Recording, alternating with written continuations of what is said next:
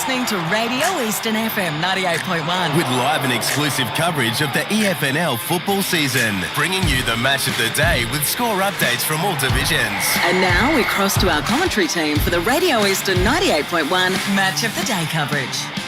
Well, welcome to Vermont Recreation Reserve, a special Eastland Super Sunday edition of the Match of the Round. A standalone Premier Division clash between Vermont and Rowville. The coverage for that game will kick off at 2 with a 2:20 p.m. start. But before then, we'll take a look at all the action yesterday around the grounds and go through all the results. So stay tuned for that. I'm Ryan Long, Media Manager of the Eastern Football Netball League, joined this afternoon by Wayne Brasher, Ray Baird and Josh Ward. And I'll start with Brash and Ray because it's a big weekend for you two, because it's the annual Baird Brasher Cup, as we've listed here up on the screen if you're watching on YouTube. Have we actually done a Vermont Rowville game, covered that live? I know you've probably seen them together over the years, but have we actually had one for a Match of the Round? Yes, we have. We had one at Rowville probably just before COVID, Brash, I think it was, and Vermont got up by a point or something, like that. With a kick right on the siren. Yeah. That was a great game. Yeah, that was down at Seabeck Oval. I would have said around about 2:17, something like that. No, that'd be about the last time we've actually. It's been one on air, but we've done probably the last 7 Rowville Vermont clashes, right, together. Yeah.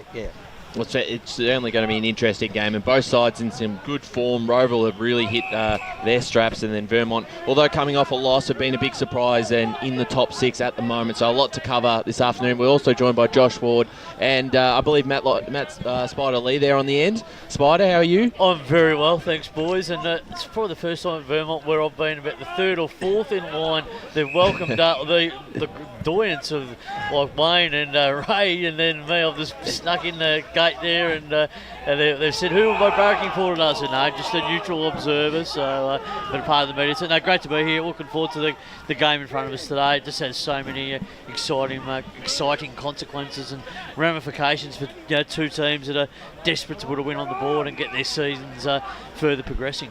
Absolutely. And Josh Ward, I think you were here a couple of weeks ago for the women's game, and then Vermont South Croydon back again on a Sunday. Weather's not that great and parking is horrible here. I've had to hike 30 minutes just to get from my car to the ground.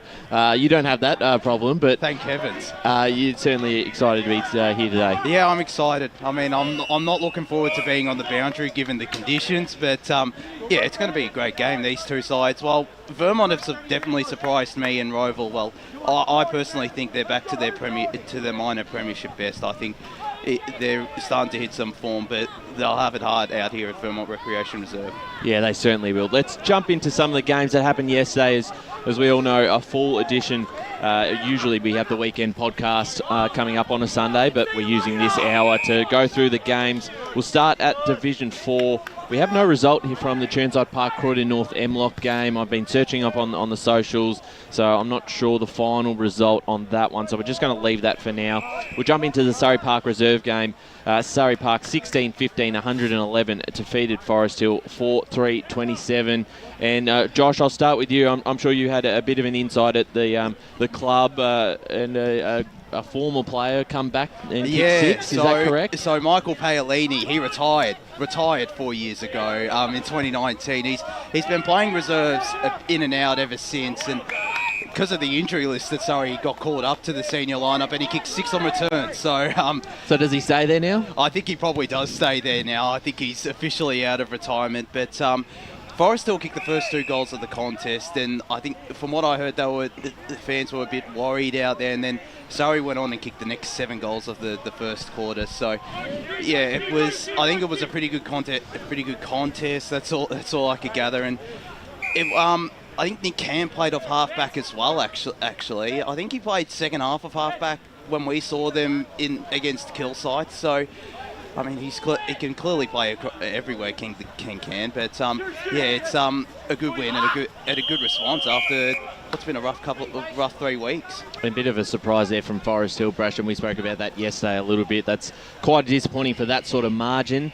Even if they didn't get the job done, you would expect them to be a bit closer. And this one was the big surprise for me at Scoresby Recreation Reserve.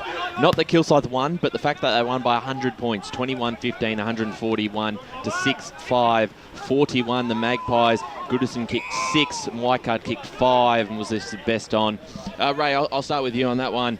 We saw Kilsyth last week, and they were very impressive, but to come out and knock off Scoresby in second place by 100 points away from home, that's a real statement. Yeah, it is. The margin has taken everybody by surprise. You know, I thought that maybe after last week, that game down at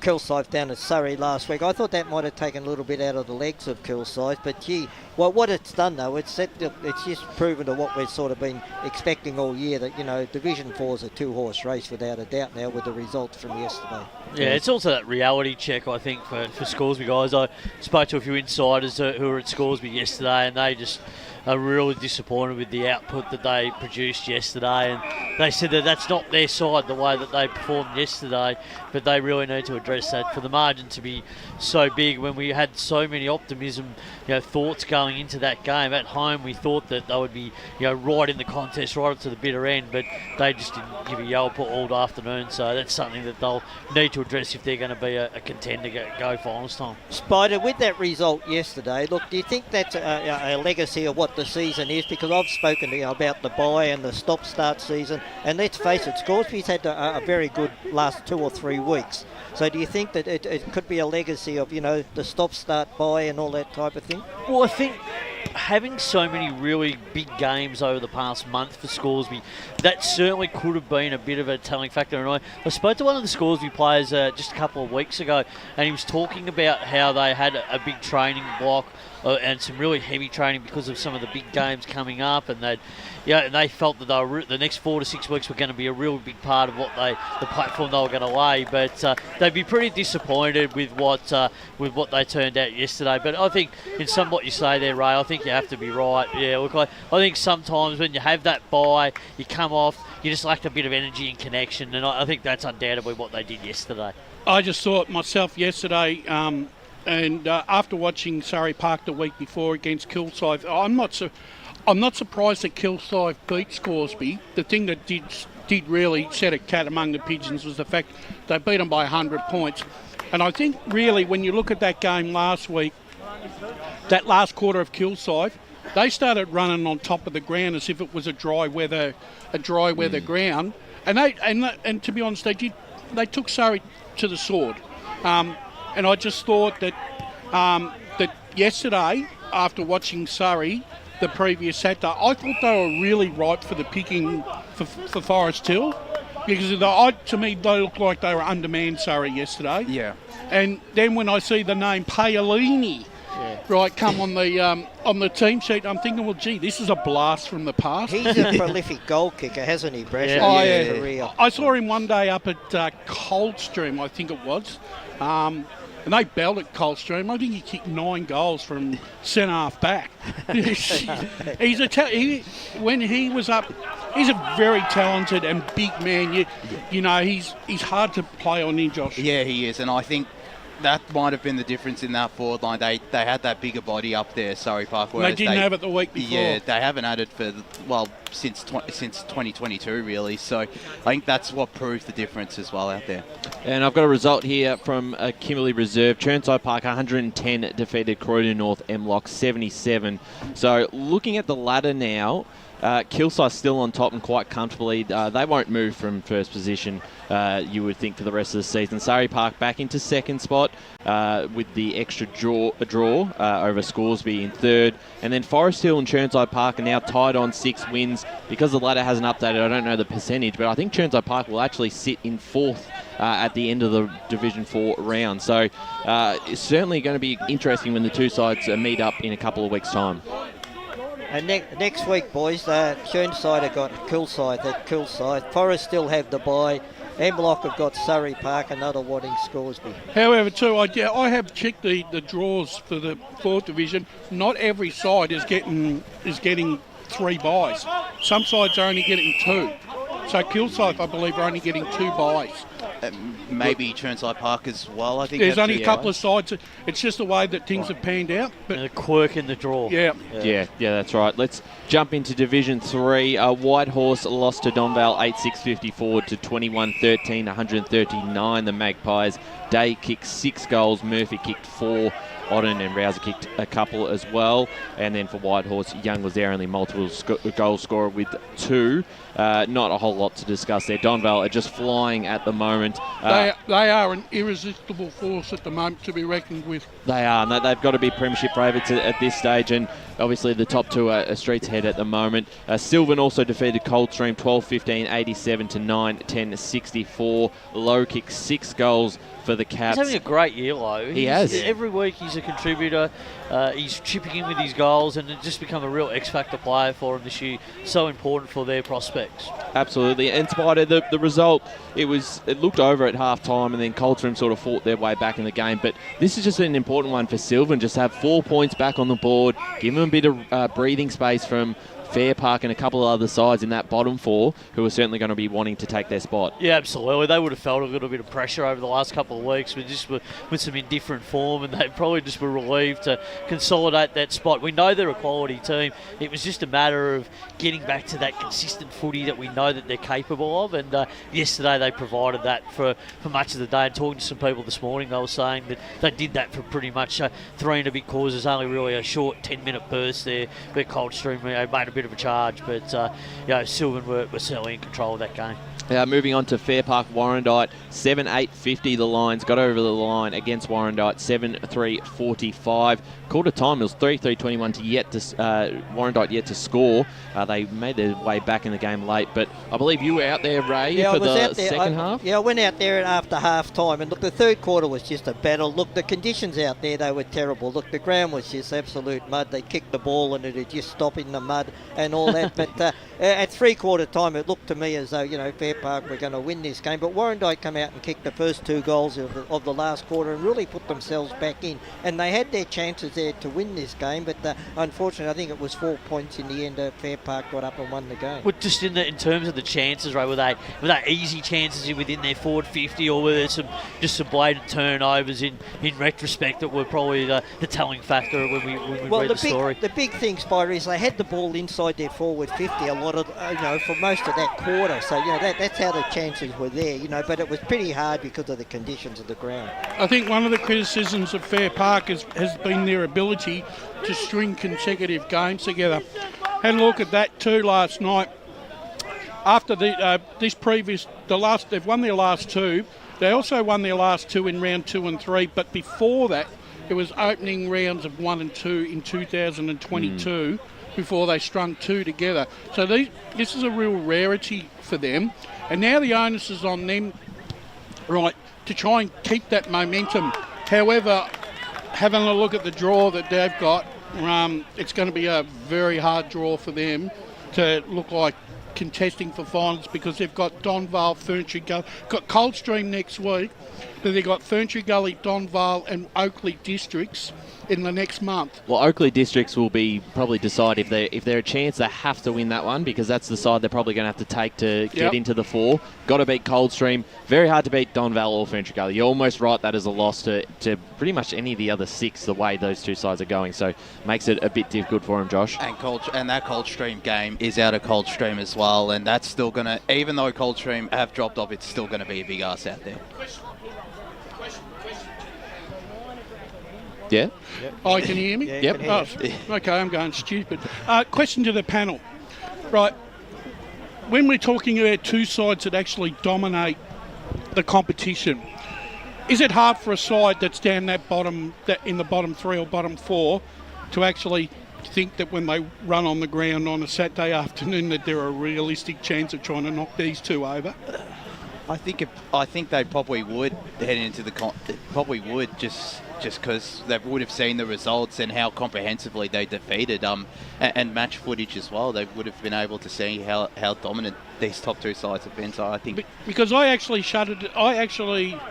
if I was an opposition at the moment, probably bar Ferntree Gully, I wouldn't want to be coming up against Donvale on a week-to-week basis, because they're taking sides apart. Yeah, And their it's strength's amazing, isn't it, Brash? I mean, their ability to defend, but their attacking aggression, the way they play, they use that ball, and their clearance work has just been exceptional. And then they've got that X factor of tall players as well that can play in multiple positions, and they just give you so much value in their forward 50 kicking goals, and they're kicking big scores week after week, and it's hard for any defence to get. And out of all the sides, bar Waverley Blues in the last 5 years in this Division 3, they've made a statement that, and a very clear statement, that they don't want to, that they're not playing for third division, they're playing for second division. I think they've got even higher aspirations than that, talking to people at Dunbar. They see themselves, similar to what Mitcham have done and similar to what currently East Field are doing. They want to get back to that Division 1 mentality of being a respected and valued club within the Eastern Football Netball League. I think South Belgrave are probably the blueprint if you're looking for a club that's come up from the bottom up, and probably Park Orchards. Right, I think Park Orchards have probably gone up to Premier Division 1 year too soon. I don't think they were ready for it. But I think South Belgrave have been the poster child for how to progress through the competitions, and believe it feels quite weird in the knowledge that they're unbeaten so far, and there is a possibility that they could win the flag and not go up. Well, that's the thing. It's a longer process, and the other 6 sides will look at next year as well as this is a 2-year period for them, because no one goes up this year. You've got probably a year and a bit to catch up to those two and make a chance of. But is that a good thing for our competition? I mean, we know it's at the discretion of the competition and things like that, and they're the rules that are in place. But a side like South Belgrave, they win the premiership, let's say this year, or go very close. They go undefeated, but there's no guarantees of anything in 2024. So they could lose some players over the next period of time. Players retire, players move on, etc. And then they don't get to live that dream of potentially becoming a premier club as they so desire. I said about a month ago, Spider, and I mean, it was meant as a serious comment, but I know it sort of was a bit of a joke the way we anticipated it. But I did say, because of the way that the rules are this year, that if South Belgrave did win, the other clubs would probably be hoping that they go up, and they'd want to call an extraordinary meeting to see whether they could go up. I know the rules are set in stone. Brash, what you got to do is you got to ask Doncaster East these questions, because they went through. You tell Doncaster East that first premiership they won and they weren't promoted. Does that mean anything? Of course it means something. You still want a premiership's a premiership. Yeah, no, what I'm trying to say, Ray, is the fact that, yes, it does mean something. But what I'm trying to say is the fact that South Belgrave, if they've gone up and they win the premiership and they don't go up, right, obviously because of the way the rules are this year, right, are they going to be able to maintain that next year? Well, yeah, look, because you can. If they go with the theory that, okay, we've won it this year, we'll keep the group we got, we can win it again next year. Exactly what Doncaster East did. Okay. Yeah, anyone can do it. Anyone can do that, right. and it makes it even more worthwhile when you do go up. We've got to keep moving on. Ferntree Gully 13-6-84 defeated Oakley Districts 10-7-67. So quite competitive there. Oakley, Ryan Pearson and Blake Pearson both combined for 7 goals. Blake listed best on, and for Ferntree Gully, Salvador kicked 3, and DSEO are listed as their best player. Just quickly, Ray, I think it was you that we had this conversation with their top end talent at Oakley, the 2 Pearson boys, a few other their big names, Bosnich up forward. Do they rely on those still a little bit more, where probably if Ferntree Gully have more contributors around the grounds, and probably their bottom 5 or 6 are just a little bit better to get across the line in this one? Yeah, well, I think most of the sides in this division against Oakley District have probably got, a broader, better player in their list than what Oakley Districts have. Yeah, it's an interesting one. They've come so far from last year, and it's fantastic to see them in contention for a final spot. And that's a good result down there at Wally too. They can't afford actually to lose percentage, because I think that brings them right back to the pack, where those other 2 or 3 clubs that are fighting for that 3rd and 4th spot. But he's probably next to the 2 Pearsons. He's probably the most important player in Div 3.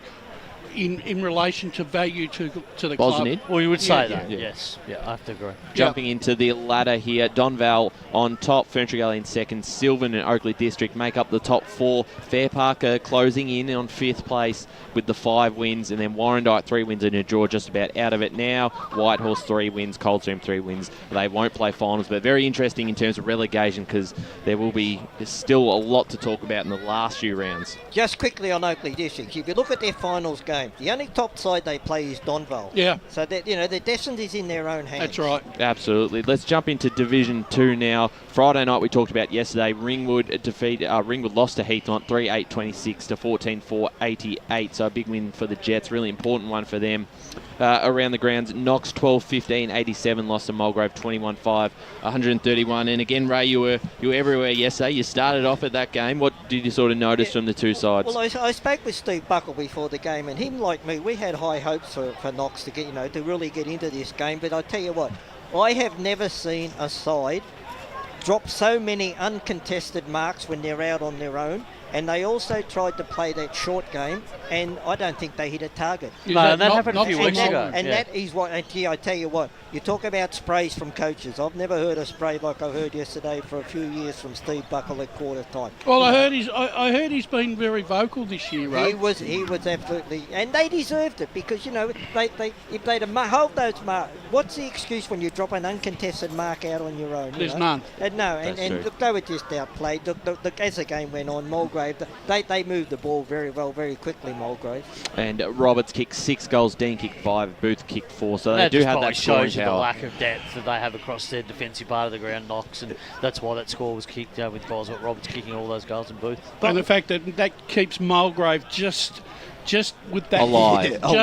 That flitter. There's a of heartbeat. There's a pulse. But because they won that game. They won that corresponding game at Knox last year by over 60 points. So it's a bit of a happy hunting ground for them when they go down to Knox and play. Yeah, definitely. But one positive as well, Knox didn't drop their heads down after that first quarter. It was, I think it was 40 in the end, 44 points. It's they slowly got back into the contest, but yeah, I think I can understand why he gave them a spray at quarter time. Just you can't be giving sides start like that. But that happens for some sides, and they take the good steps forward. And I've seen Knox take some real positive steps at times throughout the course of the year. But once you deviate from the game style and the way that you want to play, that's when the rev up comes from a guy like Steve Buckle, because he's trying to educate and develop his players because he wants that fast track, that behaviour. So I think from that point of view, Knox will be really diligent the way that they're looking and the way that they play, but they need to play a bit more consistent over 4 quarters to get more better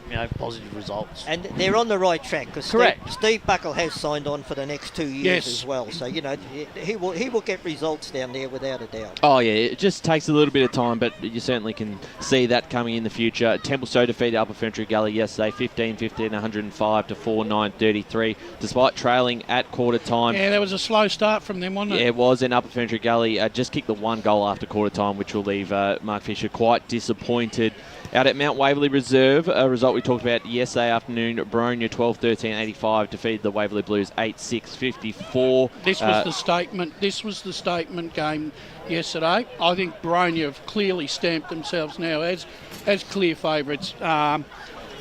They were, from all reports, they were pretty awesome yesterday. Well, Robertson kicked another 4 goals. Yeah. You can bank that in for each week. Mellis is in some really good form again, best on. And then for the Waverley Blues, Perry and Playset kicked 2 goals each. And I noticed both the Brashers were in there playing That's yesterday. right. Zach Brasher back into the side. Yeah, so apparently I'm sure you played well.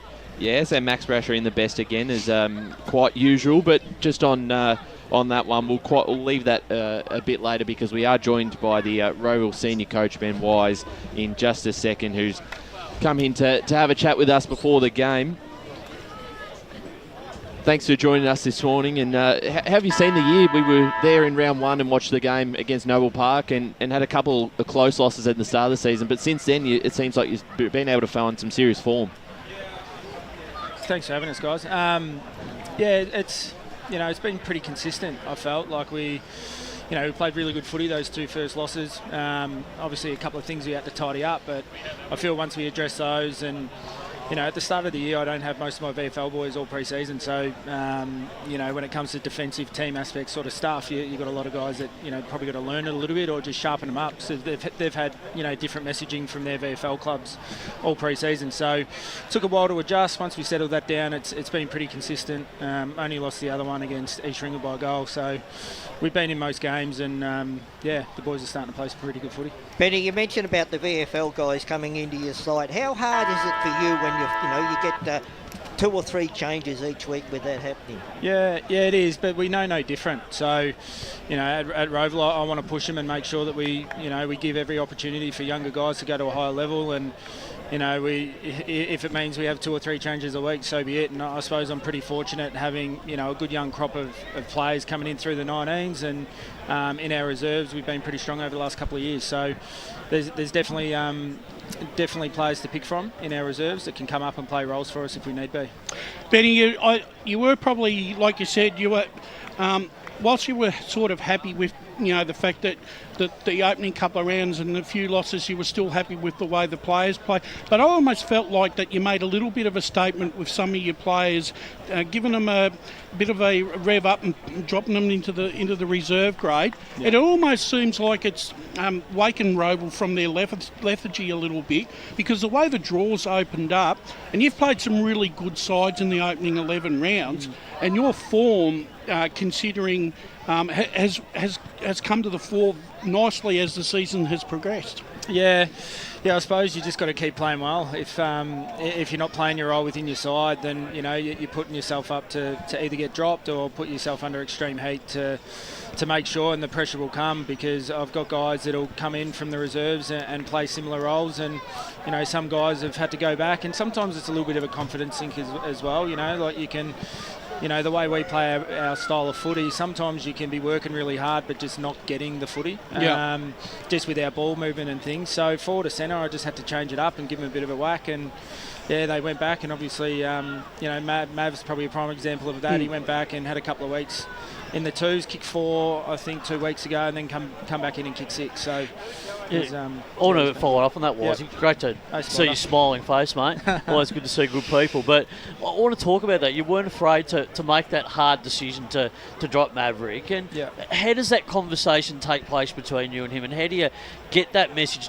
And sometimes for players, when they get dropped, they can take it 2 ways. They can say, they can hang their head and go, oh, I've been dropped. I'm out of the side. I'm not in favour with the coach. He doesn't like me. Yeah. But how do you try and keep that positive influence to try and say, no, this is what we want you to work on. This is what the expectation is to come back into the side so that you can perform at senior level? Yeah, good question, mate. I suppose it's no surprise when someone gets dropped in my side, because the communication and the messaging that has been sort of, previous weeks, they're well aware of how they're going. We have constant chats, and, if their form's not going great, we're obviously talking about what they can do to get better and work on. In terms of having that conversation, it's normally not that difficult, because they'll either know it's coming or they'll understand why it's coming. So, that makes it pretty easy. And when you've got that balance too, because you've had a bit of a reliance this year on Lockie, who's kicking all the goals. He's kicked over 30 goals.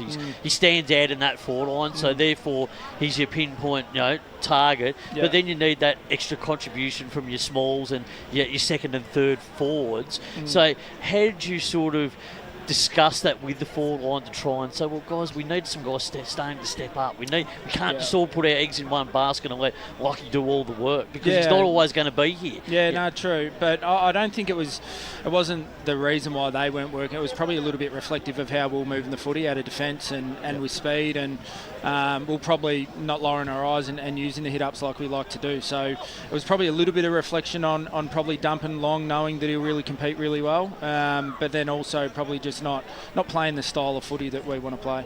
Ben, look, hard to find some form lines between these two clubs, because you've only played 4 times since 2019, and it stands at 2-2. Yeah. But the thing that stands out for me over the last 2 years is your away record: 14 games, 13 wins and 1 loss. Yeah.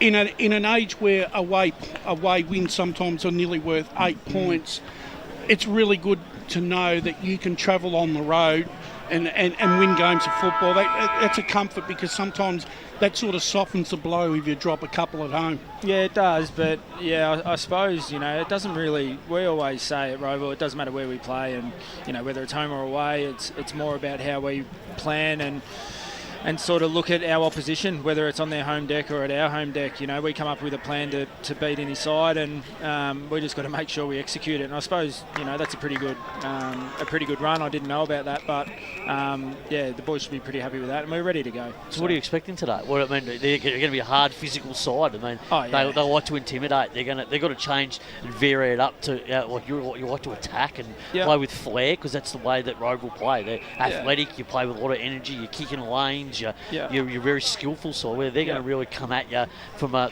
frontal pressure situation. And look, they're 7-3 for there's no surprise. They're obviously playing a good brand of footy. I was just speaking to Parks before, and we were just talking about how we've sort of had a transition, probably 1 year difference. He's probably gone through it last year where he's turned over his list a lot, and I did that probably 2.5 years ago. So, for now, he's sort of got his group, and he's only added a couple of pieces that he needed.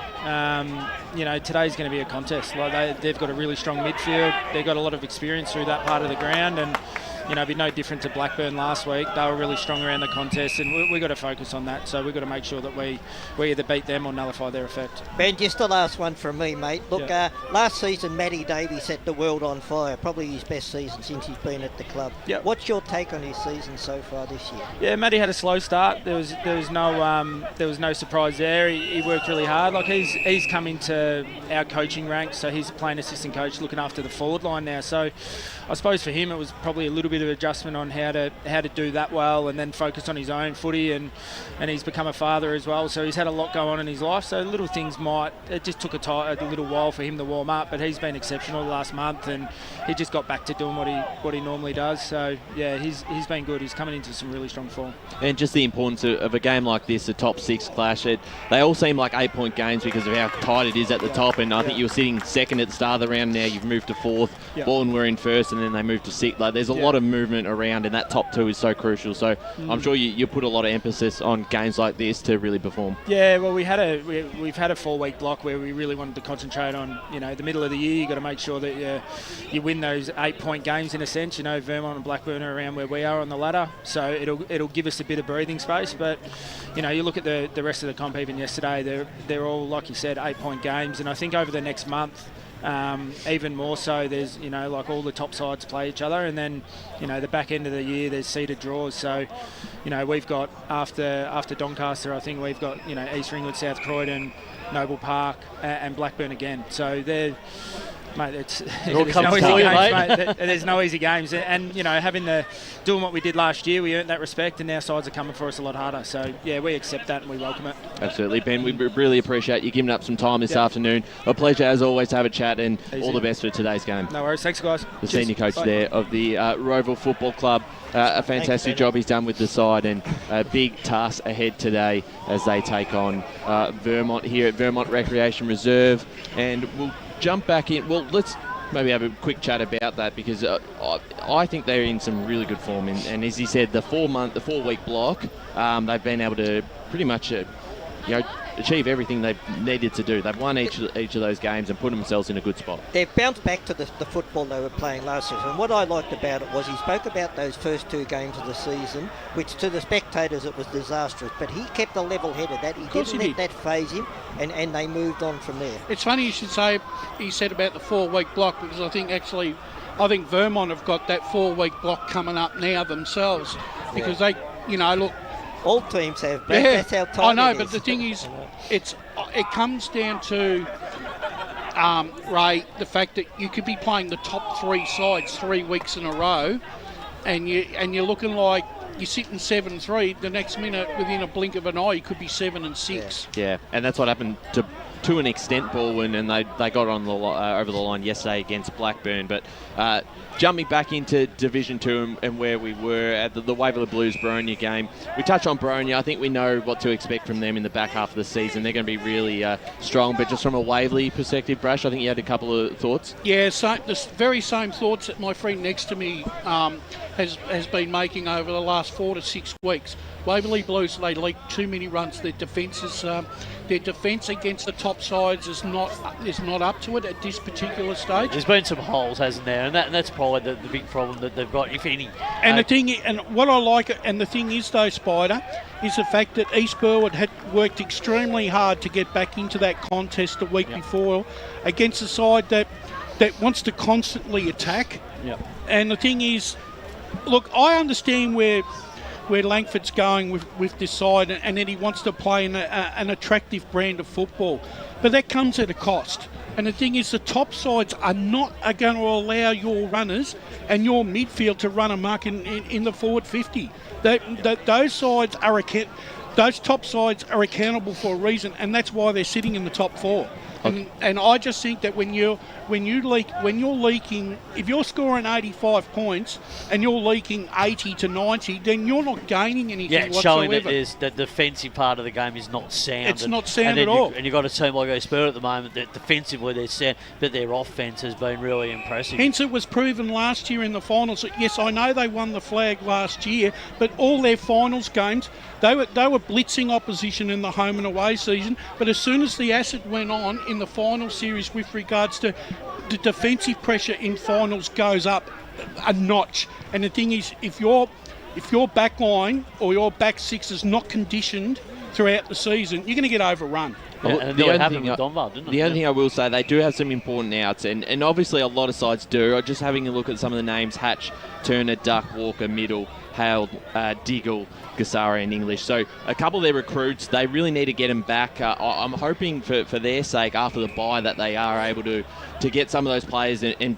get back to a bit of their form in the early start of the season, because they did start the season really well. They won the first 3. I'm not trying to pot Waverley Blues or take a pot shot at them, because I like the way that they play their football. But the cold hard facts is what Ray said.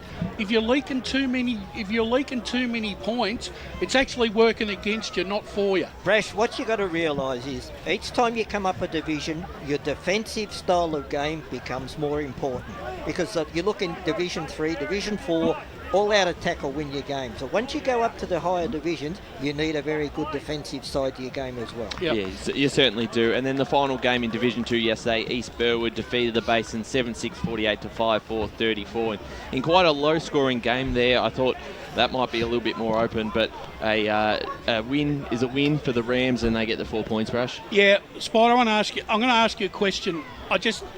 The last month for East Burwood has been very, very good.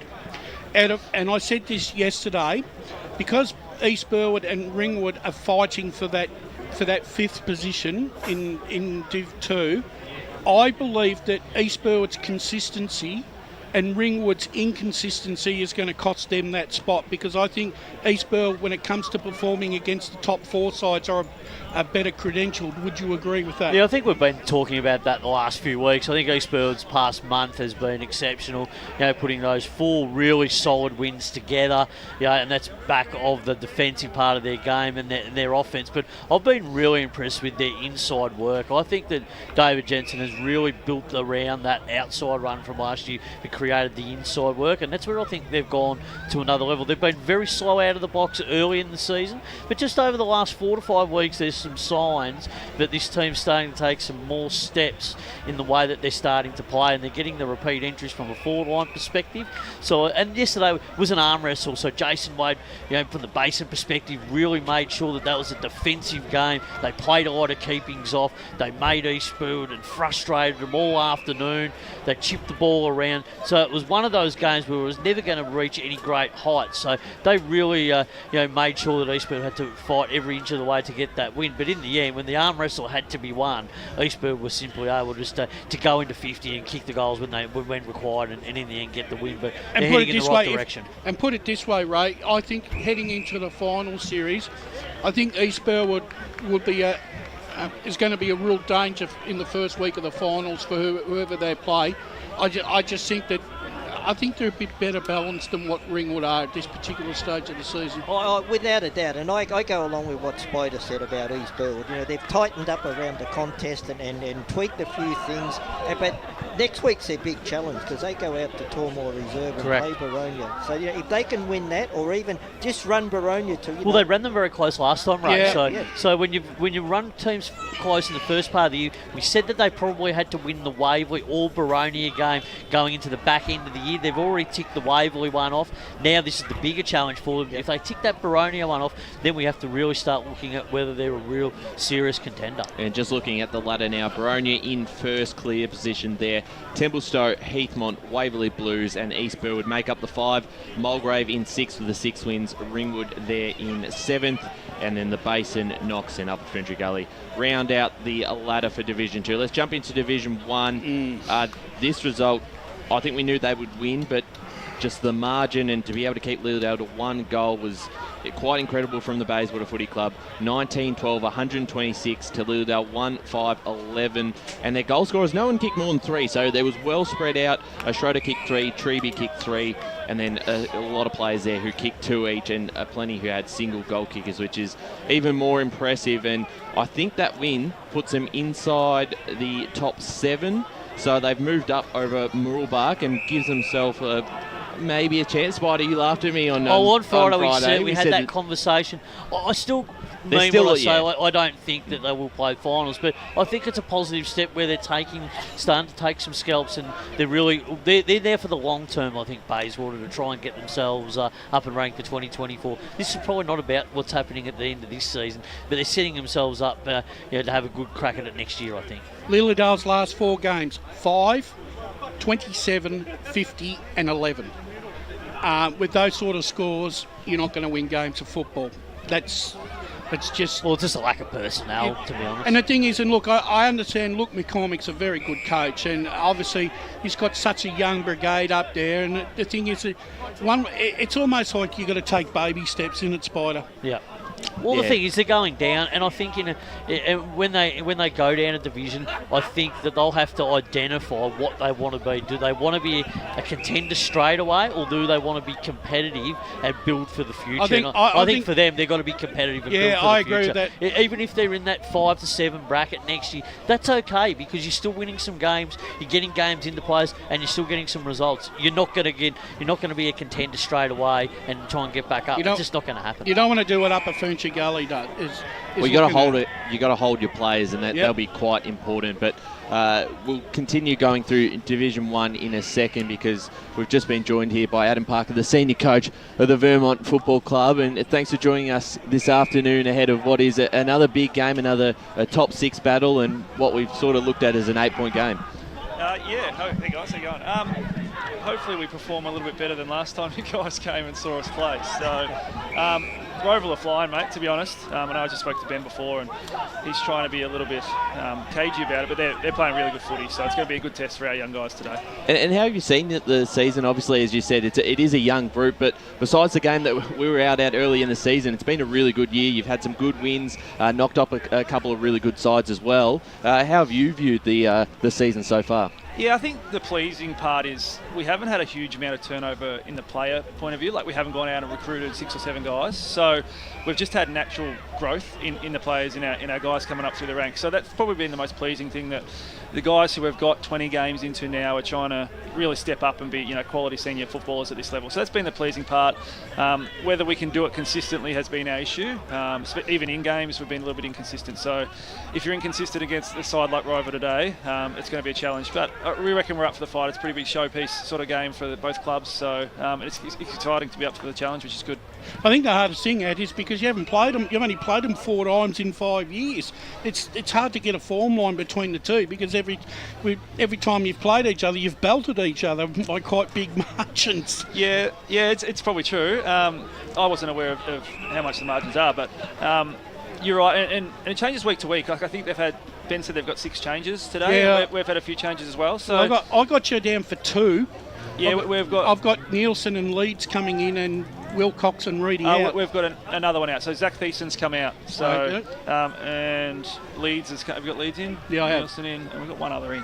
And that leads me to my next question. When we spoke a few weeks ago, and I spoke to John Easy about this as well, the importance of Arnott and the experience of Nielsen coming back into the side, because they're going to be crucial in the home run, because you got to you've got a big block coming up in the next month. You've got basically the top 3 sides, and you want to pinch a few of them. Yeah, 100%. You've got to win those games to make finals this year. And we say it every week, if you don't turn up in this competition, every single team you play against is a quality side. So it's between the ears a little bit with our group, but having some senior footballers back, like Neil So's 26 and Arnott's a senior player as well, definitely helps our young group, just keeps them in line, and they stand a little bit taller when those guys are out on the field. 3 players that I've noticed this year, or 4 players I think, have really taken steps to establish their own identity. Lockie Jenkins is one. I've got Rossiter. I've also got Geordie Vassis and Harry Banfield. Those 4 young men, I've watched them 2 or 3 times, and they seem to be getting week by week, and you can see the confidence building in them, that they now believe that they start to belong, and I think that's a really big step for a young footballer, isn't it? Yeah, I think so. I think they probably know that they're pretty consistently picked, and they're no longer on the fringe and that sort of stuff, so that gives them confidence, and same sort of thing. The more they play, the better they get. It's just that natural growth, I guess, but they're pretty connected with the club at the moment, which is nice, which also helps. Adam, no doubt Rowville have a great midfield, but the way I see they play, they start most of their moves from that half-back line. Is that something that you've looked at and think that this is where you've got to get on top? Yeah, that's pretty astute. Yeah, we spoke about that on Thursday night, actually. I know Cooper McDonald's not playing, but they're pretty aggressive off the half-back flank. We've got some speed in there, which will hopefully go with them. But I think their midfield is obviously very quality, and we know what they're going to get week in, week out. But I reckon they get a lot of drive off their half-back, and they're really aggressive in that space. So we'll see how it unfolds. Hopefully we can turn them over and get them going the other way. But if you don't turn them over, they score a lot from that space. And because that midfield's so good, a lot of that comes from shower makers in the ruck. But not only his ruck work, but he's marking around the ground. He's a big athletic guy. He gets all over the field. So he's another problem that you're up against. Yeah, he's a good player. Yeah, we spoke about him too. You must have sat in our meeting, did you, on Thursday?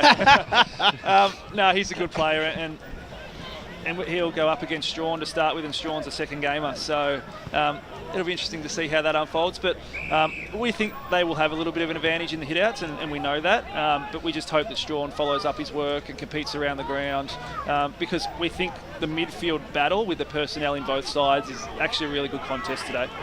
I think today, Adam, the key to it also is being that a bit unpredictable, and I think that's the one thing that I've liked a bit about the way that Vermont's played this year, is that not being too predictable every week, being able to change things up. When you go forward, you mix it up a bit, who's kicking the goals, and then your defensive part of your game. You're not the best defensive team, but you're very reliable. But then you've got other players in the mix. We mentioned Jenkins before, but I think a guy like Hawkins, who's played some really good footy through the year, you can move him in a number of roles, and he seems to get the job done for you, whichever task that you set for him. Yeah, I think we highlighted a little bit last year that our avenues to goal were really predictable, and hopefully it shows today that we've got a few more avenues than we have in the past, because we did struggle to score, but as you said, our back line's held up pretty well. And historically, it's a tough ground to score on, your defence holds up pretty well, but how you can score on this ground today is going to be a challenge for both sides. So. And that physical nature, where you go in with that mentality that you need to be a lot physical, because they like to run and carry the ball and be aggressive on the attack. They kick in real, lane kicking mode, and they can change their method a fair bit. So is that something that you're going to have to really tinker with as the afternoon evolves? I think our team's naturally physical, but we actually spoke about it and be transparent. We said when they play good footy, it's looked like, when you watch the vision, it looks like it's in fast forward, and that's the way they want to play. So we've spoken about that and trying to delay them and slow them down and hopefully turn them over from that space. Whether we can do that or not is another thing, and we'll see how we go. But definitely they play a fast brand of footy, which is exciting, which means they score pretty well. But if we can turn them over and create enough pressure and are physical enough, then hopefully we can get them going the other way. Now, Adam, I know being a coach can cause you sleepless nights, but I understand you've been having sleepless nights of a good variety in recent times. I believe you've become a father. I have, yeah. So I had Cameron the week leading up to the bye, which was very convenient, actually. So thank you for that. So hopefully a father-son in the future would be nice. But yeah, will be nice. And yeah. I'm just looking once again at the nursery. Nursery's in very good health again. In good health, under our man. He's the legend in reserve coaching, isn't he? Yeah, they're going well. They're obviously up by 8 goals at the moment against a pretty good reserve side in Rowville. But we got to give credit to the junior club, and the work that they do is really important, because we get the benefit of what the junior club does for 10 years prior in these guys' lives. So we get a lot of reward, and Breeny gets a lot of credit because of how they've been developed, even at the coaching at the younger growth levels, which is good. Ben made a pertinent point just before he left, where he said that he felt that he's probably had a year or two on you with regards to picking the sort of players that you want in your lineup. How many players do you reckon? I know it's hard to try and pinpoint players for certain positions, but obviously you've got to tinker a little bit more to try and find some consistency. So will you be once again active at the end of the season, just try and add a few more pieces to the puzzle, just to get that consistency up where Vermont are only losing 2-3 games a season again? Yeah, I think so. My philosophy is always develop the guys you've got and keep them in your clubs, and the way the system's set up now, the points and all that sort of stuff, you need to. Yep. My philosophy is you don't want to recruit too many, because you lose what the culture is of the current club. You top up in the spaces that you need to, and it probably depends a little bit on the list turnover at the end of the year. But again, this year I'm really confident that the group that we've got and how effective our group is at the moment and how connected they are, we shouldn't lose too many. There's always going to be a little bit of turnover, guys decide to do different things, but if we keep our majority of our list together and they continually develop as they've done this year, we think that there's not too many pieces that we need to go out and get. And you can't anymore. You can't. No. Yeah. Adam, thanks for joining us ahead of a big game. We'll let you get going, and congratulations on the birth of your child. That's fantastic news, and very happy to hear that, and all the best for today. No worries. Good luck with the call. Thanks, guys. Adam Parker, the senior coach there at the Vermont Football Club. Fantastic news there, and a great club, of course, and a big game ahead. Premier Division, Vermont versus And Rowville. This is what I love about our Premier Division coaches. Years gone by, we've had to deal with some real prickly characters, but in the last couple of years, as this new coaching breed have come in, they've been prepared to give you a lot more than what they've done in the past, Ray. Brash, I'm pleased with your description there that you added the LY on the... I was a bit concerned. I was a bit worried where you were going with that, Brash, but no, it's good. There's not a bad bunch. There's not a single bad coach. No. And they're that's the all thing. lovely people. And like yesterday, I mean, we haven't spoken about Division 1, but when we do, I want to have a quick word about Gary Ayres yesterday. I was really impressed with the way that he was yesterday. His demeanour. This is more of an off-air conversation, but I'll just throw it to you guys now. Do you want to have a break, or do you want to just keep going? Because we aren't on Radio Eastern, of course, today, just on the Facebook and YouTube. Otherwise, we can just get stuck into Division 1 if you're happy to continue on. I think let's go for it. Continue on, because let's go for it. That's a good talking point. And that game yesterday, Montrose 10-6-66 to Mitcham 9-6-60. The damage was done early. 6 goals in the first quarter to the Demons, to the Tigers just 2. And then after that, Mitcham just kept fighting back in. Lovell was phenomenal. Had a massive game yesterday, but they couldn't quite hit the lead. And Montrose held on. And you know what, Brash, I went, driving home last night. I sort of had a think about it, and I thought, that's a Montrose's best win of the season. The way they were able to hold on, they were undermanned coming into the game. We had a lot of outs, didn't we? Because we had this discussion on Friday. A lot of outs, and defensively just held up under a lot of pressure. Yeah, they did. And look, Mitcham they're a tough side to crack. They're very hard-nosed. They're well drilled and they're well coached. And yeah, that opening 40 minutes was the difference between Mitcham losing yesterday. I think the score 10-6 to 9-6, I'm not saying it flatters Mitcham, but I think on the overall balance of the day and the way the game went, Montrose actually deserved to win that game of football. I think Mitcham, in that, lacked a key forward. That was where they really were hurting yesterday. They had Smythe down there as their go-to man, but he got injured in that second quarter, and basically they really didn't have anyone to play through for the rest of the game. Yeah, and that just affects the connection, doesn't it? Yeah, it does. Just being able to connect up through the lines and have that real prominent target. I did find that I was very, believe it or not, when we were sitting back last night, we were having a look at the Oracle selections. Believe it or not, the Oracle had actually picked that as a draw yesterday. He was 1 goal, or she was 1 goal off that being a drawn game. So it wasn't. So the result was always going to be close, but look, I just think that, look, these two sides, and I said it at the start of the season, South Belgrave, Mitcham and Montrose are the three best credentialed sides in Division 1, and it's going to be, I just feel that even though Mitcham lost yesterday, they still didn't lose. Didn't lose any admirers. And the fact is that it didn't, in terms of ladder position, it didn't hurt him, but it also gives Neil Winton now some extra ammo to throw at his players in the back half of the season, Ray. Yeah, well, Brash, I wasn't there, but I had a look at bits and pieces of the game, and look, obviously to me, the conditions suited Montrose more so than they suited Mitcham. If I was Mitcham, I would take nothing away from that game whatsoever, because the thing is that when it comes finals, hopefully we get dry grounds. I've always said from day one, and I'll still maintain it even though I didn't see all that game, Montrose to me play a stop-start game. They're bigger bodies, they play a stop-start game. That's why those conditions, in my opinion, would have suited them.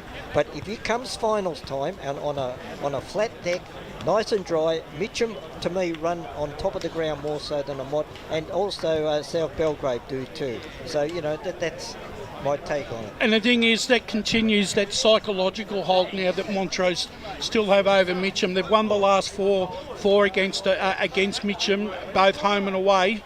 So Spider moving into a final series, I know.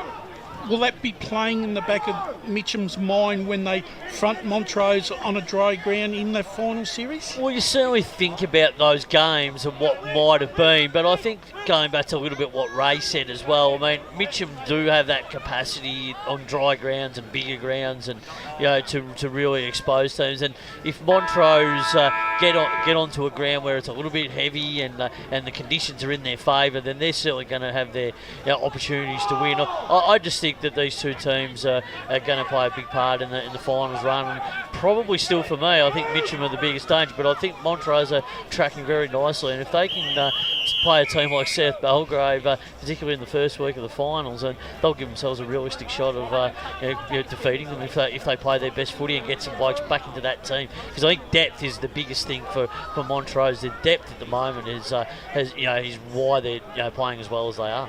I've got to say this though, I mean, look, when we talk about coaches and their lack of emotion in some cases, or that they're very matter of fact and they don't give too much away. I've got to say I was really impressed with the way Gary Ayres at the end of the game yesterday, when he walked onto the ground and he embraced all those young guys that really stood up yesterday, and they were laughing and he was giving them a hug, and he was really involved with the players. But he's a players coach. He always has been, particularly at Port Melbourne. Probably not so much, it didn't feel like that at Geelong and Adelaide, but I think when he's moved back into community football and state league level, he's really evolved himself as a coach to understand what it's like bringing younger players through, and I think he's really gaining that respect at Montrose, because he wants to take this club. They've got aspirations of getting back to Premier, so he said it might take a little bit of time, might not happen initially, but he wants to be able to hand the brains over at some point in time in the future, where they're in a strong position potentially in Premier Division. Ryan, there was probably one move that Neil Winton did, I think, where I think he had a win after half time. He rotated the two Halo brothers on Descent in the midfield, so that Descent was never going to get an easy kick, or someone was going to always be sitting on his tail. And I just thought that Descent's influence in that midfield, especially in that third quarter when Mitcham were just starting to slowly come back into the contest, that was crucial. But there was a defining moment on the three-quarter time siren with Jesse Uren missing that goal. That was a crucial miss, because if they had kicked that, they're only down by 9 points. And even when we watched them earlier against South Belgrave, Ray, and you would have been there a couple of times, set shots they just missed. They had to kick it to stay in the game. They missed a couple. That one at three-quarter time. They had one at half-time, which was a difficult kick, but didn't even score. So they just a couple of those could have gone the other way. And you're right about the Hallow brothers. They did a fantastic job in the second half. And I thought Nick was really good. Just maybe the ball use at disposal. A few of his kicks there went out on the full, but he won the ball. He was first at it, and they really improved in that second half. Once they get Cherry and Smythe obviously might miss a week or two, and they get Parenti back into that side where they've got a key forward that they can start to play through, Mitcham will be okay. Yep. but at the moment, without a key forward and on a wet ground where they're not as big a bodied as some of the others, they're going to struggle. Yeah, that's certainly interesting there. South Belgrave, as you mentioned earlier, 13-16-94 defeated Wanturna South 8-5-53. So South Belgrave 12 in a row in Division 1. Moving on, Beaconsfield defeated Croydon 10-6-66 and to 6-8-44. That was a must-win for the must-win game for the Eagles. And actually, they move into 4th position with Wanturna South's loss. And then the final result here in Division 1, North Ringwood 15-12-102 defeated Mooroolbark 8-8-56. That's the big surprise. And Brash, you said before air, what was it? The first time since? This is the first time since round 12, I think, in 2021, right, that North Ringwood have kicked over 100 points. There you go. And on that day, they kicked 15-11-101, and they beat Doncaster 15-8-98. What did they kick yesterday? 102 points. Yeah, so it's basically 2 years to the day since the last they kicked over 100 points in a game, Ray. Brash, I thought the margin would have been, the time 2 years ago, I thought they would have gone back further because, they haven't been big scorers over the last They didn't kick a score last year over 100 points in Premier. No, but even prior to what you just said, they weren't kicking big scores. No. And I think too, look, how frustrated would... Nahas? Not Robbie. Nah, Robbie would be happy because they've turned North Ringwood into a fortress this year. But Mooroolbark coach, Brett Lavers. Yeah, he'd be really disappointed, I reckon. Because they're back on track. Yeah, and they made a couple of steps forward. Now that was a big one back yesterday. But then again, like I said, there's not too many. They've built a bit of a fortress there, North Ringwood. Look, they kept South Belgrave to 70 points, even though they lost.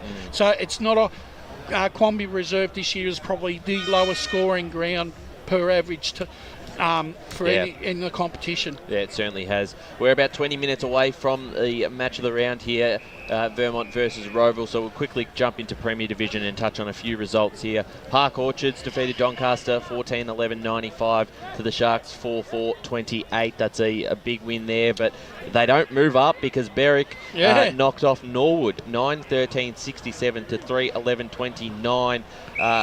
A big result there for Berwick and keeps them out of the bottom two. They stay above Park Orchards, and this whole relegation battle at the bottom of Premier Division, Spider, is very intriguing. Oh, we spoke about it on Friday during the preview. I mean, the reality was Berwick had to use that game as an 8-point game and build it up like a finals match. I mean, Norwood, to be honest, that was just a really disappointing performance. Once again, they'll previous week, the same sort of output, and once again going to it and playing against Berwick, a team that we thought matchup-wise they would be okay, but Berwick, you've got to hand it to them the way that they show that fighting spirit.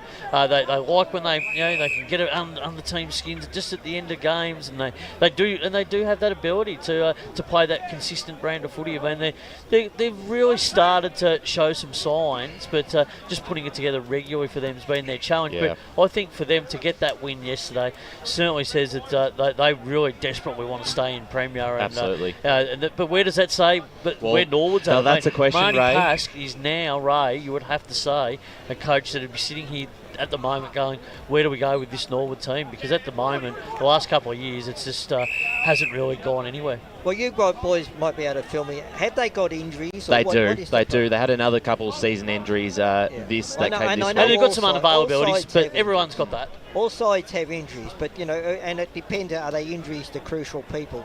But look, no, Marty Pask, I think he'd be tearing his hair out with the result.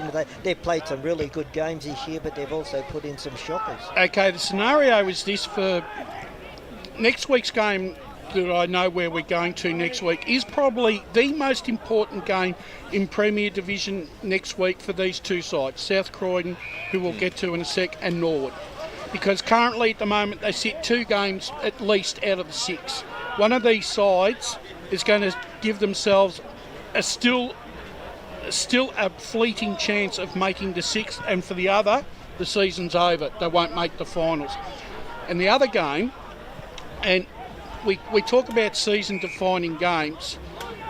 Be good if someone went down and covered that Berwick Park Orchards game next week, because that That's game, huge, yeah. that game is huge because set one all of a sudden, and I said this about a month ago, the Park Orchards was going to get an opportunity where they could string 2 or 3 games together. This is it. And this is their time, right? And they've done so far. They've done everything right. Tick the 2 boxes. They've ticked the 2 boxes. The fly in the ointment for them now is that Berwick found a win yesterday that was an unexpected win, which will lift their spirits, and they will go into next Saturday's game just as confident as probably what Park Orchards will. So it's going to come down to survival of the fittest next week, Ray. Yeah, well, I'll put my name up. I'll go down there. I'll go and have a look at that game. You sure? Yeah, close to home.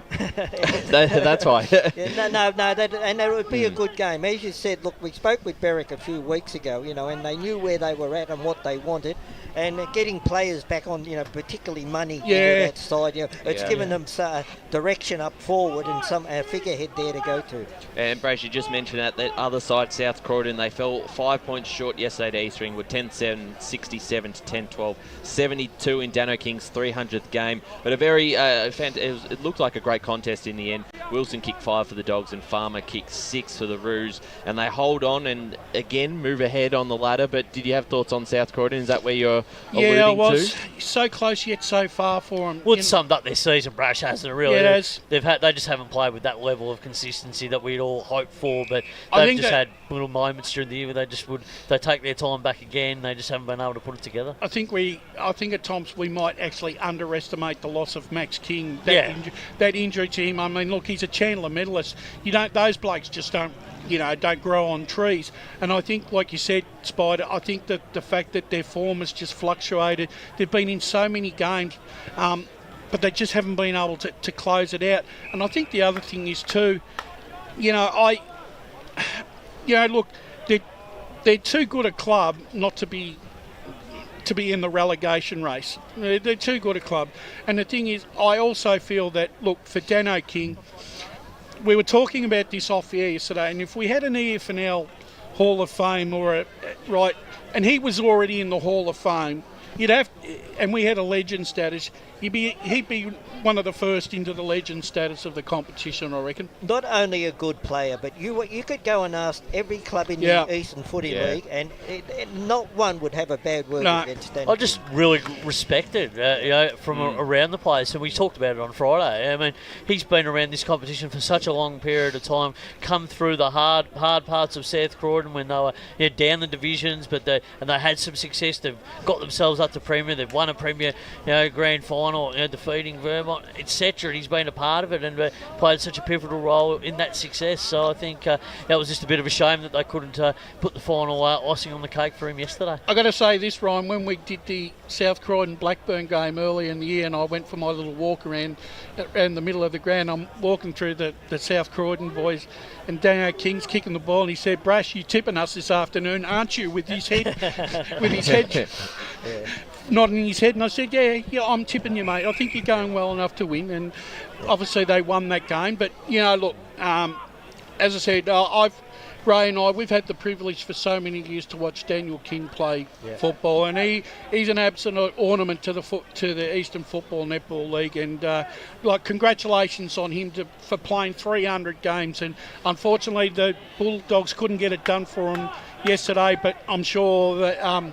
Well, they gave it a red-hot crack. They gave it a red-hot crack for you. And Brash, with his, he's been around for so long. Is that because of the three-quarter sleeves that he's always worn in his jumpers? The only player to have done so. Yeah, look, he's made it fashionable, hasn't he? He has. No one does it better. What have we got left, Ryan? The last 2 games in Premier Division: Blackburn versus Baldwin. Baldwin defeated Blackburn 15-8, 98 to 7-6, 48. The Burners. That one gets them back on track a bit because a couple of losses there, Spider, were maybe putting a few question marks on them, but I spoke responded about well. this on Friday, and I confidently tipped Baldwin because I just had the feeling, the physical presence that they were going to be able to play with defensively, but then up forward, I just said they had a lot more threats. I thought Blackburn undersized defence at the moment, and that's been a little bit of their problem. We know midfield-wise that they tend to break even with sides, but it was the way that they broke down the connection yesterday, Ball, and the ability to be able to do good things, and they just seem to be able to work sides out. I think their ruck work, with Anderson, etc., they are really dominating that part of the ground, and I think Brenton Sanderson would be really delighted in that response yesterday after a couple of disappointing performances on the road. So Blackburn, a little bit of work to do because their next few weeks it's starting to get hard for them, and they need to put some wins together if they're going to be a finals contender. It's funny, Spider, because I took the contrary view to what you've just said. I just thought that Bourne were terribly out of form at the moment, and they at that particular stage, and I was wondering when were they going to start kicking some goals again. 4 goals and 3 goals is very un-Baldwin-like, but the thing is, you got to hand it to the opposition. The opposition were able to do their homework on them and were able to get those wins. And I think after sitting back and looking at that result last night, I tend to agree with you. The fact that the 2 losses that Baldwin had were against much more superior opposition backline. And you're right, Blackburn's back 6 led by Faulkner, and they do try hard, but they are a little undermanned. Yep, and exactly. They still lack a key forward. Yeah, and look, they've been relying on Hicks to kick some goals, and he showed some promise, and he knows that he's not going to be there from a long-term perspective, but he's going to be in and out playing under 18s, and he might have ambitions higher than that, and we know that Ethan Wright is getting opportunities, but they need to start to have a look and identify who's going to be the long-term fix there in that 4-line structure. And they've got the middle part of the ground covered, but it's at the forward and back end what they need to start working out. And I think Brendan Allen may have just erred yesterday, probably not flicking the magnets around a little bit more. And I think some of their depth players are probably just not quite getting the opportunity that they probably deserve at the moment. Well, Spider and Brash, now I want your view on this. My view on Blackburn, it's the same old Blackburn. And now I want you to, Brash, you probably know, going back over the last 4 or 5 years, every season in the middle of the season, Blackburn get on a run.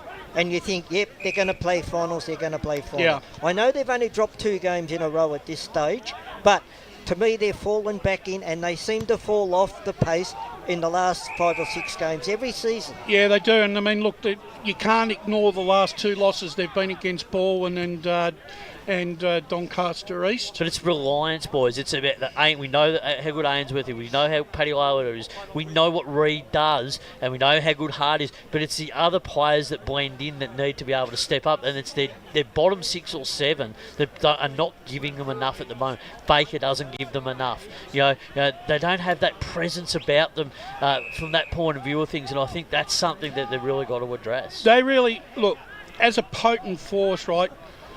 Losing Jake Hammond, right, he was mercurial, right? The way that he played, he was one of those players, one in generation type players that was able to bring other players into the game, but as well as being a match winner. And that's what they're lacking, Blackburn. I reckon they're lacking a match winner. Yeah, but look, Spider spoke about their bottom 6, but you look back over the last 5 seasons, their reserves have been up there in grand final after grand final after grand final. They should have a very good bottom 6 with that reserves. Right, why are these players leaving the football club? There's players playing out at Donvale, there's players playing at Eastburn, there's players playing here at Vermont. The question comes, they can't hold on to the players because for some reason within that system there's a disconnect between with the players or coaching staff that are not. There's not an attractive part of them to say, I want to stay here for the long term. They're not really identifying some of this talent. They're going to lose that talent. Do they have too many players of the same type? That could be the other question. Brash, can I ask you a question? Now, I'm going to be critical of Vermont here because over the last 5 or 6, 10 years, Vermont haven't really promoted their reserves, and a big exodus left. Some went to Wantirna South because they weren't getting a senior chance. Is that happening at Blackburn? Is that why these players are leaving? It could well be. It could well be. I mean, because that was exactly the same reason that those players left, was the fact that they were starving of opportunity, and some of them have actually flourished, Ryan. Yep. Yeah, I think you're right. And this is a great conversation. I hate to interrupt, Yeah, I but know. we do have a break to get to in a second. Just finally, Doncaster East also got the job done against Noble Park, 9-11-65 to 3-5-23. But we're going to go to our ad break, and then when we're back, we'll introduce the full call team for today's match of the round between Vermont and Rowville. Today at Eastland, Lucy's trying on jeans for a momentous occasion. Coffee with the ex. She needs jeans she can move in because she's definitely moved on. Jeans that get a second look, but don't give any second chances. Jeans that say, why yes, I have spent the last 8 months in a post-breakup juice cleansing, kickboxing, personal training frenzy. And it looks as though she's just found the perfect pair. Yeah, that's great. Bravo, Lucy. For all of life's little moments, there's Eastland. Eastland. Live real.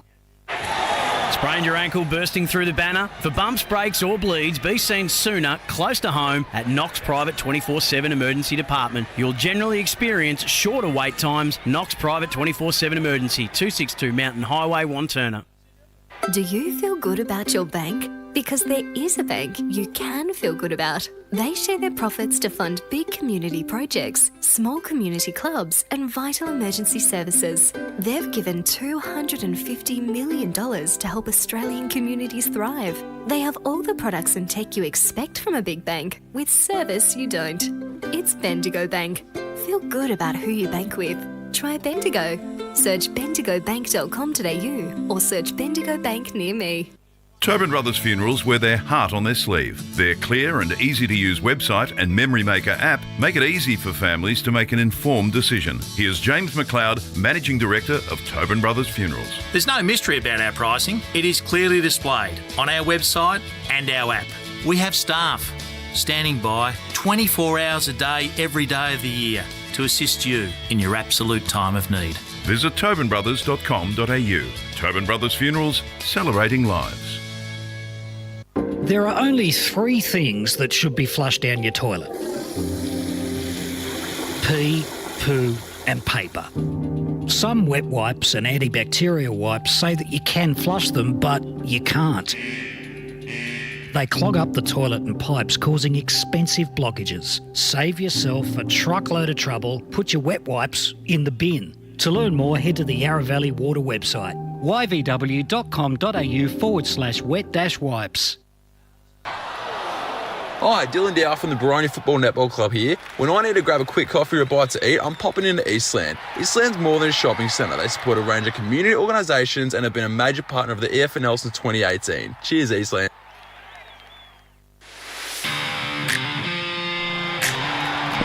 You are listening to Radio Eastern FM 98.1. With live and exclusive coverage of the EFNL football season, bringing you the match of the day with score updates from all divisions. And now we cross to our commentary team for the Radio Eastern 98.1 Match of the Day coverage. Welcome to EFL Game Day, EFL Game Day. I'm a bit rusty. Welcome back to myself, Gavin Casey. I've been away for a few weeks and just got to get used to being back for game day, but it's great. It's on a Sunday. It's a marquee fixture here at Vermont. Vermont hosting Rowville in what could be a final shapeshifter in the Premier Division of the EFNL. And it's great to have the players on Vermont Reserve here already. The umpires raised the ball in the air, so we're about to get underway, but let's introduce the team that will be commentating and broadcasting today.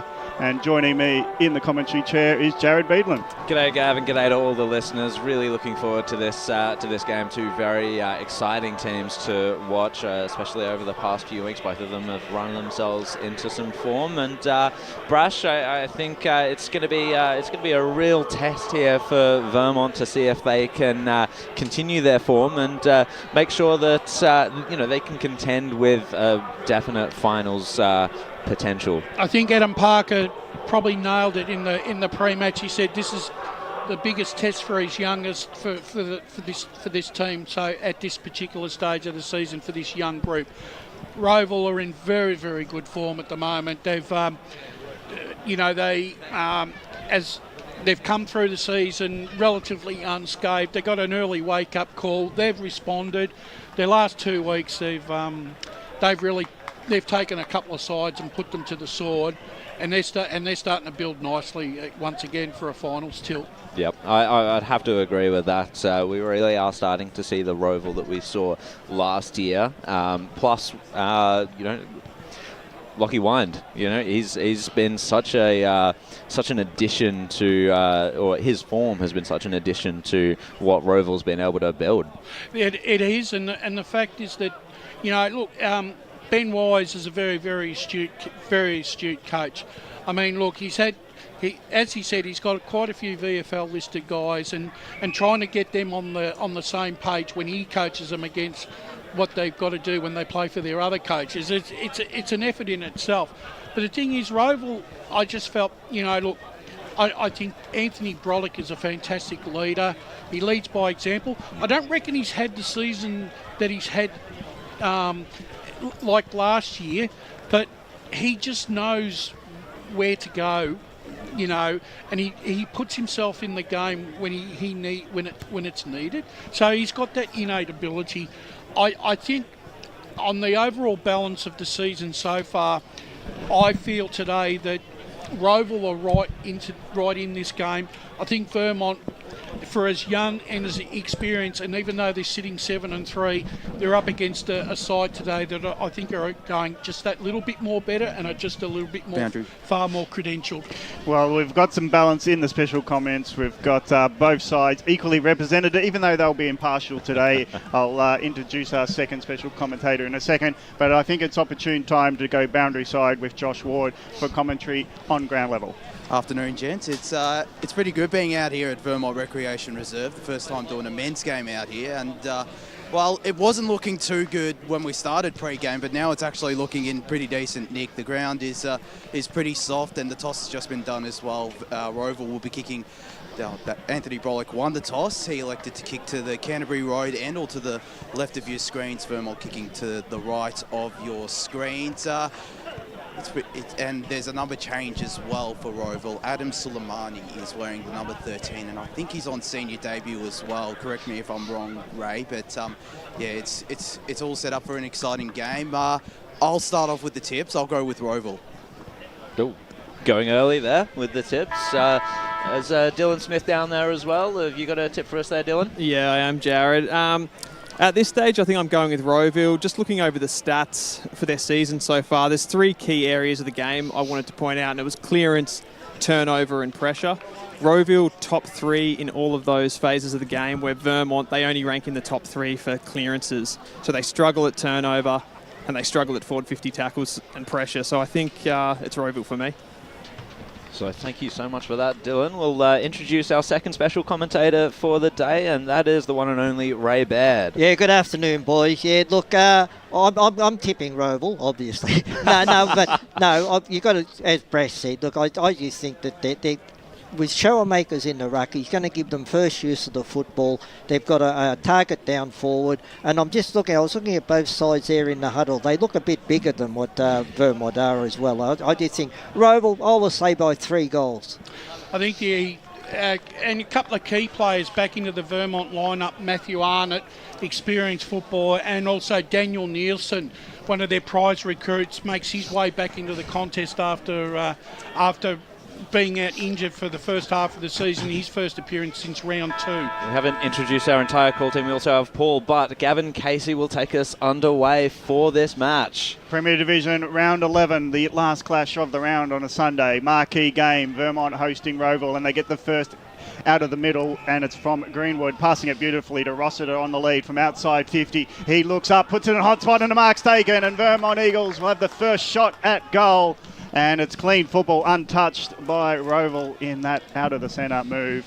So it's in the hands of Hawkins, Mason Hawkins. He just pushed off. He faked going one way with the lead, but with Rossiter looking to put it 30 metres out in the corridor, Hawkins led up and was untouched, taking the mark. So this will be a great start for the Eagles. Big confidence boost is what they're looking for. Rowville probably the more in-form side in recent times, but it's Vermont kicking at goal through Hawkins. It's a high one. It bends with no breeze to talk about, but it had a natural arc from left to right, and it's gone through the middle of the goals, and Vermont on the board at home. One straight kick leading their opponents, Rowville. A great start there by Vermont, and it all started with Lockie Johns with a little kick out of the ruck contest, and the forward line on the lead, and a great finish. Boundary. Well, let's go quickly to the boundary line with Josh Ward. And he's starting on Lachlan McDonald as well, so that's a really positive start for Johns on return, who I think he came back from Europe a couple of days ago. That is, it's remarkable stuff, the ability for him to get up for a game. Is that true, Bresh? I believe so. Jet lag. Yeah. God, the last time I got off a plane, I didn't sleep for 2 days. So back into the centre, it was Schoenmakers to get the tap down. Johns is there, gets a quick chip out towards Nash Wood for the opposing side. He gets it over to McDonald. High ball there towards the wing. Dorio couldn't do much with it, and it was punched over there by Josh Clark. So, Centre clearances are going to be crucial for both sides in dictating who's going to win this game this afternoon. Because it won't be a high-scoring game, I don't feel. Yeah, Vermont better hope that there is no jet lag there on the part of Lockie Johns. They just rotate him off. Yeah. And they do have enough of a midfield Transit crew land, to support them. Yeah.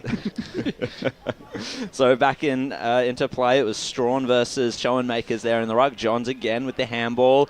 Gets it off to a teammate. That was Calder. He fought through a tackle really well there, Calder. Got it off to a teammate. It was a kick towards the forward line for Vermont. Hawkins gets the handball out into space. And he's going to have to find it again there. No, it wasn't Hawkins that time. It was a good tackle, though, laid by Brolick. So Vermont just working it out here. Clean hands. Now to Johns. High ball inside forward 50. Nielsen couldn't take the mark there. It's going to find its way into the pocket there, the ball. McDonald stripped of it. Nielsen goes again. Tries the fresh airy with the kick there. Couldn't actually make contact with the ball, and Rossiter laid the tackle, and we'll have a ball up there in the pocket. Gee, the way he kicked it, that lucky he didn't make contact with someone's head as well. There's a scary prospect to be kicked in the head there by Big Nielsen. So tap down, and it's rowed by Kalkowski. Major goal kicker here this year for Vermont. That wasn't a goal, and it was a good juggling mark taken there by Callum Verrill. He's going to try and work Rowville's way out of the fence. Not well at all. It was chopped off by Arnott. So they're going to go back inside forward 50. The Eagles, good punch there from the forward for Vermont. It comes out now, and this is Jenkins. Jenkins with the snap at goal, just gets the 1 point. Brash, Vermont are the side that have settled first of all, and Rowville back six are under a bit of pressure there. Yeah, they are. So Eichhoff has got the ball at full-back, looking at options, and they seem to be well covered. He's hoping for a lead, might have a short option. He's been called to, because he's taken so long to play on from the goal square. He's dragged his kick, it's a grubber down the corridor. Rowville got some numbers, but Vermont are quick to pressure and hold it up 40 metres from their own goal, and the umpire put the kicker out on pressure, and he really fluffed his lines there. Let's get some stats with Paul quickly. 3 inside 50s to zip in favour of Vermont already. And they're going to have another one because the intercept mark's taken by Doreo. He gets an inboard out wide kick, and it's marked by his teammate, and it's Greenwood on the left flank. He's not trusting he's got the distance, so he'll put a high up and under the hot spot. Late entry by Nielsen to the contest. Ground level ball sharked by Johns, is it? On the deck, and he's got it from a tight angle around the corner. And Johns, welcome back to Australia. Welcome back to Vermont with their second. So what a fast start from the Eagles, having all the entries, and 5 minutes in on the Bendigo Bank scoreboard. They're 2-1-13, leading Rowville, yet to score. Yeah, James Gwilt, the defensive coach for Rowville, he would not be happy the way that back six. Vermont have got loose players everywhere. Johns is starting to create some havoc. I think he's had 6 touches and already been influential. He's hit the ground running, hasn't he? Landed not long ago and landed on his feet by the looks of it. The Eagle has landed. The Eagle has landed, but this time it's Rowville to get the clearance there through Kolkloff, and his kick was intercepted immediately by Marks. He finds an option out wide. Good mark taken by Calder. I've liked his work early on, Tyson Calder. And so his kick was an aggressive one into the middle of the ground. It found Dorio. That kick was a bit of a scrubber, however. And it's at centre half forward. Bit of a skirmish there with Greenwood. He kept his feet. Banfield lays a good tackle. It might have been in the back, but the umpire doesn't see it that way. We'll get a ball up there. Bit of a muddy patch at centre half forward in Vermont's forward line. So the tap down came, and Jenkins finds the man on the outside. It's Calder once again, kicks it into the pocket, and it was a good hit up there. Great lead by Kalkowski, and we've got another shot at goal there. He's kicked 23 goals for the year so far. Adrian Kalkowski has really made his mark at Vermont this year. Vermont would have to be going at least 97% with their accuracy with their disposal at the moment. They've been very, very clean, and on a potentially slippery day as Kalkowski comes in. Can he settle the third there for Vermont? He can't. It's just drifted right. And Rowville will have to bring it in once again. We might ask Ray just to leave the stats to Paul, please. But it's now in the hands of Rowville. The last time they had a kick out, it didn't work out. So this time it's a play-on situation. The long ball on the outer side. 2-on-2 contest. Good positioning by Hawkins. He couldn't juggle a second one, couldn't reel it in. But ground level, it's all the Eagles, as it has been for the first 6 minutes. Now a running effort from 40 metres out. It's another goal to Vermont. Tyson Calder. He's just getting on the end of a hand pass that came in from a punch inside 50.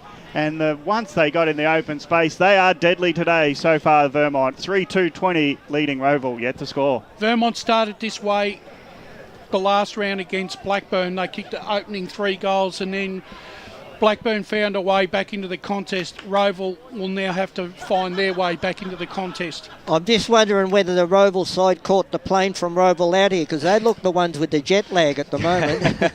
We'll go to the stat centre in a second, but we're right back in the middle here. Brolick gets the clearance. A bit of a crucial one here for Rowville, especially if they can swallow that mark, and Wind did just that. So Wind just tracks back a little bit. He's loading up for a big kick. Well, it's a bit of a shorter one, and it's a congested forward line there for Rowville. So Vermont have done well to clog things up. Let's go to the stat centre with Paul. Well, Vermont have 5 scoring shots from their 7 inside 50s and have kicked 2-1 from turnover already. Yeah, that's very impressive stuff there. Good tackle laid by Clark and Rowville's forward line just from that ball up. We'll get a secondary bounce ball up now. 3-2-20 to no score. Rowville really need to get on the board from this inside 50. Will there be an opportunistic goal here? Not if Durayo has anything to say about it, as he lays another tackle. That one on Clark. And we'll get another ball up out there. Good tap down. Durayo just hunting the ball once again, and he's drawn the free kick for over-the-shoulder contact. So Vermont, once again, in control of the ball. We've gone 9 minutes in this first quarter on the Bendigo Bank scoreboard, and Durayo finds Greenwood on the outer side there. Patient build-up here for Vermont. Good little kick. Oh, it was dropped, however, by McCafferty. He found Hams, who just kicked it out in the full, so it'll be coming back for Rowville through Nashwood. Such a simple turnover on an uncontested mark, Ray. Yeah, it certainly was, Bresh. Can't afford to drop those. Doesn't matter which side it is. Yeah, even with Vermont in the ascendancy, got to make the most of all that. Well, that could have been an inside 50 there to Vermont. Now it's a Rowville inside 50. And just as you say that, it does go inside 50 for Rowville. Hawkins tried to fish it out, couldn't do anything with it. Umpires found a free kick there, and it's going the way of Patrick Marks. Marks at centre half back, looks at his options, goes out wide with a dump kick to back pocket. On the bounce, has to be a play-on situation. Vermont steady under pressure so far. No mark to Durayo. Comes in with the tackle on the wing. It was too physical for his opponent over the shoulder as he bent over it. So Rowville get a relieving free kick at half forward. Short option is there for Colclough. He's been manned, so it's a long ball inside 50, high up and under. Tolls will go out, a nice use of the body, just the arm fend off, and the mark was taken by Evans, who once his opponent was underneath it, had a free rein to take a good grab 40 metres out from goal. Good use of the body there by Evans. Just worked his opponent under the contest.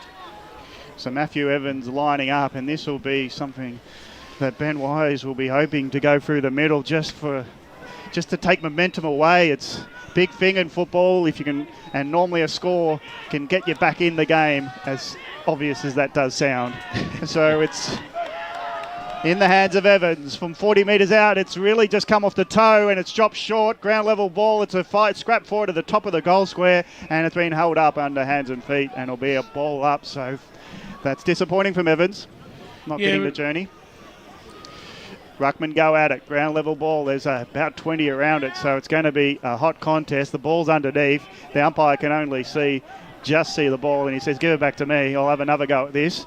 But he's going to know that there's about 25, 30 players around it, so if you're going to get a possession, you want to be quick onto the boot. And it's again held up, top of goal square. Rowville looking for their first score of the day. Ruck contest won there by Wine. He'd be wanting to get on the score sheet today, and the umpire comes in again because it didn't clear the congestion. 10 metres out from goals. We'll go boundary side in a second. The Rowville couldn't get the shot at goal. It's Vermont kicking, scrapping their way out of defence on the bounce. It worked nicely by Banfield. Banfield uses a teammate to get outside 50, but this is where the wall's set up, and Eichhoff has got it for Rowville. He goes backwards before they look to go forward. It's in the hands of Stainforth. Stainforth goes wider still, so they traverse the whole ground sideways and backwards, have Rowville. And now the mark is literally still behind that first kick, 3 back, and it's now on the outer side of Vermont Reserve. Rowville trying to have a steady end they go to the Canterbury Road end, but Hawkins is there to take the mark. So the turnover ball will be long. Rossiter underneath it, comes late from the front position, nearly takes a juggling mark. He uses his teammate for some help, but it's a ground ball scrap. Now it comes out.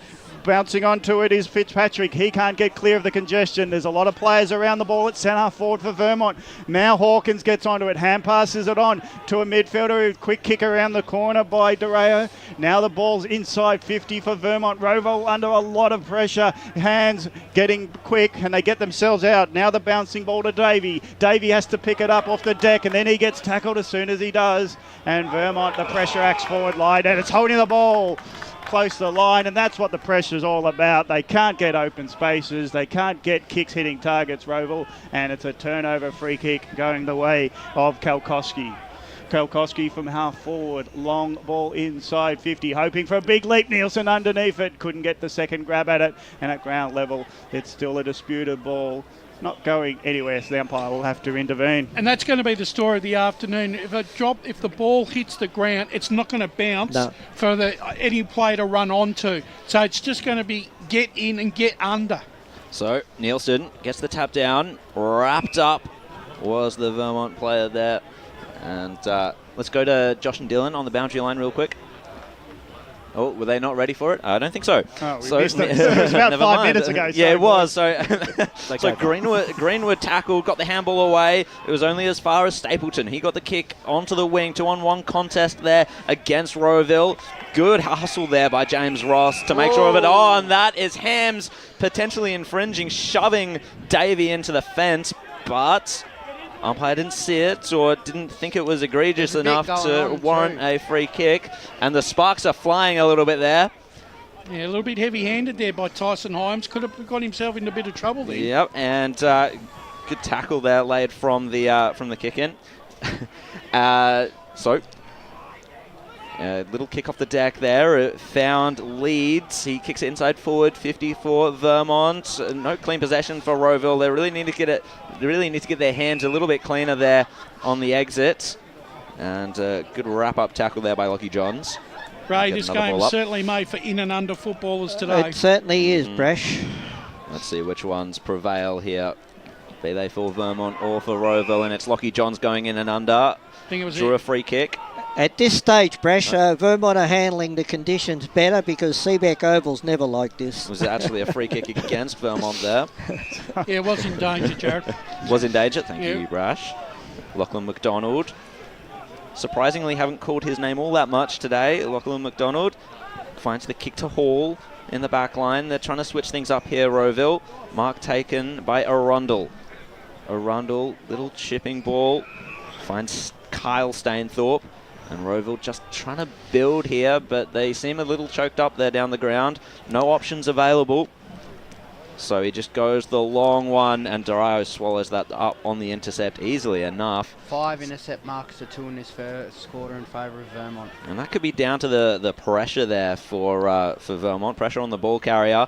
So the kick by Dario finds a contest inside forward 50. The wrap-up tackle immediately laid on Barker. And we'll get a ball up there. Another entry for Vermont. How many inside 50s is that for the Eagles? It's 11-4 inside 50s in favour of Vermont. That is dominance there for the Eagles early on. So from the ball up, no clean possession really won there. Stapleton was the one to end up with it, but he was tackled once more. We've gone 16 minutes in this first quarter on the Bendigo Bank scoreboard. Still, it's Vermont 3-2-20 to Rowville. No score yet. Players beware. If you're going to go try and kick the ball off the ground this afternoon, 50-50 chance you're going to lose it, give a free kick away. So Hyams got it off to Jenkins. His kick towards the goal square was just the 1 point, but it was an ambitious attempt there to try and break things up, and Rowville to kick it in.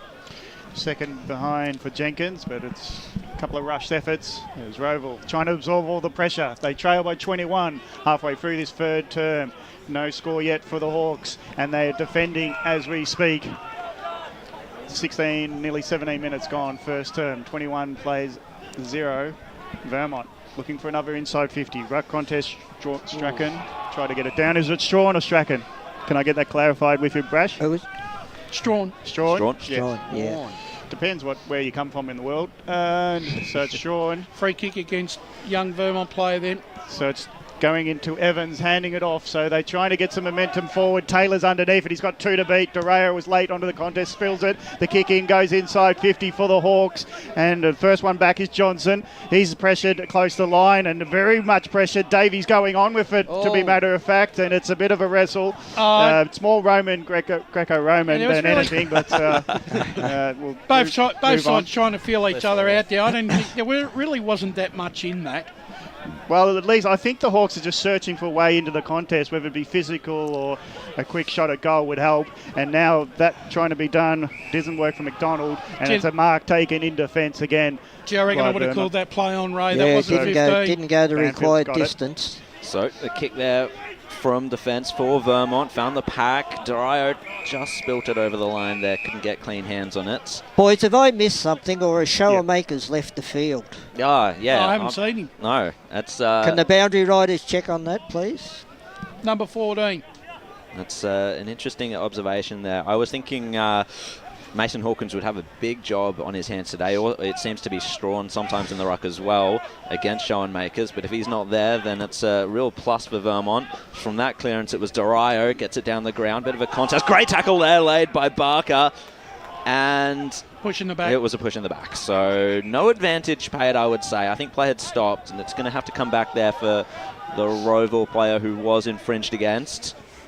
Little chip there, finds Stainthorpe. This is Kyle, just out near the interchange bench for Rowville. Questions as to whether or not Showan Makers is on that interchange bench. There he is. I see him. Now kick down towards the pack there. No mark taken by Evans. Little scrubby ball there. It was Brolick to try and find the teammate there. Heavy tackle laid by Vermont. Bit of feeling in this. Let's go to the boundary side with Josh Ward. You've got a good eye, Gav. He is on the bench. I think he's parked right in the corner of the Rowville bench is Nick Showanmakers. Dario and Jai Colclough having a few words to say to each other. A little more than that as well. So tap down there by Hawkins. Finds Dario. Kick it just about into the face of Colclough. Swung as he kicked it was Arnott, got the kick away. Now Rowville will come back with it though. Congested forward line once again. Free kick picked out. And it's going to go the way of Ross. Now he finds Fitzpatrick. And he's just turned it straight over. That is it's the Cardinal Mav Taylor. Right. And so finally Rowville might get a clear shot at goal here. They really need to nail this one. And that's terrible. You'd want it in Maverick his hand, if anybody, out of it. Maverick Taylor. Never go inboard. So we are to a 2-on-1. We are just ticking into time on here, and Rowville finally have their first proper true shot at goal. And it's gone through. Mav Taylor saves a bit of face for Rowville in this first quarter. That's a goal Rowville had to get, because 3-1 looks better than 3-0, They've had that. They've been in their forward 50 breast for the last 5 or 6 minutes, and they had to score. Let's go boundary side with Dylan Smith. Sorry, that's Josh Wood. Yes, and just as we say, we haven't noticed Nick Schoenmakers for the last couple of minutes. He's straight into the ruck contest now. I reckon there's about 3.5 minutes to go here. So Schoenmakers against Hawkins, 14 versus 14, but the scoreboard is a 15-point differential in the favour of the Eagles. Vermont 3-3-21, leading Rowville after their first goal to Taylor. 1 straight 6, 21 minutes gone, first term. The ball's going forward for Rowville, but it's in the hands of Vermont, and the over-the-shoulders paid, so a couple of hand passes flicking quickly across half-back. Heap of pressure, Banfield, he sort of spills it out in the tackle. Play's allowed to go on unpenalised. Now Banfield comes into the tackle, and Vermont, they were just urgent to play on, but they were rushing under hot pressure, and eventually Banfield spilled it, and it was a 50-50 ball up. Back of the pack, it's kicked. Arnott kicks it long from centre-half back towards his teammate in Leeds. He couldn't take it, but he was in a good contest, getting his neck kick over the shoulder of Varel. He put his body on the line, and he was about to run through the pack, but he's allowed to have a set kick, and he goes short, gets it to Stainthorpe. Stainthorpe gets a runner. Long ball goes to the centre forward. Nicely coming in from the side of the Hawks here. Now with a running shot at goal, and it's a beauty. Played by Clark. He just got on the end of it, flew in from a 45-degree angle at centre forward, and he kept running towards goal, and from 50, beautiful kick by Josh Clark, and now Hawks close the gap to 9 points. I don't think Adam Parker will be too happy with all the play that Vermont have had in the opening 20 minutes. They've allowed goals in junk time, and Rowville are now back in the contest. This was exactly how the game played out against Blackburn. Prash, that's why you have left footers on that side of the ground. Once he got that mark on his natural left foot, he comes straight into the corridor, and he's a beautiful left foot kick. Back into the centre. We'll go to the stat centre shortly with Paul, but right now Lockie Johns has got the ball. He's kicked it inside forward 50 for Vermont, and it looks like they're going to try and reply as quickly as they can, I think it was either a mark or a free kick there to Strawn. So this is Angus Strawn. He's played very well in the reserves this year for Vermont, kicked 22 goals so far, got his first chance at the senior side of things last week against Barrett, kicked a goal there. And so really trying to make a name for himself here, Angus Strawn. He trots in to extend the lead for Vermont and reply to Rowville's comeback. No, he's just kicked the one behind. Let's go to Paul in the stat centre. Rowville are leading the tackles 19-13 and have really come back into this game after the first 10 or 15 minutes when they conceded those 3 goals. Well, big pressure late by Fitzpatrick, but it's a mark taken from the Hawks, controlling it from the kick out. Short pass now goes to Flakemore. Flakemore out of side, half back. Now some tempo controlled football by the Hawks, but they're hugging the boundary line just to keep open space and free men. Now the long contested ball, dropping the mark was Hawkins, so it allows it out the back for the Hawks. Runner quickly hand pass forward. Can the Hawks spill it? They've got the numbers. Taylor's on the end of it. It bounces in his hand from 50. He'll hook it back in great position. The Hawks mark not taken by Wood. Ground level ball. It's still all Hawks. Now it comes back to Verrill, and Verrill rushes his kick. They had 3-on-1 there, and they just rushed themselves when it came shot at goal from open play. Great vision though by Maverick Taylor. He could have blazed away at goals. It was just unfortunate the player there couldn't hold onto the mark. Yeah, Wood was in prime position, but being a small player, he's easily knocked off. Probably that a little mark. bit too much air time on the kick. So Arnott back into play now for Vermont. Kicks it towards this near side. Rossiter couldn't take the mark. He's going to fish for it at ground level. Got the handball away. And now it's Calder. Gets it to Johns. His kick is a centering ball. He overcooked it completely there to Greenwood. So Rowville will recover it. Colclough, and that was Stapleton now. Good tackle laid there by Marks. Sorry, that's Barker. And that will force the ball up, really making amends there for Johns' missed kick there in a really dangerous spot. So tapped down there by, that was Schoenmakers. Brolick now got the handball away, and the kick scrubbed forward there to Clark. Colclough tried to fend off, went to hands and knees. Great smother there by Johns. Greenwood fed it out now to Jenkins. Forward it goes over the centre wing. Rossiter got the handball out in the space in front of Hawkins, who gets the kick onto it just off the ground. It's picked up now by Kalkovsky. He's creative, this one. Got it to the top of the goal square, but the defence for Rowville was all there. Flakemore, his kick was a little bit errant, however. Durayo could pounce and capitalise. Bit of a scrappy situation there as Greenwood put his body on the line, lays the tackle. Now it's Corfee. Corfee gets it towards the wing. 2-on-2 situation there. Good little touch there by Hyams to make sure that it goes over the line. And just for the boundary throw in there on the outer side wing. Got to say, I'm really impressed with the way both sides are really attacking the contest here. Brash Rowville are having a little bit more trouble holding their feet, though, under the conditions. They are, but... So back in it goes. Schoenmakers just took it out of the ruck, and that time in a show of strength. Got it inside forward 50. No mark taken by the diving player. That's Taylor wrapped up. Probably on a game like today, Ray, if it's perceived pressure, that's when the footing can go a little bit astray. Yep. If you've got a bit more time, you've got that poise. I was about to say, so we're ticking in towards quarter time, and there is the siren. So just having a look at the goal scorers really quickly. Tyson Calder, Lachlan Johns and Mason Hawkins all kicked one there for Vermont. We've got Josh Clark and Mav Taylor kicking the goals for Rowville. Let's go to an ad break right now at quarter time. We'll be back with you shortly for the second quarter on EFNL Game Day. As Sarah opened her best friend Jackie's wedding invitation, she was overcome with a wave of emotion. While her two young boys wrestled on the floor, tears of happiness rolled down Sarah's cheeks as she saw the words she'd been longing to see. Please note, this wedding will be a child-free event. Well, Sarah, looks like we're off to Eastland for a new frock and some heels. And let's book in that babysitter. For all of life's little moments, there's Eastland. Eastland. Live real. At Yarra Valley Water, we know reducing your shower time, or show time, to 4 minutes can save you an average of $200 a year on water and energy bills. Shower shorter. Save water. Authorised by the Victorian Government, 1 Treasury Place, Melbourne.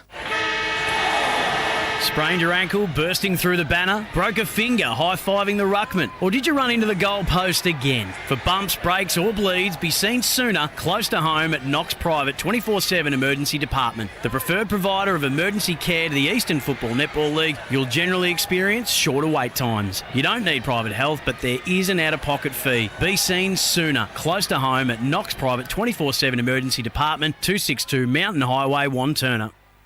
Do you feel good about your bank? Because there is a bank you can feel good about. They share their profits to fund big community projects, small community clubs and vital emergency services. They've given $250 million to help Australian communities thrive. They have all the products and tech you expect from a big bank, with service you don't. It's Bendigo Bank. Feel good about who you bank with. Try Bendigo. Search bendigobank.com.au or search Bendigo Bank near me. The first time I met the team at Tobin Brothers Funerals, I felt like I'd known them for years. They're so caring, honest and passionate. James McLeod, Managing Director of Tobin Brothers Funerals, sums it up best when he says, "Every day our people get out of bed to assist client families in their absolute time of need. Our people love what they do, and you will not find a more highly trained group of people than those at Tobin Brothers." Visit tobinbrothers.com.au. Tobin Brothers Funerals, celebrating lives. Hi, I'm Ben Desson from Montrose Football Netball Club, and when I need a new kit for a night out, I head over to Eastland. But Eastland is more than a shopping centre. They support a range of community organisations and have been major partners of the Eastern Football Netball League since 2018. Thanks, Eastland. You are listening to Radio Eastern FM 98.1. With live and exclusive coverage of the EFNL football season. Bringing you the match of the day with score updates from all divisions. And now we cross to our commentary team for the Radio Eastern 98.1 Match of the Day coverage.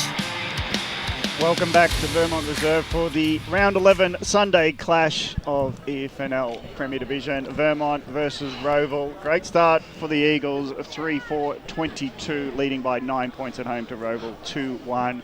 13. They were doing all the scoring, all the attacks early were Vermont, but Rowville have steadied with the last 2 goals of the quarter, and it's going to be an interesting game.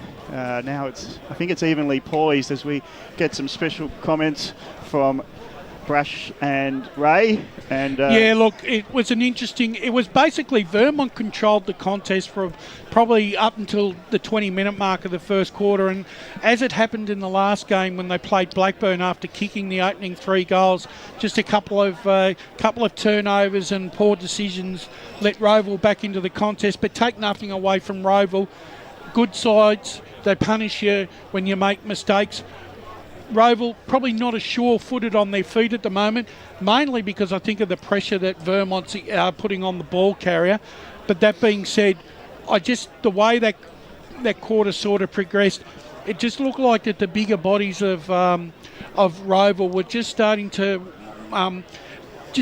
have a small impact. And I think as the game goes on, that could come to the fore, Ray. Yeah, look, I agree, Brass. Look, without a doubt, it was Vermont's quarter. But as you said, I just said to you as the quarter finished, have a look at the body language of the Vermont players. They worked their backsides off for that quarter. They're very young. Can they sustain it for 4 quarters? I think a good move, and I think it was a move, bringing Shellmakers. I think they're going to just manage him today under the conditions, and because as the game goes on, if it gets a bit drier, that's when Shellmakers is going to make a difference. And if they are resting him a little bit each quarter, well done.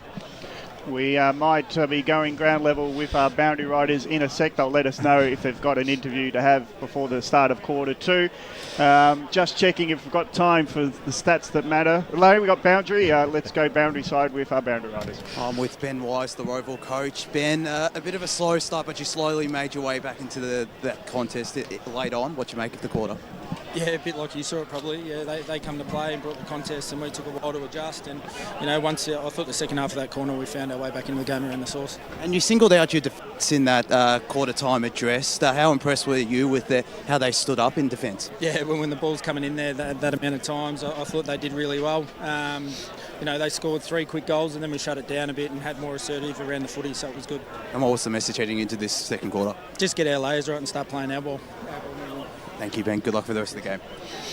Yeah, very interesting comments. Quick comment on Ben Wise's short interview there. Yeah, no, look, he doesn't panic. The thing with Wisey, they can be behind, and he knows, look, in some of their games they've been slow starters, so and the game goes 4 quarters. I think he just keeps his nerve. Leading into quarter 2, let's get some stats to review quarter 1 before we get the game back underway. Yeah, so Vermont really did well in the inside 50s. They let that 15-9. Rowville's tackling pressure, 19-15. That helped them get back into the game, and the clearances are 11-7 in favour of Vermont. So let's see if they get an extra clearance there to that stat sheet. Well, it's a bit of a tied-up ball there to start us off. We'll get a secondary bounce to get us underway for this second quarter at Vermont Reserve on this Sunday AFNL game day, and it was Schoenmakers to get the tap down to McDonald for the clearance. Colclough was the target there. Scrappy stuff inside forward 50. Boundary. Durayo wraps him up. Let's go to Dylan Smith, who I think was at the Vermont huddle. I was, boys. And Adam Parker just spoke about their positive ball use in that first quarter. Very bold and brave from them, but he's just a bit wary of Rowville's transition game, especially late in the quarter. Alexander Greenwood tried to feed the handball out there. Thank you for that, Dylan. As we get another ball up inside Rowville's forward 50 this time in that big old mud patch there at the top of the goal square.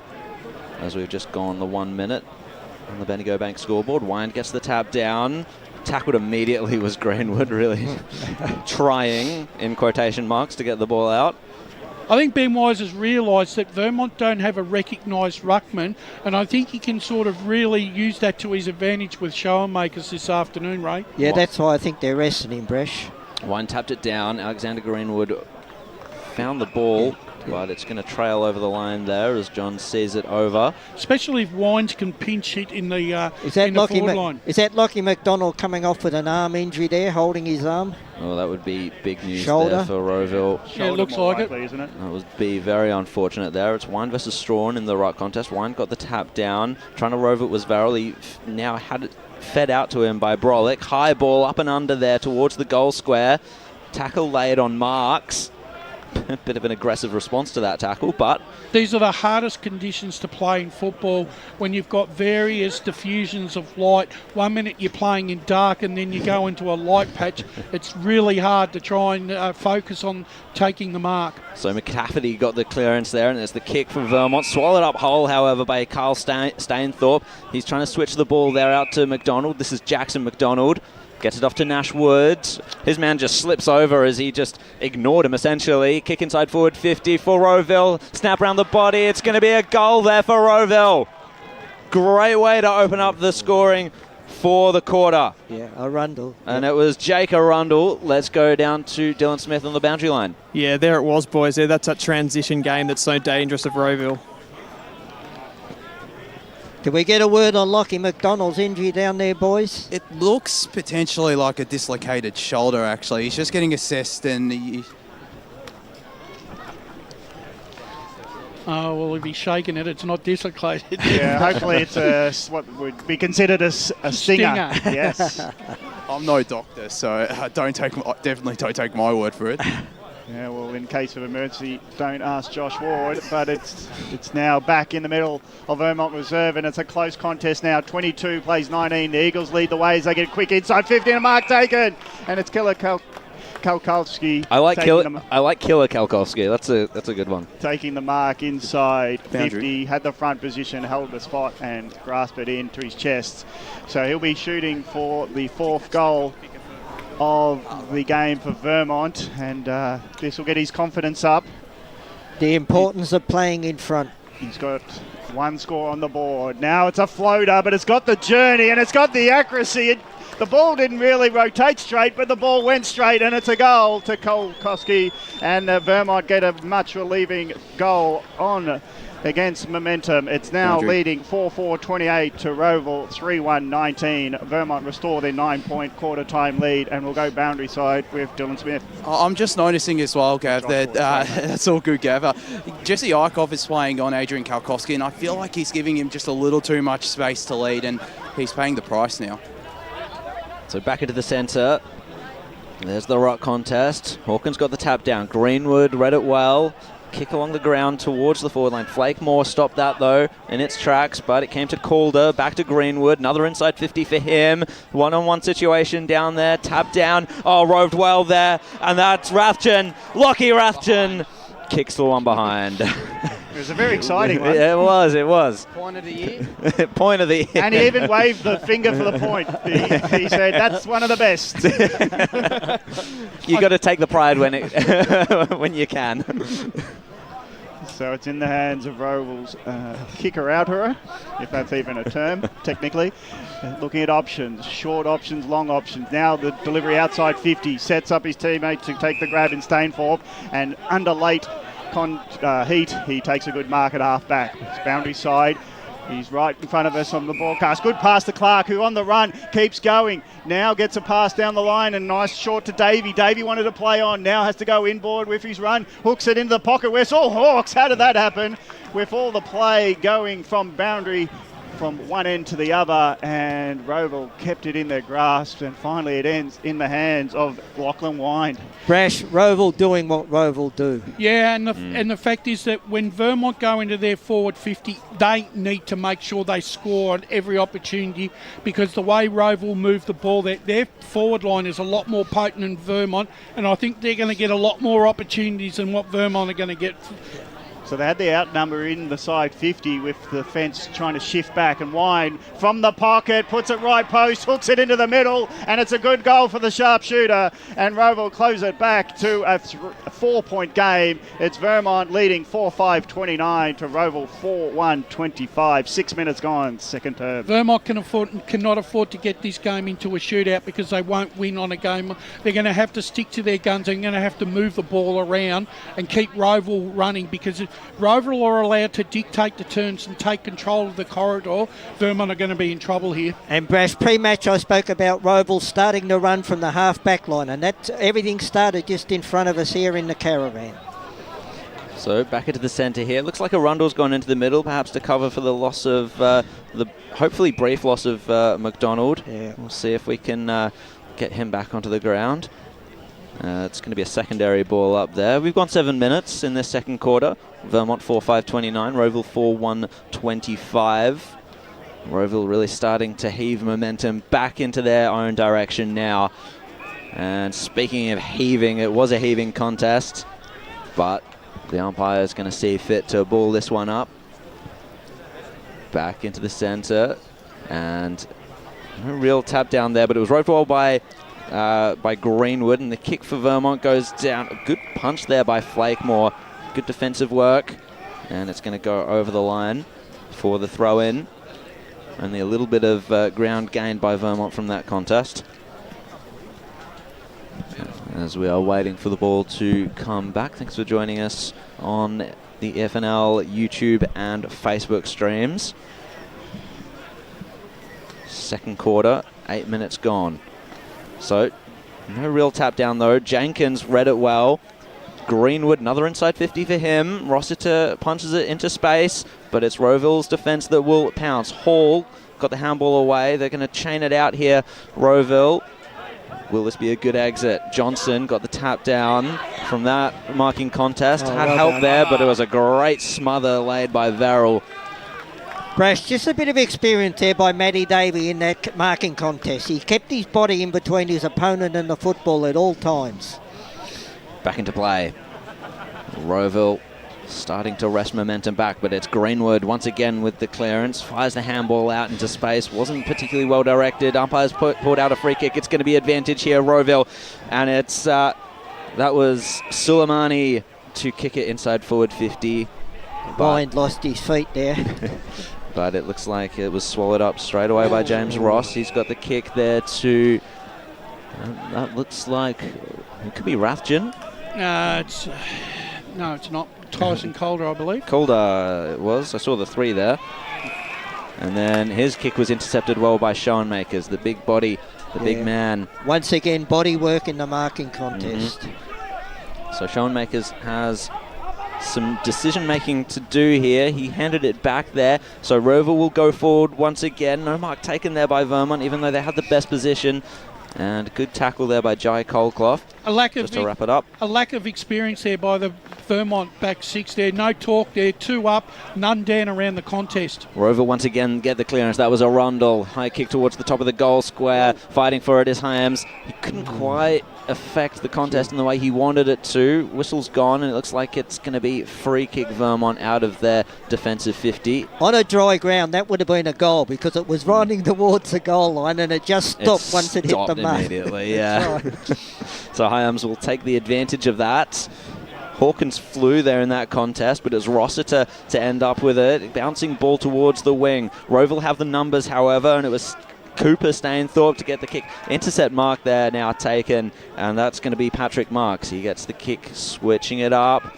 Mark taken in the pocket there. This is Tim Johnson. Looking for options as Vermont try to thrust forward once more, but Rowville just consistently have this kick chopped off.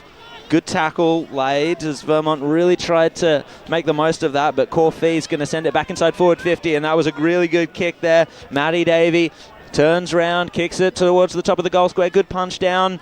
Vermont defenders are going to have to work hard here. They do through that tackle. Durayo gets a looping handball out of defence, and it's Banfield now the link-up option. His kick found space. Only space in Eichhoff. But he made a bit of a meal of that. Nielsen found the open goal. This should be a goal for Vermont. And it was a good crumbing effort there, and it was Kalkowski.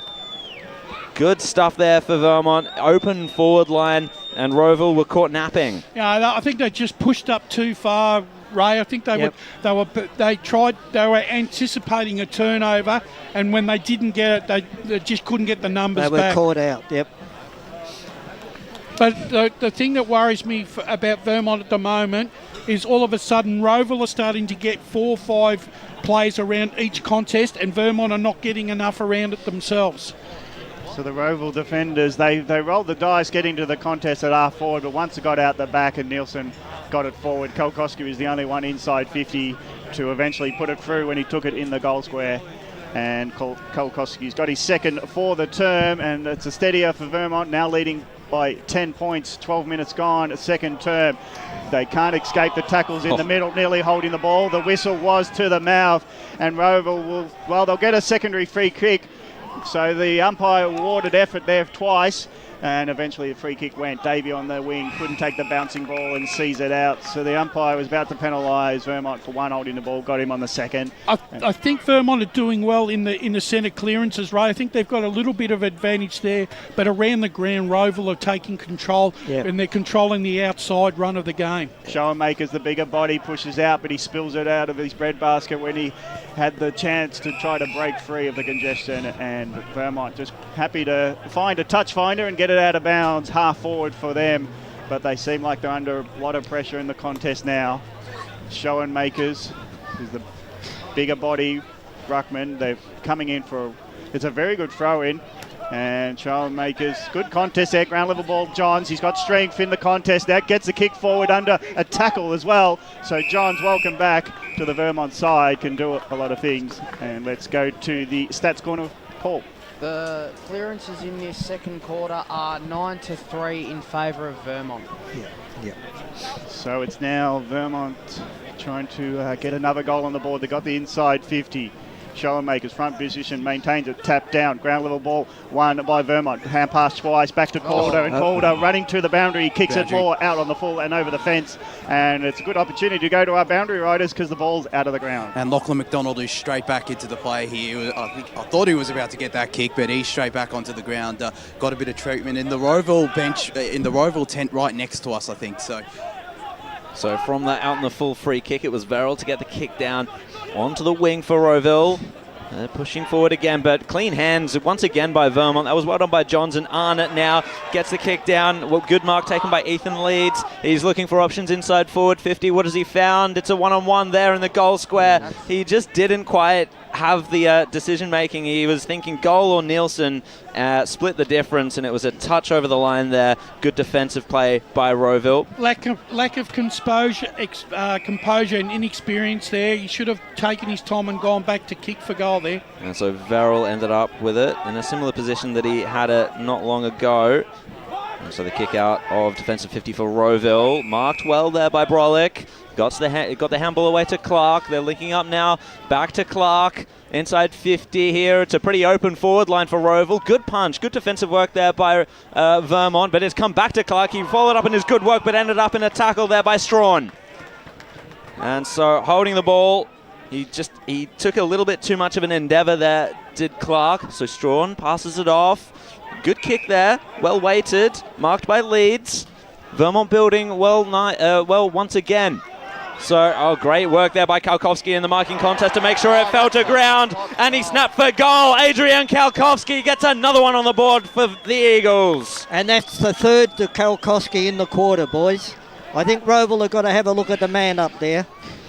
Yeah, Kalkowski, he just fended off his opponent there, and then once his opponent fell to ground in the marking contest, he bent it with the right foot, left to right. What a beauty for his third goal for the quarter. It was alluded to early in the quarter by Josh that he thought that Kalkowski needed further treatment. Vermont are getting Rowville on the turnover. They've kicked 4 goals, 3 from turnovers in this game. So back in the middle, we'll go boundary side in a second, but Rowville get the centre clearance, long ball. Well, everyone's falling over and watch his opponent get up with the ball in Ross. Ross's short pass gets Greenwood. Greenwood on the hand pass gets to a runner. So from half back, can they eject the ball inside 50? One bounce, Boundfield goes long. It's going to elude the bouncing ball. Strawn sees it out half forward flank where the 50-metre arc intersects the boundary. That last goal was set up by Strawn because he laid that goal-saving tackle on Clark, and that set the turnover on, and Vermont were able to respond through some lovely play through Kalkowski. So we got a boundary throw in. Strawn will go against his opponent in Evans. Evans had front position, rove ball for the Hawks. They quickly kick it, but it's going to be intercepted. So Vermont's got it on the wing. Now the long ball inside 50, hoping for the flyer. Coming late is Hawkins, but in the way is his teammate, and it's a beautiful mark there by his teammate in Leeds, who stood tall. The eyes were on the leaper, and Leeds was just standing all of his 6'4" mass, and he just stood up with his hands up and took a great mark. That's a great contested mark in the conditions here. He's working his way into the game, Ethan Leeds, in the past 5 minutes. So Leeds is hoping for a better kick than last time, but he's within 10 metres closer this time. So from 40 metres in, he gets the right foot going through it, and it didn't miss. It was straight through the middle, and Vermont, they're bouncing back, and they're really converting their opportunities. They are now 7-6-48, leading Rowville 4-1-25. In the blink of an eye, it was a contest scoreboard, and now it's back to 23 points. Ray, he's got a bit of that Brett Eddy look at him, that Ethan Leeds, the build, and the way that he moves. He's very silk-like. But the momentum is certainly now in the favour of Vermont. 2 early goals in the quarter to Rowville, but Vermont have fought their way back and lead by 4 goals, Millie. You were speaking about Ben Wise being a composed coach and not panicking. I wonder what the halftime address will look like when, if things continue the way they are going, as Greenwood feeds it out from the clearance, and it was Jenkins kicking it down towards Kalkowski. Eichhoff just spilt it. Kalkowski took the advantage, sold the candy, check side on the right. Fourth goal in the quarter for Kalkowski. My God. That is a goal and a half. Gee, when you're on fire, you're on fire, and what a quarter has been for Kalkowski. Let's go boundary side now, I think, with Josh Ward. I think it's time that Rowville switched the magnets now on Adrian Kalkowski. It's just getting out of hand, and and as you guys keep saying, he's just taking the game by the scruff of the neck. Well, Eichhoff led him to the ball, and he worried himself off it, knowing that if I miss this, I'm in a bit of trouble, and he missed it because he's on the ground watching Kalkowski dodge his own shadow, dance his way inside 50, and he loves bending the ball. Will he kick it straight through? No, he'll kick it around the corner, even if he's running straight to goals. It's a beautiful effort for his fourth. Ball goes out of the middle for Rowville. Can they answer? It's a Kalkowski magic show lately, and now it's a 29-point lead for Vermont, and Rowville need a quick answer. But it's a free kick going the way of the defence. Tell you what, I think Vermont were lucky to get that free kick. I reckon that might have been a ball up. So McCafferty, I think it was, gets it into the middle. So now it's opening up. Fitzpatrick on the run, goes from half back, marks it on half forward. Now from 50, loads up a long ball. The excitement doesn't match with the result. It's a missed point. Opportunity gone wasted there. That's 2 opportunities there for Fitzpatrick. He's missed one out in the full, and now that point. I think we've got a boundary call there from Josh Ward. Yeah, Cole Stainthorpe has gone straight to Adrian Kalkowski after that 4th goal. So back into play there for Rowville. The kick has found the wing already. Nearly a good mark taken there by Hawkins, but reading the bounce well was Leeds. Vermont go forward once again. It was a 2-on-1 situation. Good defensive spoil there by McDonald. Kick on into the outer side of the ground. There's no one really there. And I think you're being a bit ambitious there, Johnsy, asking for a free kick there. Yeah. So back into play it will be there from the boundary. No, one that gets on TV more often. I wasn't saying anything. No, I was expecting something, but no harm in trying though. We've just ticked into time on here in this second quarter. Vermont really pressing their advantage. Alexander Greenwood spins out of trouble, gets the handball away, and it was a kick in hope there inside forward 50 as Nielsen was caught behind, and a mark taken there by Cooper Stainthorpe. Kick across goal was a little bit iffy, but it's brother Kyle Stainthorpe to take the mark, and he's looking a little worried there for options. So he kicks it down the line. Good punch there by Vermont. They have all the answers at the moment. And it just goes over the line right in front of us. The one thing Adam Parker will be hoping in this last 5 minutes is not to concede some goals once again to Rowville to allow them to think that they're back in the contest. So back into play it is. A free kick in the rock contest there, and it's gone against Hawkins. Schoenmakers will take it. Gets the handball off to Brolick. Brolick kicks it down the line there, but it was a really good contest there by James Ross. He managed to work his opponent under the ball, get the kick towards a contest at half forward. Barker tried to stream through, and he drew the high free kick there. Holding in the end it was. It was holding the man. He was smart. He didn't take it. He appeared to. He did. He just kept it going. Yeah. And it wasn't returned to him on the full, and that's going to be a 25-metre penalty. That's undisciplined there. It really was, and Campbell Barker has a golden opportunity to push the lead out even further for Vermont. And he just chucked it away. Like, he didn't return it to him properly. But this young Vermont side really are hitting the contest, Ray. They're going full steam at it at the moment. And Barker just casually strolls in, and there's the goal. There's the 9th of the day for Vermont, and Rowville got some work to do here. Well, there's you're dumbstruck, are you, Ray? No, look, they're certainly up and about. As I said, look, the best thing about it for Vermont is that football's a game of momentum. And when you've got momentum, you've got to hit the scoreboard. And that's exactly what they've done in this quarter. Yeah. Well, they've kicked the last 6 goals. It was a 3-point game. Yeah. And now within, well, let's say kind to them, but in 15 minutes they've kicked 6 goals. That's right. And so it's, I don't know what the entries are like, but they're converting high, aren't they, Paul? Yeah, the 13-8 inside 50s this quarter in favour of Vermont, and the clearances this quarter are 11-5 Vermont's way. Yeah. Well, just as it seemed that Rowville... no. That's not good. That's not looking good at all. Is that Brolick? No, it's not. I think it's Shellmakers. We'll go boundary side for more comment. Oh, no. And it looks like a knee. Is that how you read it there, Josh? He's holding his knee. Yeah. They're waving the thing on. Yeah, well, there's going to be no movement here, and I think out of respect for the situation, both players know that they have to go into their own groups, and we're going to have a delay here. The medical team for the Hawks, and even the Vermont, they're first on with the stretcher, who's the Vermont trainer. So it's not a great situation to observe, but Schoenmaker's one of the Rowville's champs and a real game changer, how he can dominate in the ruck and around the ground. Look, as we've said, and we've said it today, how good Schoenmakers is, but I think that, even the stats will show Vermont are winning their set of clearances. Yeah. It's probably the key area of dominance. Whereas I think Rowville have controlled all the play around the periphery. Vermont had been in control in the midfield in the centre. Paul? The total clearances for the game are 22-12 in favour of Vermont. So. What's without ignoring that Showmakers is looking like he's in a bit of pain, and we feel for him and his family observing. What's for Rowville in terms of the game? What replacement do they have? And what can they do? What Ben Wise can do? Well, Wine can ruck on the forward line, and they can always throw.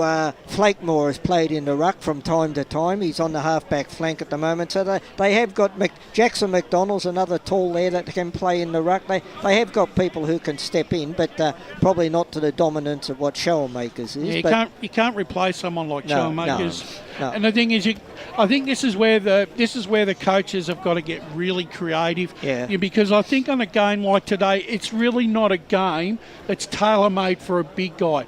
This is where the small players. This is their amphitheatre. This is where they get to show their skills. And I think it's going to come down to the fleets of the running fleets of both Rowville and Vermont, who's going to see the day out.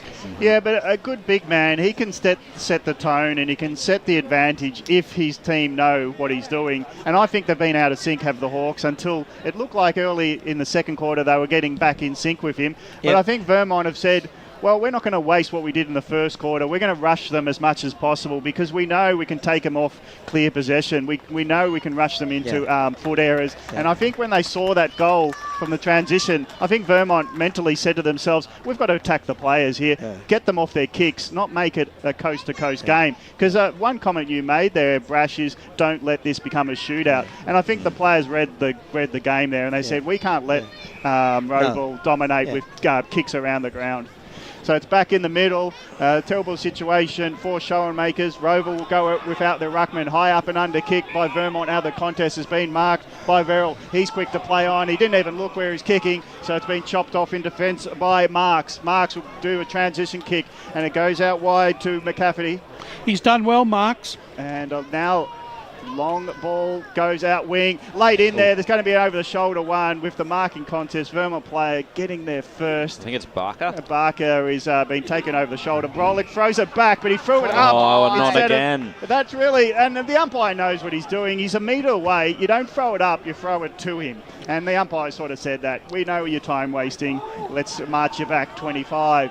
So it's now Vermont within striking distance of the goal. The short pass, failed to Johns out of weak. He's now got a short, and they're going to have a shot from the pocket. It's in the hands of Calder. So Calder on the tight angle, he's pointed to the goals, but I wouldn't be surprised if he centred it to a hot spot and allows some flyers to go for it. Well, but maybe he's a shot at goal here, do you reckon, Brash? No, I want him to centre it. You want him to centre it, but he might go for the glory. He doesn't. He props it up nicely. Verrill read it nicely, but it was marked by Nielsen. Well, I thought Verrill was going to knock it through the goal line. That's what he was trying for from 15 metres out, but Nielsen put his big chest to the ball and marked it. So Nielsen will have a shot at goal from point-blank range. Vermont will kick their 10th for the day, 7th for the quarter, and it's going to be a 42-point lead for the Eagles. And they are running to Nielsen. He's a popular player. He's first for the day, and they are running riot at the moment, are the Eagles. 7 straight goals in this term, unmatched, and it's now a 42-point lead for the Eagles. Daniel Nielsen, first game back since round 2. He's had a lot of hamstring problems throughout the season so far. What a great fillip for him to get back on the park and kick a goal. He's going to be instrumental along with Arnott and Greenwood in that mid. These experienced players in the second half of the season. If he can stay fit, Nielsen's going to provide a lot of heartaches for a lot of sides coming into the finals. So importantly for Rowville, into the ruck is now Matt Evans after Schoenmakers went down with a knee injury. Vermont are the ones with the clearance this time, though, and it's Calder who just centered that ball beautifully for that last goal. He kicks it down. Barker spilt the mark. Tackle there laid by Rathjen. And we'll get a ball up. Let's go to the stat centre there with Paul. 13-5 clearances in this quarter in favour of Vermont. That doesn't surprise me given the way the tail of the tape has played out on the ground. Greenwood just gets a desperate handball out there. Doesn't leave anything to chance, does Greenwood. Good tackle there laid by Barker. Just clear. I think it's last six goals for Vermont. I think it was 4 goals each. Now they're 10 goals to 4. So, but that's still Vermont hot. Is that right?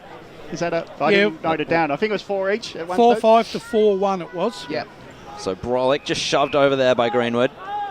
He drew the free kick. It's in the back. About 4 minutes to go in this quarter. You'd say so, especially given it's been a bit of an extended quarter. So it was Ryan Hall there to switch it up. Stainthorpe. This is Cooper. Gets the kick to his brother Kyle. And Rowville, once again, they're at this back right half back position and they look stuck. Flakemore was the option in the centre of their back line. Hall on the outer side now, and it's a kick over the wing.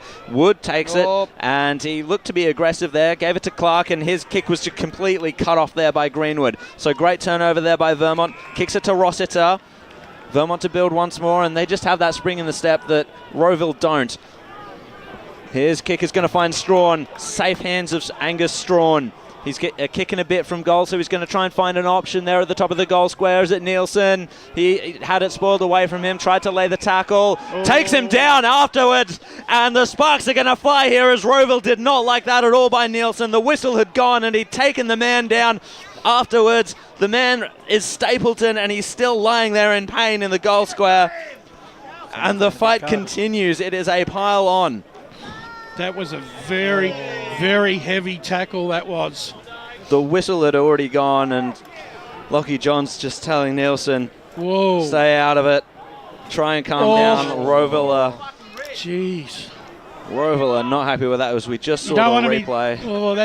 That is send-off, boys, on the boundary. That is a yellow card, and I think it's going in the direction of Daniel Nielsen. That to me could almost be a red card. That could almost, you're right. A red card. It should have been a red card.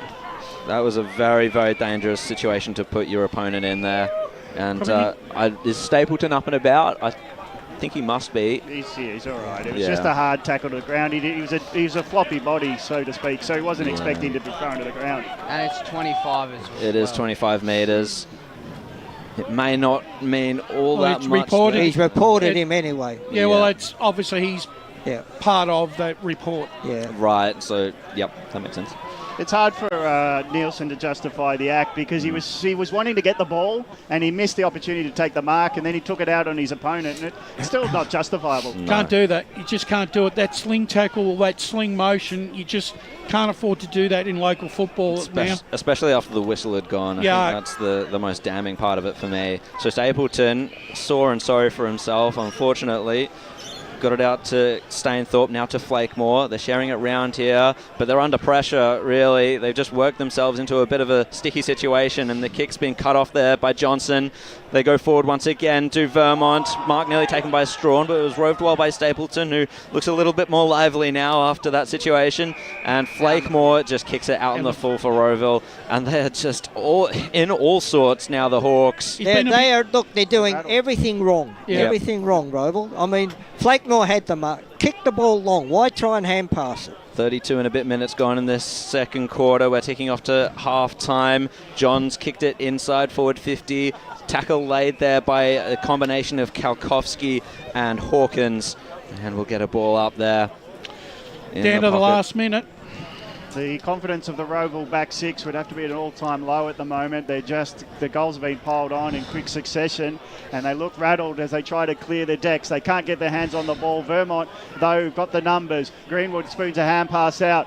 Got some help from the teammates. The ball spilling around. No one can get clear possession. Rossiter sort of grasped it. He couldn't get a clear possession to a teammate. So eventually Rowville get one kick out of defence, but it's been chopped off by Marks. Marks loads up a long ball. Flyers go for it. It's 15 out. It's in the hands of Vermont. Tackled to the ground, and it's going to be holding the ball the way of the tackler, Stainthorpe, but it is Rowville just holding on as the half-time bell goes. It's the home side leading the way here in round 11 clash, Premier Division of the EFNL. Vermont 10-7, 67 after a 33-minute term. Kicked 7 goals to 1. Rowville 4-1, 25. 67 plays 25. Major goal kickers, well, there's one. He kicked 4 goals in that term, did Kalkowski. 4 goals, 6 other singles for the Vermont team, and 4 goals to the Rowville side.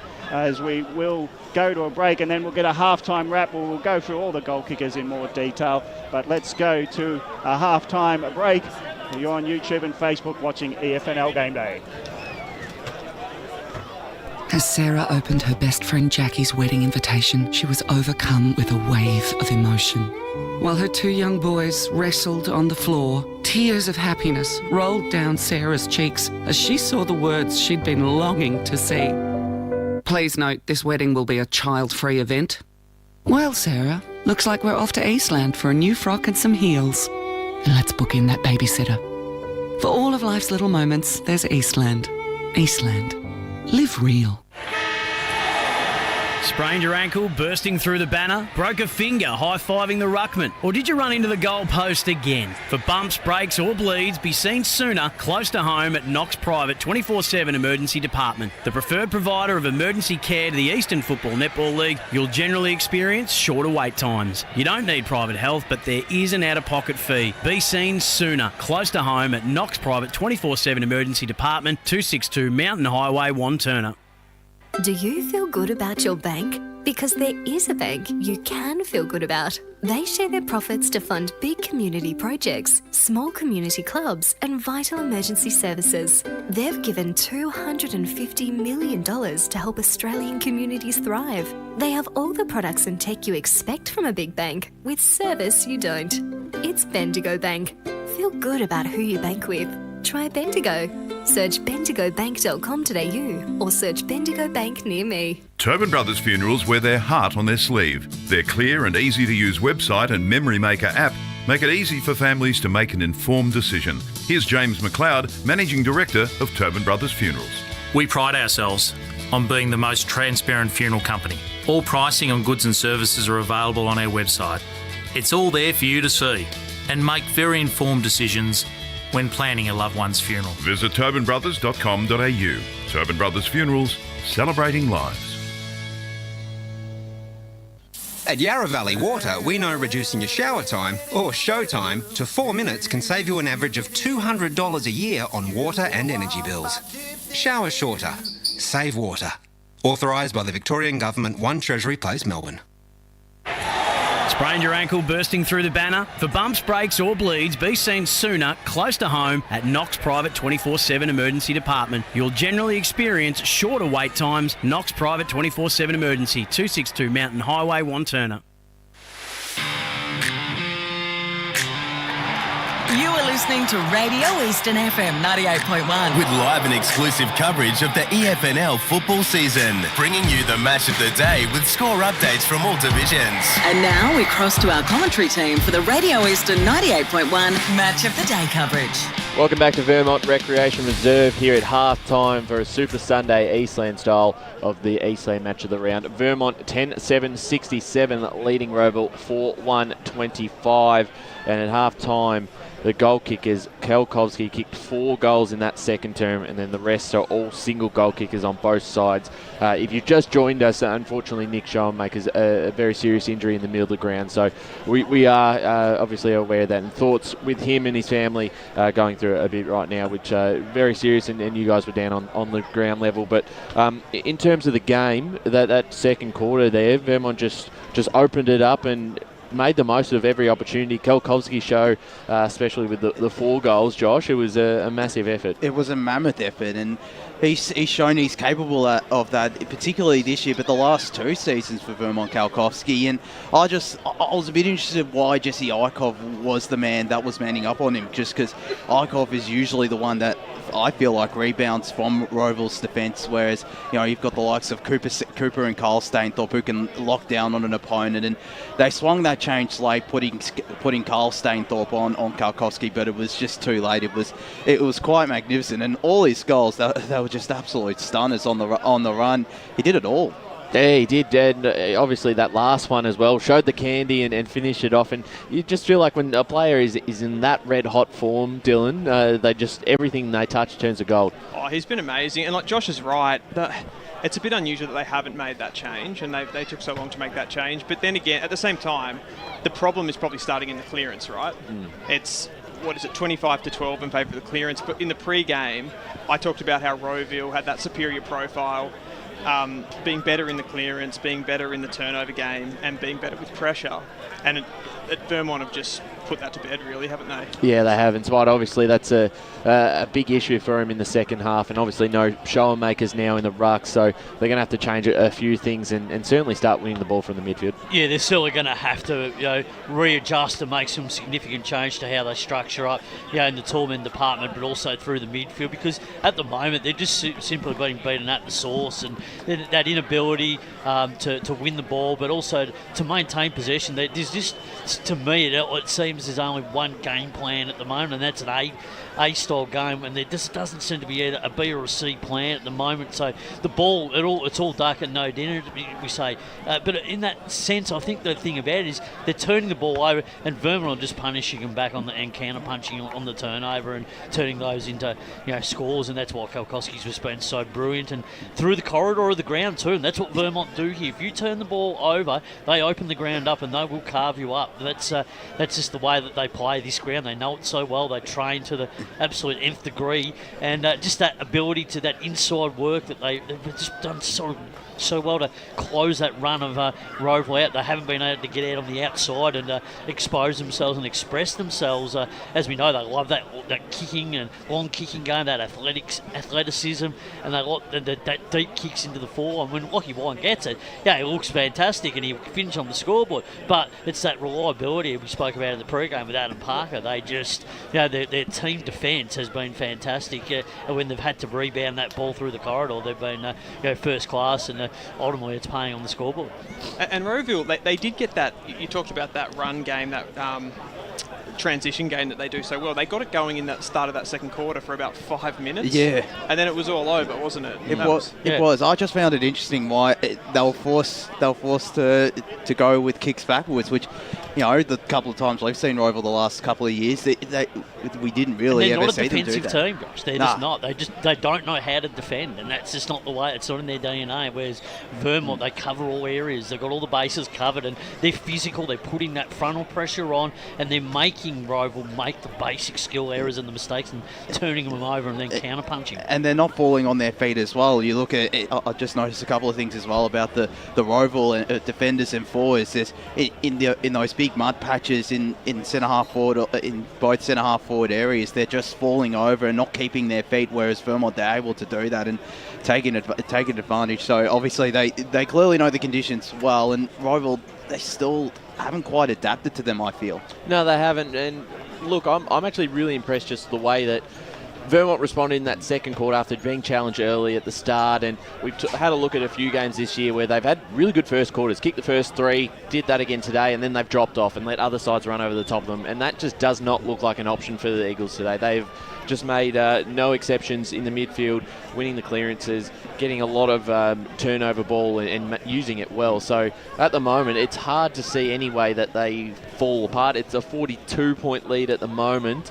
Ryan, do you think that some of a bit of the adversity that Rowville have had to deal with the injury, and then they also had that big tackle that we saw from Nielsen, do you think that could be maybe a fire starter to get them up and about in the second half? I think potentially. I mean, it's hard. It can usually, when something like that can go one or two ways, it can completely deflate you and you just your head's out of it. And you saw some of the reactions of the boys in the middle of the ground when it happened, and then obviously the incident at the end with the tackle that sent who was that? It was Nielsen that sent him off with a yellow card. They had a bit of a response on the field in standing up for their teammates, but whether that results on the scoreboard in the second half is probably another question, Spider, because they are a long way behind at the moment. Look, what they got to do in this start of this third term is they've just got to get their hands on the ball first and put some scoreboard pressure on and really start to open the game up and take a little bit more risk and dare with what they're doing, and then hopefully for their sake they can get themselves back into if they can get it ran to about 4 goals, they give themselves a chance, at least in the last quarter, to perhaps make a run at it. But if Vermont win this quarter, then for me it's game over. Well, I think they have to probably win the quarter by 3, maybe 4 goals, just to be within touch at the 3-quarter time. But who looking at their list, because there's a lot of really strong players on the Rowville side, who needs to stand up, especially in this third quarter? Who are you looking at to make a bit of a statement? I reckon they're 2 leaders from midfield, Lachlan McDonald and Anthony Brolick. Like, McDonald was off for a fair bit with that arm injury, and Brolick, he's been kept really quiet. They really need to stand up now, especially with no shot. A pretty heavy tag, Vermont, and they've been very physical with Brolick, so they're taking him to contest and making sure that then they can drag him out of that zone. So Vermont doing some really smart operating in the way that they're tactically measuring that up. The difficult thing to see with those two getting into the game, though, they've now lost their ruckman. They actually had the advantage with the ruck. Now they've lost that advantage, so they're going to be up against it even more now. Yeah, I think you're right. It's certainly going to be very difficult. Tips from here, I think for me it's hard just to see Vermont losing in this sort of position. It'd be, you could see him sort of matching it into the second half, but I can't see them cutting back that 42-point mark. We saw last year in, I think, the top of the table clash, Noble Rowville. I think it was 40 points they came down from. I don't think any of us were out there, but I just remember watching them kick so straight and get the victory. I think it's possible they can come back, but just given the dominance Vermont have, it's hard to do so. Yeah, I think Vermont, for me, are just on top at the moment. It's going to be hard to see them getting beaten from here. I think they're playing too well. They're really up the stakes, and with this physical intimidation and their intensity around the ball has just been absolutely first class, and they're being well led from the front. Yeah, same here. I mean, I hate to flip-flop. I said Rowville going in, but it's hard to see them get back. But the only thing going in their favour is they probably can't play much worse than they did in that first half. That's true. So we're looking for a response from Rowville in the third quarter. We're going to go to a break, and then we'll be back for the third quarter action between Vermont and Rowville. Today at Eastland, Lucy's trying on jeans for a momentous occasion. Coffee with the ex. She needs jeans she can move in, because she's definitely moved on. Jeans that get a second look, but don't give any second chances. Jeans that say, "Why yes, I have spent the last 8 months in a post-breakup juice cleansing kickboxing personal training frenzy." And it looks as though she's just found the perfect pair. Yeah, that's great. Bravo, Lucy. For all of life's little moments, there's Eastland. Eastland. Live real. Sprained your ankle bursting through the banner? For bumps, breaks or bleeds, be seen sooner, close to home at Knox Private 24/7 Emergency Department. You'll generally experience shorter wait times. Knox Private 24/7 Emergency, 262 Mountain Highway, Wanturna. Do you feel good about your bank? Because there is a bank you can feel good about. They share their profits to fund big community projects, small community clubs and vital emergency services. They've given $250 million to help Australian communities thrive. They have all the products and tech you expect from a big bank, with service you don't. It's Bendigo Bank. Feel good about who you bank with. Try Bendigo. Search bendigobank.com.au or search Bendigo Bank near me. Tobin Brothers Funerals wear their heart on their sleeve. Their clear and easy-to-use website and Memory Maker app make it easy for families to make an informed decision. Here's James McLeod, Managing Director of Tobin Brothers Funerals. There's no mystery about our pricing. It is clearly displayed on our website and our app. We have staff standing by 24 hours a day, every day of the year to assist you in your absolute time of need. Visit tobinbrothers.com.au. Tobin Brothers Funerals, celebrating lives. There are only 3 things that should be flushed down your toilet: pee, poo and paper. Some wet wipes and antibacterial wipes say that you can flush them, but you can't. They clog up the toilet and pipes, causing expensive blockages. Save yourself a truckload of trouble. Put your wet wipes in the bin. To learn more, head to the Yarra Valley Water website, yvw.com.au/wet-wipes. Hi, Dylan Dow from the Baroni Football Netball Club here. When I need to grab a quick coffee or a bite to eat, I'm popping into Eastland. Eastland's more than a shopping centre. They support a range of community organisations and have been a major partner of the EFNL since 2018. Cheers, Eastland.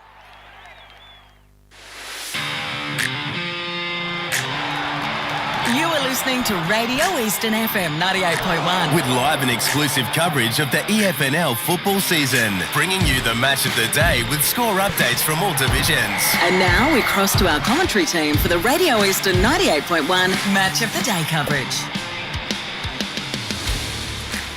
Welcome back to EFNL Game Day here at Vermont Reserve. It's Premier Division Round 11 clash, Vermont versus Rowville, and it's Vermont dominating first half. 10-7, 67 to 4-1, 25, 42-point lead for the Eagles. That sound was the start of the third quarter, and again it's the Eagles. This time it's going to be Jenkins getting the long ball inside 50. Flyers go for it. Ground level. Stainthorpe looks like he's running in mud there, and he couldn't get going to the ball, and it's knocked out of bounds, thankfully, for the Hawks, who've had to absorb a lot in the last 20 minutes of this contest. Let's go boundary side as we get warmed up for the third term. Matchup I'm noticing is that Brooke Coldclough has gone straight to Lachlan Johns, or went straight to Lachlan Johns at that first centre bounce. Thanks to that. So now the ball's taken by Coldclough, one of them. There's 2 of them on the ground. This time it was Brock getting involved. Quick kick out for the Hawks, finds touch, and it's further away from their goals. And it's 100 metres around from Vermont's goal. They kicked the last 6 goals of this contest. Rowville have been stopped on a 4-1-25. And unfortunately for them, they've lost their key ruckman in Sharon Makers late in that second term. He won't be back for this. On the counter side, Nielsen sitting out for a bit of time after a bit of rough play, got him on report. It's now Rowville trying to get it out of the contest. Long ball half forward, wrestle for it. One of them was Kolkoff Jai. He couldn't get into the contest, and it's gone further on and out of bounds at the 50. Let's go to special comments. Yeah, look, unfortunately for Nick Showmakers and just to his family members, if they're listening, look, he has suffered a broken leg. It's pretty bad, but he's in good spirits and he's getting the right medical attention at the moment until the ambulance arrives. Yeah, best wishes to Nick Schoenmakers and a speedy recovery, hopefully. And we'll see if Rowville can recover this situation as well, as there's a bit of a skirmish there on the centre wing. And the other news I can report, gentlemen, is that Daniel Nielsen from Vermont has been officially reported for the tackle on Stapleton in the last minutes of the second quarter. So Rowville are going forward there. It was a mark taken there by Mav Taylor. He goes a little bit inboard, finds Brolick. Needs to lift here, the captain, I reckon. He does indeed, and his kick was good. He lowered the eyes a little bit, and I think he's found, it looks like Corfee.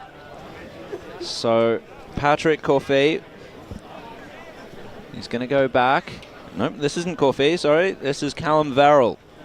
Need to get this one here, Rowville, to get them off to a good start. Still, they need. It's going to take a good kick though, under the conditions. Man with Eastern Rangers experience.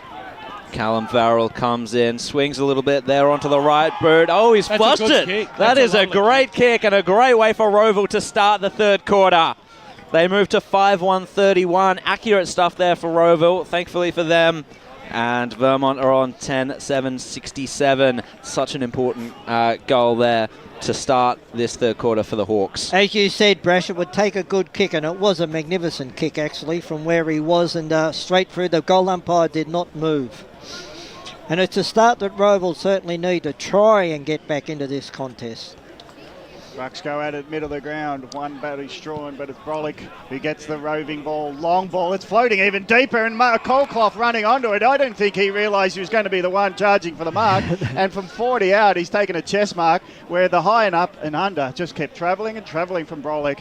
And Colclough will line up from directly in front, 40 metres out. Can Jai get on the board? It'll be 2 goals within a minute. Oh, I'm not as confident of him kicking the distance as what the last kick was, yet the last kick was a lot further out. Jai's okay if he gets onto it. So this very deliberate approach, steady approach, puts it on line. It's deviating slightly to the left, and the goal umpire pumps his chest and signals one behind. So it's a 35-point game, 4 minutes into this third term. 10-7-67 to 5-2-32. Let's get the stats with Paul. 4 clearances to 2 already in this quarter in favour of Rowville, and 2 inside 50 to 1 in favour of Rowville, and they've taken 2 forward 50 marks. So a very positive start here for the Hawks as Matty Arnott's going to try and get the Eagles underway here. Oh, good contest there by Hawkins, just spilt it at the last second. And the wrap-up tackle was laid by Johns. We'll get another ball up. So up there goes Hawkins, completely uncontested there in the right contest, and that was an error by Rowville because Vermont get an easy clearance towards their forward 50. It spills there, I think, for Strawn. The man running into the goal square is Kalkowski. Does he need to take possession of the ball? He didn't have time to, as the ball just bounced over the point line, and just the one behind for Vermont. Rule number 1 of the defender, if you're going to punch the ball like that, you don't punch it into the corridor.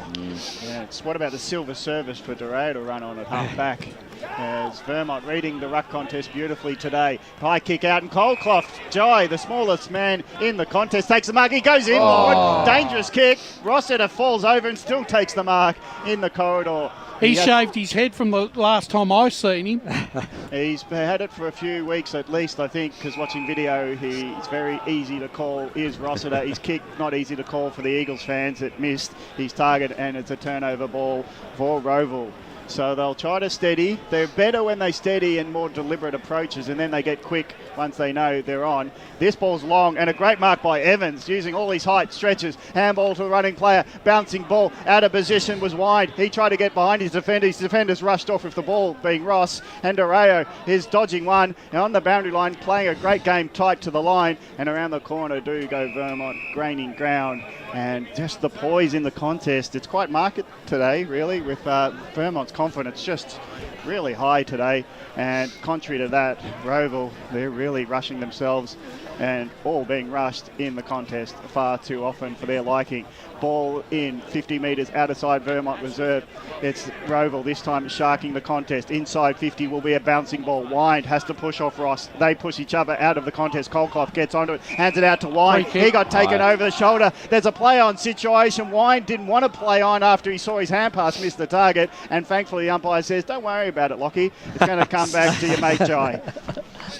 So it's Jai Colclough who will take the kick from 40. We saw what he did with the last 40-metre kick. It tailed from right to left. So whether he accounts for his own kicking style or is much more straighter this time.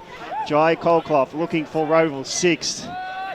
They look to close the gap to within 30, and that is a beauty. It only had a small tail, but it was always going through, and Kolkov celebrates his first for the day. And now Rowville, are they back in the contest? 5-goal differential, 6-2-38, trailing Vermont 10-8-68. Jai Kolklau is the one player that's really stood up in this third quarter. Is it Kolklau? Because in England no, it'd be Kolklau. No, it's Kolklau, I tell you. Okay. But no, he stood up in this quarter. He's had quite a few. He took that mark down the back line just a little while ago, and he's kicked the goal and could have had 2 for the quarter. He's had 5 possessions at least, Ray, in this. Yep. So he's certainly willing himself back into the contest as well as Rowville overall. So back into the centre. Good tap down there by Evans. Just sharked, however, by Vermont. Good tackle by Kolklau of Brock variety. Good little kicker towards centre half forward for Rowville, however. Davey got the handball out. Rowville are going to keep pushing here, but John's got in the way of that. Oh, it's Kolklau again. This is Jai. Whistle's gone. And holding on there to Lockie Johns. And by Davey it was. And the kick out of defence for Johns. Found the good target there in Hawkins. That's who you want to be kicking it to, the tall man to link up there. And his kick was turned over immediately there. Oh, now, what's that going to be? That's silly.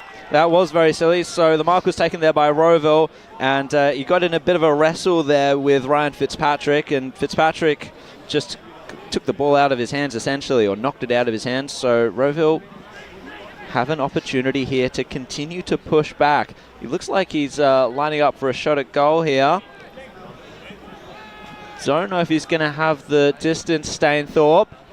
He's got it towards the top of the goal square, off hands, and safely rushed through by Calvin Dyer. You know, Jared, it's great when you've got great teamwork. To be thrown under the bus into the third term, you could have told us a lot earlier.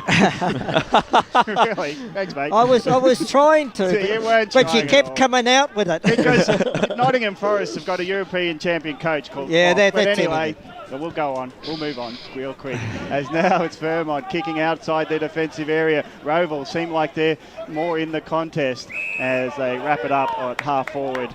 And nice pressure applied by Suleimani. Rucks go at it. Good work by Hawkins with his body. Knocks it down. Lachlan Johns gets the second receive and he kicks it forward to half forward. And Rowville holding up in defence, and just seems like the contest is closing. More physically imposing are the Rowville Hawks. Rucks go at it. Evans in good front position, applies the tackle as the ball goes underneath his tap, and handing it over is Vassos. Evans versus Hawkins. Hawkins gets front position this time, wins the tap down, but again it's under feet and won't move from that contest. It's not going to move too far until it gets clear of that mud. Well, these two ruckmen, they just want to tap it really lightly to advantage, and there's no advantage when the ball, the person who gets it gets tackled straight away. So here we go, take 4.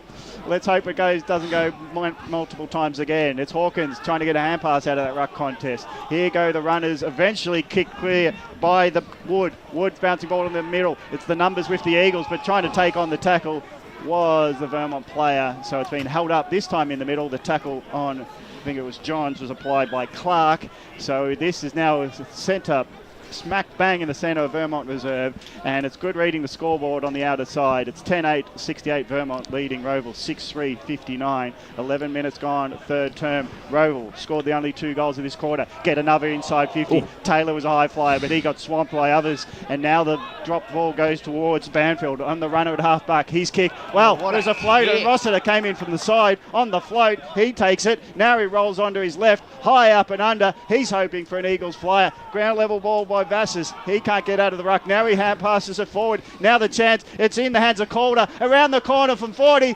Bouncing ball, bouncing goal. His class is Calder, and he's got his second. And they just willed the ball forward, and Calder finishes it like a pro. Now establishing back to a big lead are the Eagles.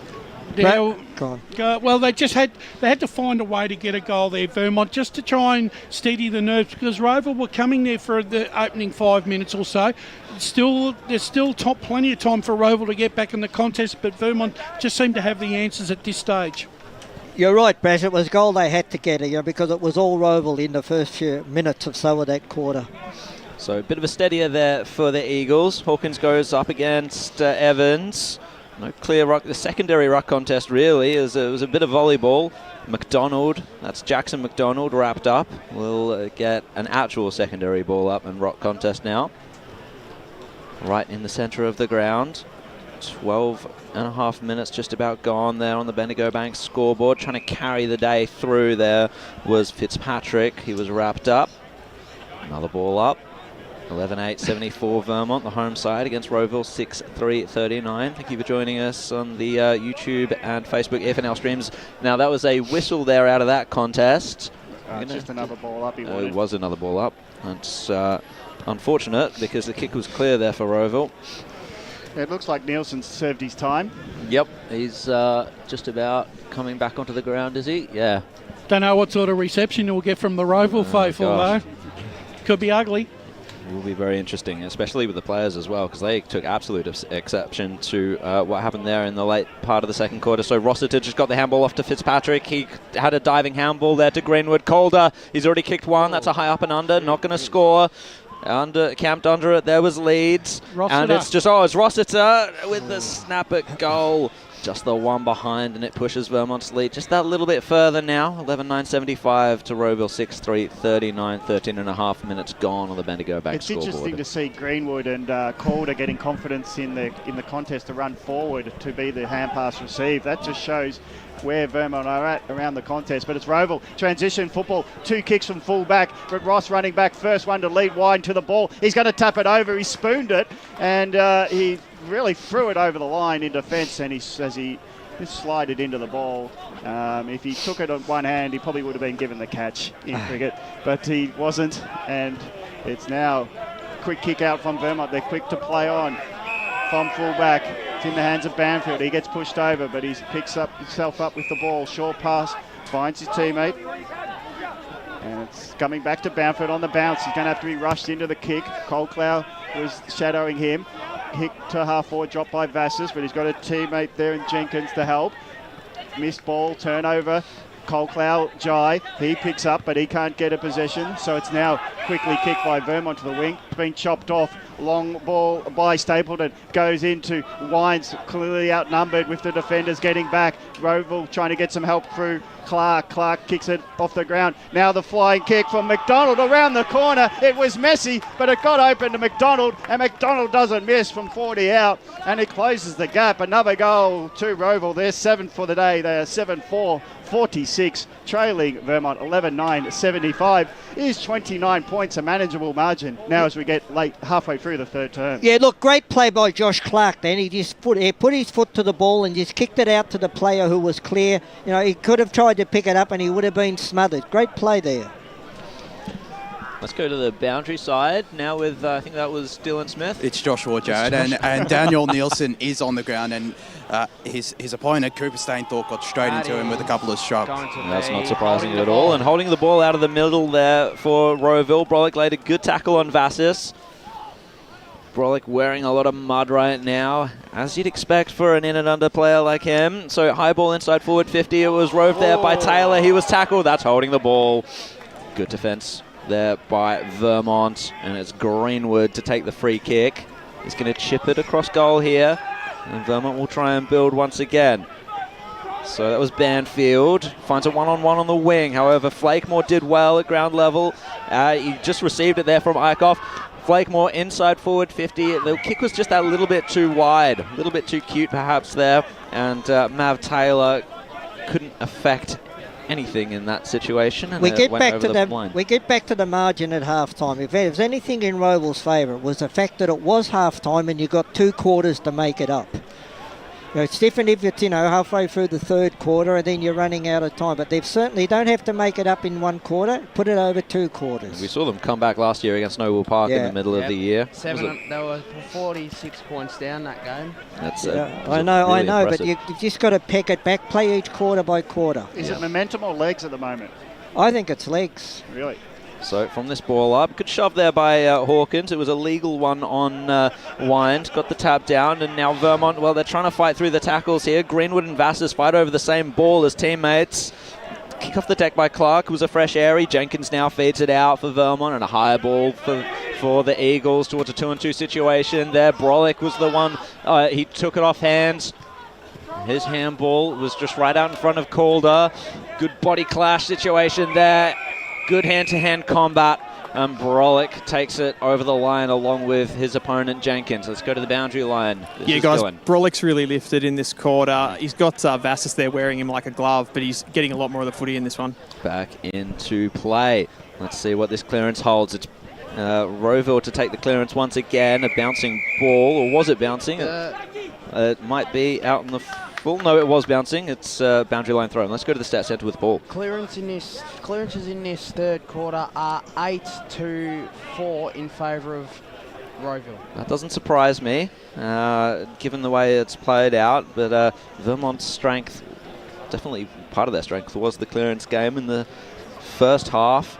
They get the clearance this time through Hyams. And Rossiter was there, couldn't take the mark. He's going to have to, well, he fell to ground level. Great tap along there to Banfield as he was falling. His kick was a little pedestrian. Flakemore was there for Rowville. And now they're going to work it through the centre here, Rowville. Good transition play now, inside forward 50. And the mark was taken there by Mav Taylor. Brash, it doesn't have to be pretty. All you've got under these conditions, you've just got to get meterage, push the ball forward at all costs. Yeah, and I think Rowville sense that this is going to be this is their chance to get back into the contest. Yep. I feel that they think they might only get one shot at it. Yep. And if they can get another goal here, it just starts to sow the seeds of doubt. So Mav Taylor to try and put his name down as the only multiple goal scorer for Rowville today. He's got one already, and the crowd speaks the story as a fantastic goal there by Mav Taylor, and Rowville continue to push their way back into this game. Under 4 goals now, so credit to Rowville. They've really come back hard in the opening 15 minutes of this third quarter. Vermont have just slowed down a bit. They're not hitting their targets like they were, and they're not winning those 50-50 balls that they were winning in the first half. They've just become a little bit fumbly. Brash, I think the difference is it's been an insignificant more pressure in this quarter by Rowville. They're harder at the contest. If they could go into the three-quarter time break with, say, 3 goals down, they would think they can win. Exactly. Ball back in the middle. It's now close to what was a 42-point game. Now it's 23 points the margin. Vermont win the centre clearance again. Rossiter gets underneath it, close to half-forward boundary line. Hand pass forward as Vermont try to run forward with the ball. Barker sees it over the line. It's half-forward. Perfect opportunity to get some stats. The set shots between the two sides is 5-2-32 apiece. Okay. Well, it's good that we got accuracy. There's nothing worse than wasting your opportunities from a coach's perspective. The ball's closer to the inside 50 for Vermont. Ground level ball. Brolick's in there. Over his head goes the hand pass. It's to no one in particular. The crowd of players nicely worked to the open to Arnott. Arnott spilled it just as he wanted to spend it. Now it's still out wide. Greenwood on the bounce. He nearly got Falcon there in a bouncing ball, if that's not even the right term, but it's run out of bounds and it's half forward for Vermont. Let's get more stats. 14-7. Rowville laid the tackles in this third quarter 14-7, so they've lifted. Big body work there. Strawn did well in the back position. Ground level ball's gone to the centre corridor, so it opens up for Banfield, who kicks it hurriedly, and that was too hurried. He was running to the boundary and his body was leading away, and it's been a chopped off mark. So it's Rowville transitioning the back line. The kick finds Lachlan McDonald on the outer side. He's on a gallop now. He's kicked to the wing. No mark taken on the leading effort by Clark. Good punch in there by the defender. And Vermont just look like they're trying to win this game of inches and keep it tight until they've got an opportunity. But Rowville physically more imposing in the contest. So it's a boundary throw in, half forward for Vermont. Strawn wrestling with his opponent, gets it out the back where he's hopeful he's got runners. He does. There the ball goes from Fitzpatrick. Long ball in. Nielsen, he's trying to get back in the contest. Some sort of redemption. The ground level ball. It's in the pocket. Vermont feeling for a shot at goal. They can't pick it up off the deck and it's out of bounds close to the behind point. And I reckon Nielsen's every effort's going to be for the ball from now on. You'd hope so. He goes maybe into the ruck contest, or he's going to let his teammates get there. It's The crowd around the contest. Well done there by Leeds trying to get involved. Out the back of the pack again, it goes for Vermont. They seem to know back of the pack. Can't claim it. The kick, well, it's a mark by Marks. But Marks was only 5 metres away from the kicker. So anyway, quick to play on, maybe out of... then now Nielsen, 3 grabs at it. The umpire's got no sympathy for him. He says, you dropped it. And it's now a play-on situation. The Eagles still got it close to the boundary line. Calder's all class. Has he got time? He doesn't have time. Tackled. Kolkowski, he centres the ball rather than goes for the glory. I wouldn't mind him going for the shot from the pocket, but he doesn't, and it's a chopped off kick, so Rowville hold up nicely. That's 5 intercept marks to 2 this quarter in favour of Rowville. Now another one for Vermont as Lockie Johns intercepts it, goes it. Nearly a Rundle. Eichhoff nearly took that. Greenwood recovers it for Vermont. That's a high tackle led by Brolick, and he did it in he took his frustration out on the player, and that is 25-metre penalty, and Fitzgerald will get an absolute gift here. Brolick really did not, Fitzpatrick, not Fitzgerald. Brolick really let himself go in that situation. Not what you want from one of the leaders of the club, but this is what you want from Fitzpatrick if you're Vermont. Slots the easy one. Vermont go up 12-9-81 to Rowville 8-4-52. Let's go boundary side. I just noticed that Jesse Eichhoff missed intercept mark before. I think he went for the 2-fister in the end, and he completely missed that one. So I'm not too sure what happened there with Eichhoff. No talk. You're a defender with sort of stepping back. You sort of want someone to say you're free to mark it, maybe. Yeah, well, it's probably not the way. That's a sort of not really how Rowville would want it, that contest in there, Ray. It was very frustrating for them. It was. So it's a 29-point margin. Vermont are happy to get the counter to what was a good patch for Rowville. Bouncing ball towards Taylor. Did he ride the tackle with his shoulder? And he says yes, so it's the umpire. He dipped his shoulder as he grabbed it. Smart play by Maverick Taylor. So he's looking for options 55 out because he's not going to score. High up and under. Wine positions himself. Takes a leap from a standing spot. He can't take the mark. Ground level ball claimed by Vermont and tackle applied. So it'll be a ball up 30 metres from Rowville's goal. Greenwood hands it over to the umpire. Rowville looking to get the next one to get it back to 23. It's Vermont doing well out of the back of the pack again. Johns, what a champion he has been for the Vermont club. He gets a clearing kick, but it's all Rowville setting up a wall. Now long ball. Where's Wine? Flyers come, and it's Johns. Ross. Yeah, well, I knew who it was. I just was not calling the right person, and it's Ross setting himself up. Takes a nice grab. Done a fair job on Lockie Wine. Wine's hardly had any influence on the contest this afternoon. So Longcoat goes in the middle. Rossiter can't take the mark for Vermont. Rowville getting some nice numbers. Brolick's there to hand it over to Flakemore. Flakemore now got some open space. Kicks it to good position and running with the fly to the ball. Taking a nice mark is the player in Taylor. And Maverick Taylor from 40 metres out on a 45 degree will have one of those set shots that we've been admiring all day. Well, put it this way, he's a very good shot for goal, Taylor. You give him a better than 80% chance of kicking this. Yeah, he's got a lovely drift right to left as well, so this is the proper curvature if he wants to just float it from the right post. So Taylor, who's kicked 2 today, normally very accurate. This time he aimed left and missed left, and it's a minor score. Rowville 8-5-53, 28-point margin. Vermont 12-9, 81, 25 minutes gone, third term. But it's still going to show that with Wind being wrapped up well by James Ross, Rowville's secondary and tertiary goal-kicking options are starting to work their way into the game now, Mav Taylor being the main one in that situation. So the kick for Vermont, found a man in the open, and now he's just going to kick it to a contest. That was a high fly there by Barker, couldn't take it, however, and Stapleton will be the beneficiary of that. Feeds the handball out. They're in a bit of pressure there as Wood now found Flakemore. And a high fly there by Brolick. He couldn't take it down, however, and Vermont, they'll benefit from this. Go the corridor. Good mark taken by Hawkins. His kick goes a little bit wider. It was a free man out there in Calder.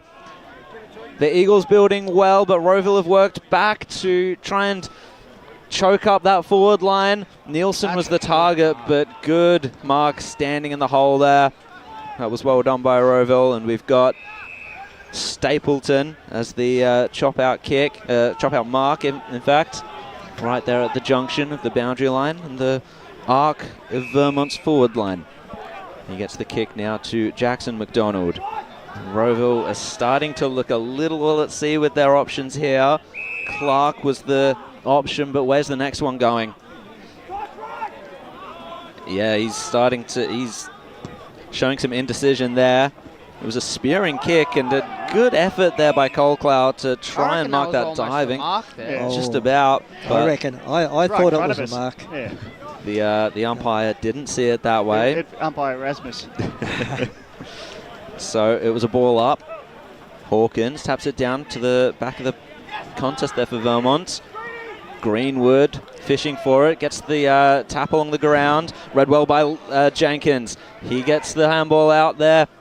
Good linking up play there by Vermont until then. Rowville were able to break it up. Flakemore crashes in, gets the handball out in front of Brolick. He needs to handle it well. He doesn't though. In goes Wood, putting the body on the line. Brolick will end up with it anyway. He kicks a floater of a kick towards the forward line.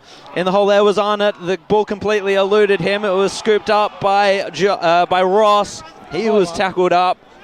And it's going to be a ball up there in Rowville's forward line. So good reading the play there by Vermont, but also good forward line pressure by Rowville. Funny thing about this game of football, you're in front and you end up starting to defend when you need to be attacking to keep that momentum going. Little chip out kick there from the clearance by Rowville, but it was read well by Calder, and his kick was a dangerous one, but it was worked well there by Lockie Johns. Safe hands. Courageous stuff, stood under the ball as Wood was coming across. And now Vermont in control of the ball here as we're ticking very close towards three-quarter time here. Good punch over the top by Rowville. It's going to spill over the boundary line. Ray, it's amazing when you've got a side that has to come from behind and they'll keep attacking, but the side that is in front has to defend when it really should be the other side who are in front that are looking for the killer punch. You take your foot off the pedal when you're in front, I think. So let's see what the next possession will be. Duryea kicks a high ball from the back of the pack. Drop mark there by the Rowville player allows a contest for the ball and a ball up. It was Corfee who was spilled the ball in the mark. Now Greenwood, can he get an open space? His hand passes, hoping his teammate can get onto it. And John's normally not one to let his teammate down, but he just jumps on the ball and is happy for the umpire to come in and ball it up backward of the centre circle. Vermont, they've got a good lead of 28, but Rowville getting some momentum back in this third term. They trail by 42 at half time. Just for the boundary riders to note, Jenkins looked a bit winded when he came off, whether he's just tired or slightly injured, one to note, as now it's because we've got the advantage of having Vermont's dugout right in front of us, as it's now another contest. And there is the three-quarter time siren. Well done by Rowville to close the gap from 42 to 28. So at three-quarter time, it's Vermont still leading the contest though. 12-9, 81, leading by 28. Rowville 8-5, 53. We'll go for a short break and we'll be back for the fourth term in this round 11 Sunday EFNL game day. As Sarah opened her best friend Jackie's wedding invitation, she was overcome with a wave of emotion. While her two young boys wrestled on the floor, tears of happiness rolled down Sarah's cheeks as she saw the words she'd been longing to see. Please note, this wedding will be a child-free event. Well, Sarah, looks like we're off to Eastland for a new frock and some heels. And let's book in that babysitter. For all of life's little moments, there's Eastland. Eastland. Live real. At Yarra Valley Water, we know reducing your shower time, or show time, to 4 minutes can save you an average of $200 a year on water and energy bills. Shower shorter. Save water. Authorised by the Victorian Government, 1 Treasury Place, Melbourne. Sprained your ankle, bursting through the banner? Broke a finger, high-fiving the ruckman? Or did you run into the goal post again? For bumps, breaks or bleeds, be seen sooner, close to home at Knox Private 24/7 Emergency Department. The preferred provider of emergency care to the Eastern Football Netball League, you'll generally experience shorter wait times. You don't need private health, but there is an out-of-pocket fee. Be seen sooner, close to home at Knox Private 24/7 Emergency Department, 262 Mountain Highway, Wanturna. Do you feel good about your bank? Because there is a bank you can feel good about. They share their profits to fund big community projects, small community clubs, and vital emergency services. They've given $250 million to help Australian communities thrive. They have all the products and tech you expect from a big bank, with service you don't. It's Bendigo Bank. Feel good about who you bank with. Try Bendigo. Search bendigobank.com.au or search Bendigo Bank near me. The first time I met the team at Tobin Brothers Funerals, I felt like I'd known them for years. They're so caring, honest and passionate. James McLeod, Managing Director of Tobin Brothers Funerals, sums it up best when he says, "Every day our people get out of bed to assist client families in their absolute time of need. Our people love what they do, and you will not find a more highly trained group of people than those at Tobin Brothers." Visit tobinbrothers.com.au. Tobin Brothers Funerals, celebrating lives. Hi, I'm Ben Desson from Montrose Football Netball Club, and when I need a new kit for a night out, I head over to Eastland. But Eastland is more than a shopping centre. They support a range of community organisations and have been major partners of the Eastern Football Netball League since 2018. Thanks, Eastland. You are listening to Radio Eastern FM 98.1. With live and exclusive coverage of the EFNL football season, bringing you the match of the day with score updates from all divisions. And now we cross to our commentary team for the Radio Eastern 98.1 Match of the Day coverage. Live coverage from Vermont Reserve, EFNL Premier Division, Round 11 clash, Vermont versus Rowville. Thanks for joining us on YouTube and our Facebook streams. It's Gavin Casey and Jared Beanland commentating. Special comments provided by Wayne Brasher and Ray Baird. And we've also got Paul O'Coney doing stats. And our boundary riders, you'll hear from them soon. We'll introduce them when they get a three-quarter time interview. Let's take the look at the state of play, get some comments from Brash. It's score Vermont 12-9-81, leading Rowville 8-5-53. What was a 42-point margin at halftime has been reduced to 28 points. Is a time, if they're good enough, for Rowville to win this game? Yes, there is plenty of time for Rowville to win this game. They'll probably need to kick the opening couple of goals very quickly so they can buy themselves some time just in case Vermont decide to start trying to clog it up and try and not allow free flow.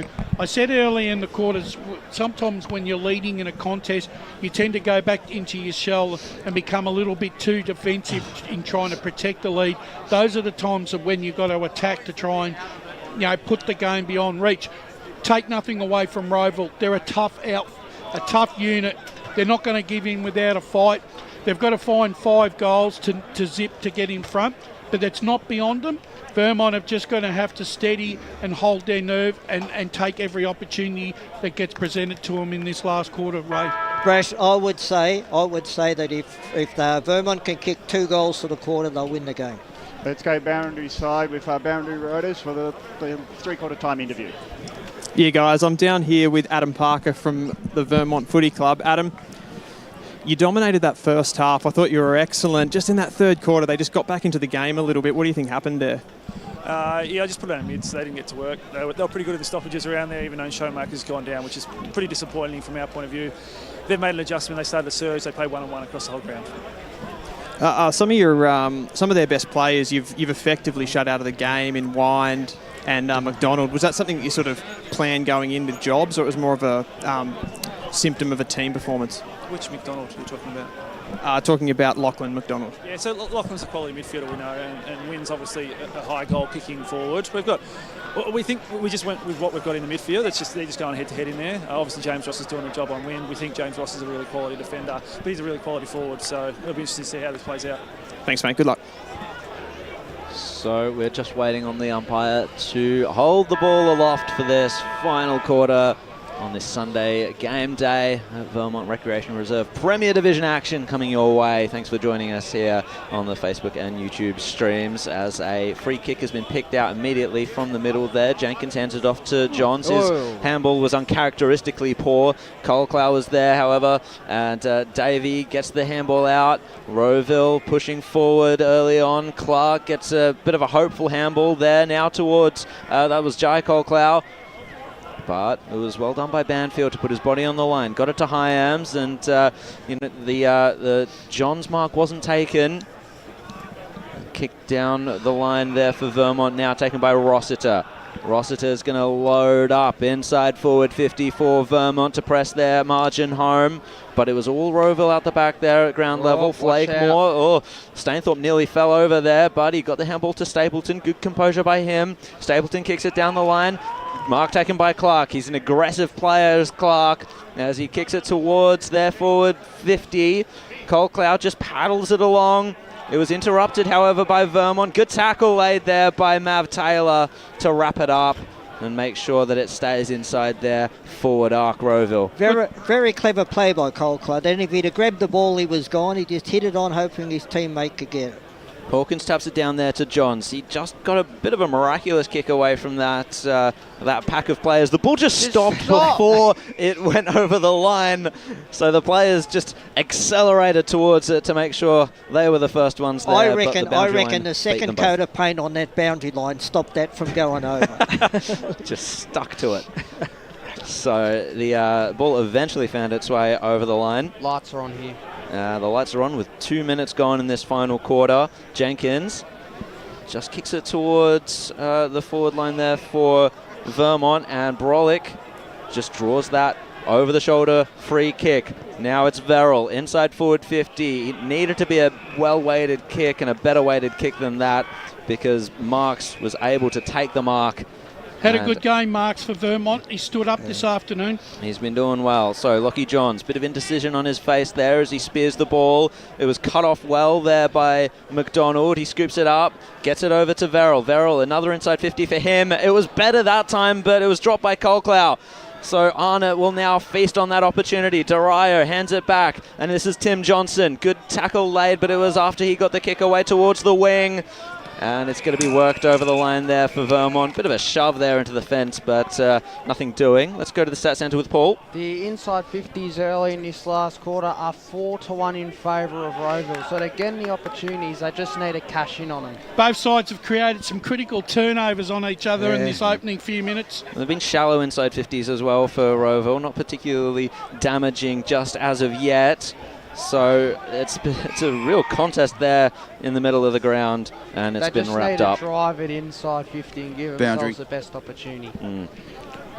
Josh, we're going to gamble at you this time, Josh. It is me, and that's exactly what Ben Wise wants. That's what he said in that three-quarter time. It's just go for broke, go through the corridor. They've got nothing to lose, and one thing that resonated with me to do it for Nick Showermakers.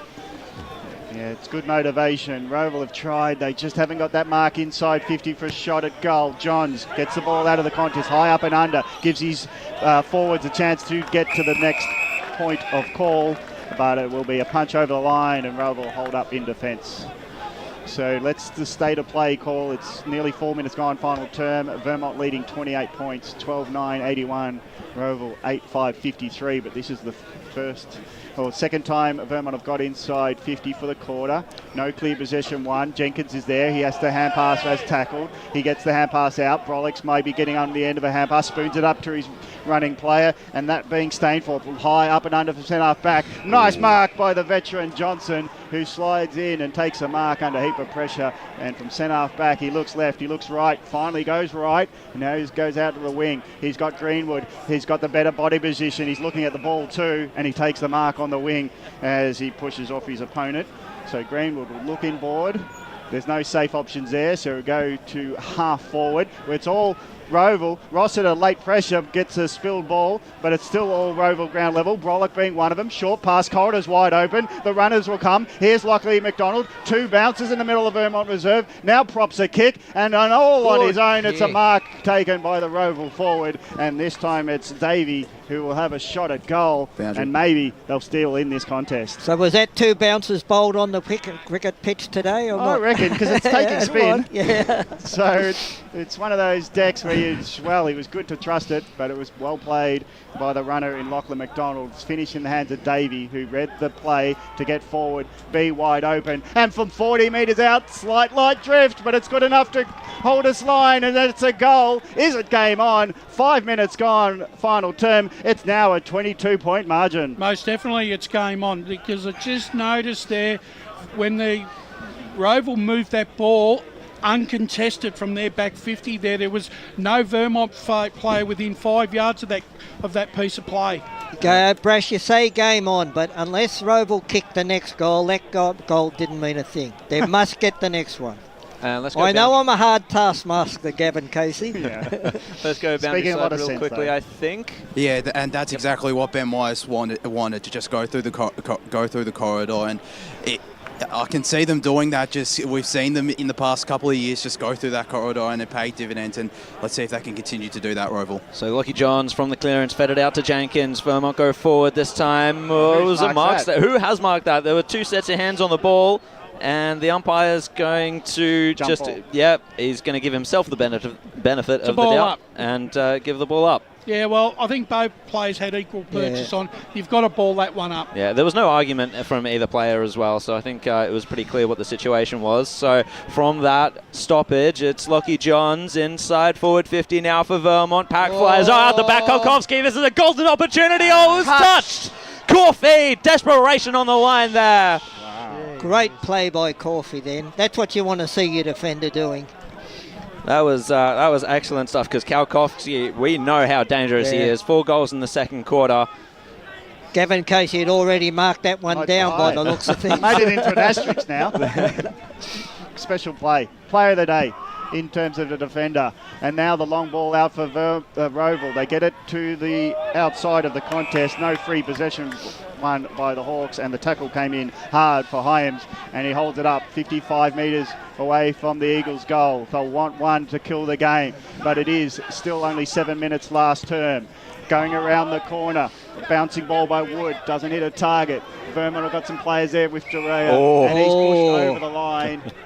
What were you guys seeing? I just missed it. It was tight to the boundary. He purposely put it over the line. I think he was sort of straddling the lines anyway. There has been quite a lot of "How's your father" today. I mean, well, it's definitely had emotions. Well, if we get the answer, it'll be fantastic. As it's now in the hands of Rowville, trying to get it forward through McDonald, and a push in the back. Yeah, it had to be. Yeah, if you're first to the ball, you'll get the umpire's prerogative with the free kick. Wood takes the handball received, quick to play on, outer wing. Clark drops it, but he'll get up and pick it up. Dodges one, dances around, gives it back to Wood, but Wood's got a jacket wearing in Fitzpatrick, and Fitzpatrick holds him up at half forward. Gee, that was lucky there. That was nearly a mirror image of that last tackle, right? That's right. So no one effectively went for the ruck contest, so it's all the Rovers there trying to get in on the action, as now it's falling off hands, and Durea just sort of takes a kick as it fell off his hand, and it goes into the middle. This is a hot ball. It's going to be decisive. It goes one way, and now Vermont get it out of the open, where Fitzpatrick will lead the foot race, but they're coming from all angles, and maybe he doesn't win the foot race. Beautifully done by the Rowville player coming in late. Flakemore's there to help. Hands it back. Now they'll steady from half back. Long ball. Taylor's in good position, front position. Spoil comes from over the top. Big pressure on every contest now. And physically, Rowville are winding up, and they're doing well. That was 2 great tackles by Matty Davey. Both of them. He made up a lot of ground to get to it, and that's what you want to see. So ball up half forward. Rowville going through Colclough. It's Brock getting a high up and under, looking for Wine. Wine had to wrestle, so he really didn't have a go at the mark. Ground level ball. Vermont clearing kick. It's deliberate in some quarters if it goes out, but it's not going to get the journey. So it's first there, Flakemore.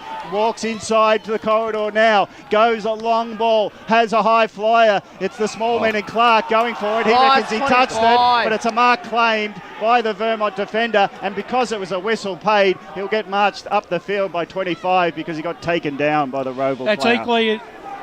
See, the umpire's got a red card, yellow card here, and. Well, get more comment. You can speak as you see it, because there's a Vermont player down on the ground. The marker, was it Vassis? No, it's James Ross. He's not looking good. He's not looking good, James Ross. And that looks like a report as well. I think it's Matt Davey that's gotten the yellow card. So he hit the back of his. It is Matt Davey. So he didn't tackle him. He actually gone in a bit rough. Is that what you're saying?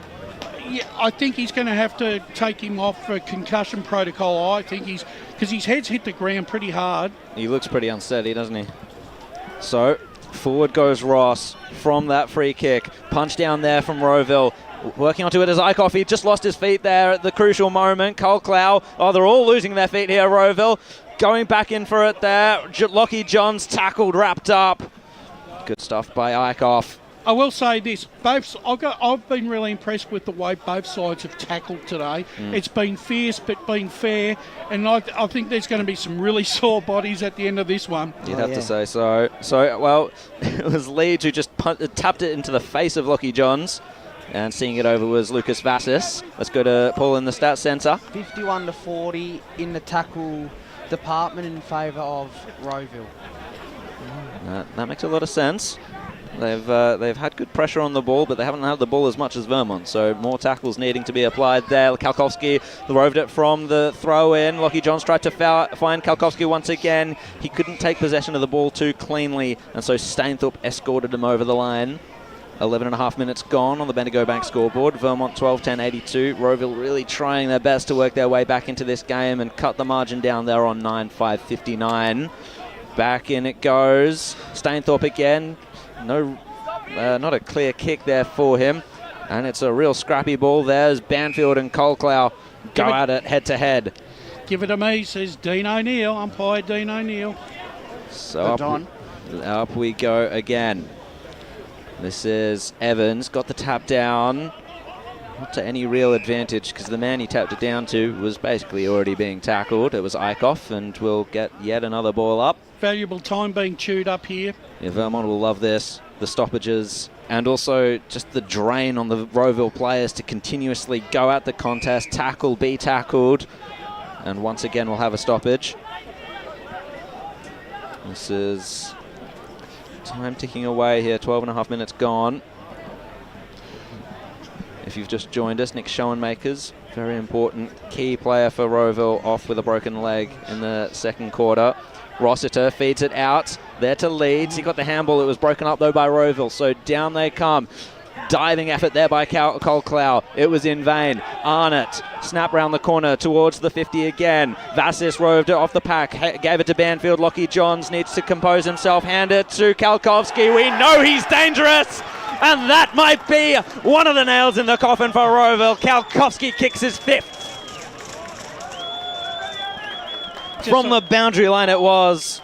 A lot of poise there shown by by Kalkowski. And a lot of great play today by Lockie Johns. Yeah. He's had I don't know how many possessions, but he's had a lot of the ball and he's used it every time. You can almost see there, Ray, the last 4 minutes, that Vermont was sweating on that goal, because knowing if they got that goal, that makes that margin just that little bit harder. Yep. He's definitely had more possessions than hours spent on the flight from Europe to Australia. So Greenwood takes the roving duties in the middle. He gets the centre contest, and now the mark nearly taken by Leeds. Leeds throws it out instead of a hand pass. He never clinched the fist as he tried to get the hand pass going to a teammate. So it's a free kick going to way of Hall. Hall looks wide, broadcast side. He kicks it out and finds Corfey. Corfey gets the runner, and the runner being Stainthorpe. Stainthorpe hurriedly kicks, so it's misdirected, and a long high ball by Hawkins goes up and under. Is that a mark? Well, it's claimed because there was two guys wrestling and two guys claiming the mark, but the big boy for Vermont said, I think I have that, but it's not Strachan's mark, according to the umpire. As there'll be a ball up, and Strachan will get involved with a tap. He's not complaining too much either. Well, I think he knew. The scoreboard reads well as well, so he'll probably be calm about the situation. Hall gets the ball out of the contest, kicks a grubber all the way into the middle. It's gone to way of Banfield from a teammate, and here's Nielsen! Could this be a redemption moment as he takes a mark 30 metres out? A quick kick in by Banfield. Nielsen, big, stood up, had his big chest in the way of any defender's punch, and he takes the mark, and this could be the sealer for Vermont, and it'll be from an unlikely source who really had a horrible individual moment. Sent off, but back in the game looking for his second goal for Strong the day. mark, though. It was a strong mark. He had to earn it.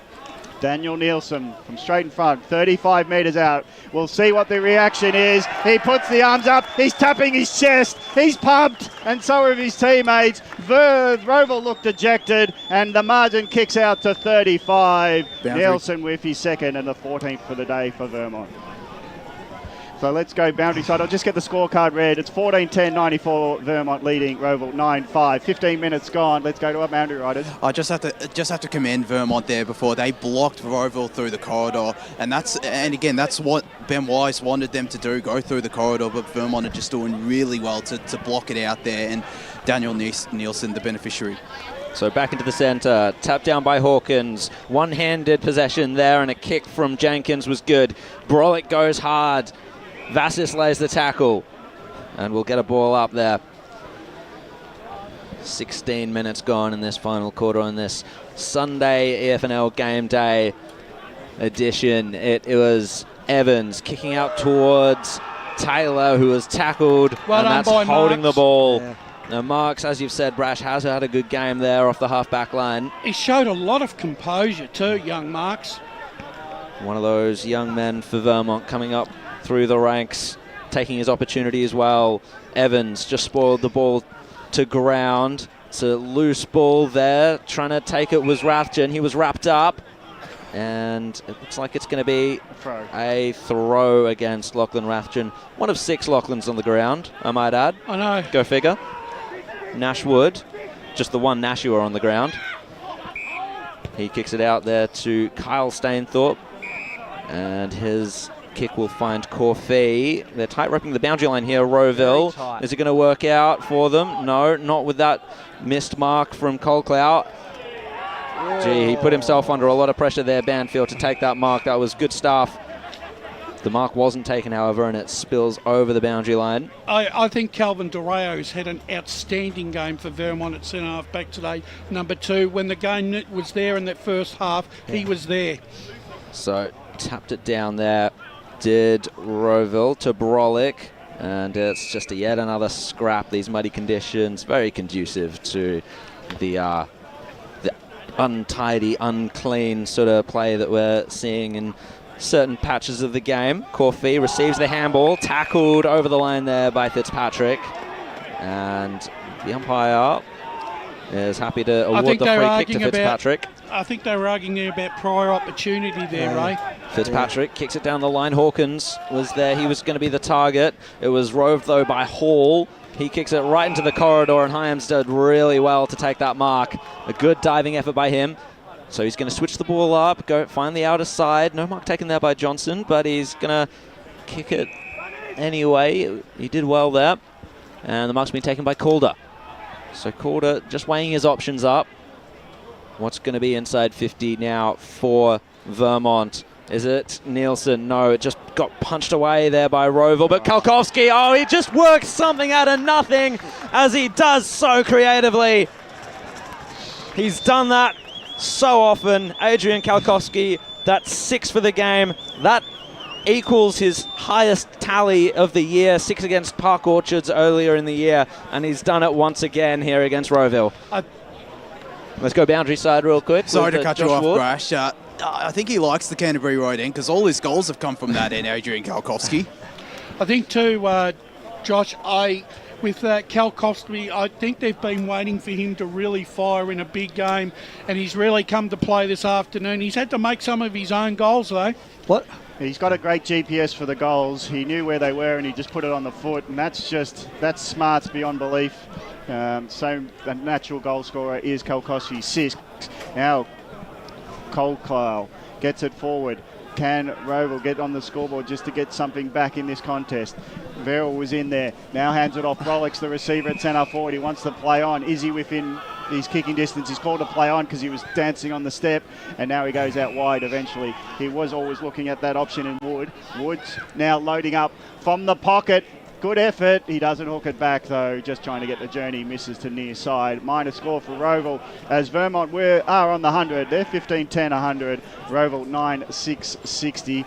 And the pace looks like it'll be all out of this game at 20-minute mark. Brass, just on Kalkowski, what I've seen today, Charlie Haley, The same type of player. You don't give him half an opportunity. That's right. So back into play, there was Arnott. His kick finds a bit of a scrimmage there at ground level, but Vermont work it out well through Calder, and now it was a good kick down the line. Nielsen was the target, couldn't get to grips with it there, so Carl Stainthorpe did well to get the handball away. Eichhoff there, and Hall just taken to ground by Vassis there, almost too easily. And Vermont recover the ball once again. Lockie Johns, he's going to find an aggressive corridor kick there as the mark's been taken by Banfield. Banfield is going to find the inside 50 kick. Good punch away there by Stainthorpe. And Rowville will capitalise upon that by Flakemore. And, well, it's going to come right back unless Verrill has anything to say about it. Vassis was tackled. We'll get a ball up there. We've ticked into time in this final quarter. 40-point lead to Vermont in a crucial Premier Division game. Two finals contenders going at it. And Vermont proving the best on the day by the looks of it. And Strawn was pushed in the back there in the ruck contest. Free kick given. No, it's short throw-in. Oh, short throw-in? Okay, never mind that. Look, it seemed like a whistle for that. Yeah, it did. It did. So we'll go again. Both these sides are going to have us coming off a 6-day break next week. It's going to be interesting to see how they pull up for their next matches next week. So in there, burying his way was Hall. Vermont are at home again next week against Doncaster East, so that's going to be another marquee match-up again next weekend. That is a big game. And Rowville are at home to Doncaster. All right, so both of them taking on the Doncasters, although one challenge is a bit different from the other. Let's just say. So Brolick gets the short ball now. Rowville finding the wide option. Nashwood takes the mark. And he's just trying to find... Oh, he was going to try and find a bit of an aggressive kick there to Eichhoff, but it was cut off well there by Vermont. Kalkowski will receive the handball, kicks it around the corner inside 50. Who's the target? The Flyers go up. It's Hawkins. Nearly juggled the mark. Couldn't quite. There's Nielsen. Tries to evade the tackle. He was slung away by his opponent. Maybe a bit of a revenge there as the ball was collapsed upon by a bunch of players in all sorts of different jumpers. Ray Flakemore's tried hard, hasn't he? Don't you reckon? Flakemore been okay? Yeah. So I know he's been under the pump, but at least he's tried to reverse the flow sometimes. He's played most of his football at Rowville on the forward line. I'm surprised to see him back there today. What's that about? Is that a balance thing or trying to get him in? He was on Carlton's list last year. Okay, so maybe they're just trialling some things to get him more into the game, to get him behind the ball. So it's a ball in at Vermont's forward line, and nearly being picked up off the ground was the Rowville player in Eichhoff, as Jenkins took the tackle. Instead of dumping him on the ground, he decided he wanted to lift him up higher. So it was an interesting way of tackling. Out of the ruck it goes. Evans gets a quick up and under, and it's nicely marked on the pirouette by Doreo. He just span around, and he, like a ballerina, he took the mark. And now he'll kick it beautifully on the left. Very elegant play from Doraya. The ground level ball. It's quickly reacted, and it's so quick that it's missed who it was. But I think it's Leeds. Yeah, it is Leeds who claimed it on the ground level, put it on the boot from 30, and everyone's like, what happened? That's a goal. And Vermont kick another. It's 16-10, 106. Vermont leading by 46 now. Rowville 9-6, 60. Well, Ray, history's shown that these games, they're never close, are they? They're never close, Brash, but look, what I do, I look back to the two big losses Rowville had last year in the grand final and today. Heavy, wet conditions. They need to get a bit of body build up into that side. Let's go to Paul in the stat centre. Vermont have kicked 8 goals, 4 from turnovers today, while Rowville have kicked 3 straight. So right out of the middle there was Anthony Brolick. Punch away there by Ross, did well. Going hard at it late on is McCafferty. Gets the handball away to Greenwood. Back to Johns. He just did a bit of a backstep there. Good evasive work to get the short kick to Arnott. Knew exactly where he was going to be as well. So high ball, 2-on-1 situation there. Good punch away from Hawkins. And now Rathjen's going to have to fight for it. He just kept it in there, Rathjen, momentarily. This is a big win for Vermont, and a lot of faith for the young players. Yeah. They can take a lot out of this game this afternoon. A lot of confidence building, Bresh. So we're just waiting on this one back into play. 25 minutes gone in this final quarter. Hawkins taps it to the back of the pack. Picked up there by Greenwood. Just lost handle on it and gave it up to McDonald. That's Lockie. Now Strawn fighting for it at ground level. Happy to be shoved over the line there by Lockie Wind. Tell you what, how lucky the Vermont football must be feeling very lucky that Lockie Johns flew back into town last night, because he's had a fantastic game. He's led from the front, the skipper. He has. You'd expect nothing less, I don't think, even with the potential lack of match fitness. I say potential lack of match fitness. That doesn't seem to be the case at all. So Greenwood hands it to Calder. Winds his way through to Johns, back to Calder. Good chain of handballs here, and the kick inside 50 for Vermont's going to find an easy target there in Hawkins. Hawkins in the pocket. May as well have a shot, Mason. Get some goal kicking practice. There's no harm in taking a shot now. He's kicked one for the day in the first quarter, which makes it 7 goals for the year. I think the thing that will impress Vermont is Adam Parker's. They withstood the challenge in the third quarter, and they've actually managed to arrest momentum again and win running away, Ray. Mason Hawkins with the deliberate run in. It's a bit of an angle to negotiate here. Quite a bit of distance as well. Bit of a loose ball drop. And he's just faded it out to the left there. So the distance was not at all the problem. But the accuracy was not quite on point. He's got an awkward kicking style, Mason Hawkins, a bit like Wine. He's got that awkward kicking style. So Rowville, quick long kick out by Flakemore. He gets to the centre, Vermont Reserve. Big kick, but it's all a ground level ball for Vermont. Then bouncy ball inside 50. Leeds takes it on the one bounce. Quick to hand pass it out to Riders in the flanks. Leeds nearly gets in the way. Didn't know that behind him was Calder to take the corridor mark. So it's Blorlick. Short pass out to the wing, hoping to get a running game going from the half back. Here's Ross doing great defence again. Ross, he's had a great game. If it's not for intercept marking, it's been courage in the contest. And played well, James Ross. Knocked it out as Rowville were trying to get a surge forward. So 107 plays 60. This will be a famous victory for the year for Vermont, because we've all heard the story that this might have been a rebuilding year, but form now takes them into much higher honours, doesn't it, Crash? Well, it puts them into real finals calculations. That 6th spot is still, even though it's still up for grabs, and Vermont could still look at soaring up at least 4th spot. Well, the round 11 victory goes to Vermont. They have successfully defeated Rowville. The final score here at Vermont Reserve, Vermont 16-11-107 to Rowville 9-6-60. Goal kickers for Vermont, it's Kalkowski with 6, Leeds with 2, Calder with 2, Nelson with 2, Hawkins, Fitzpatrick and Boundfield with 1 apiece, and Johns rounding out the 16 goals. For Rowville, their 9 goals came from, firstly, multiple goals for Taylor, singles to Jai, Colclough, Clark, Davey, Arundel, McDonald, that is Jackson McDonald, and Callum Verrill. So that is a fantastic victory for the Eagles.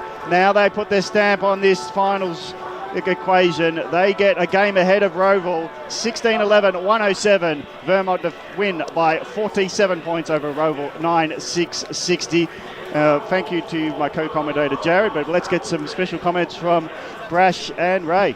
Yeah, look, a great win to Vermont. Look, they outplayed Rowville all day, basically. You know, Rowville came at them in that second quarter there. Also, credit must go to the coach as well, because what they did in that last quarter, they blocked the corridor. Rowville got a couple down the corridor, but they were able to block that corridor, and they finished the game off full of running.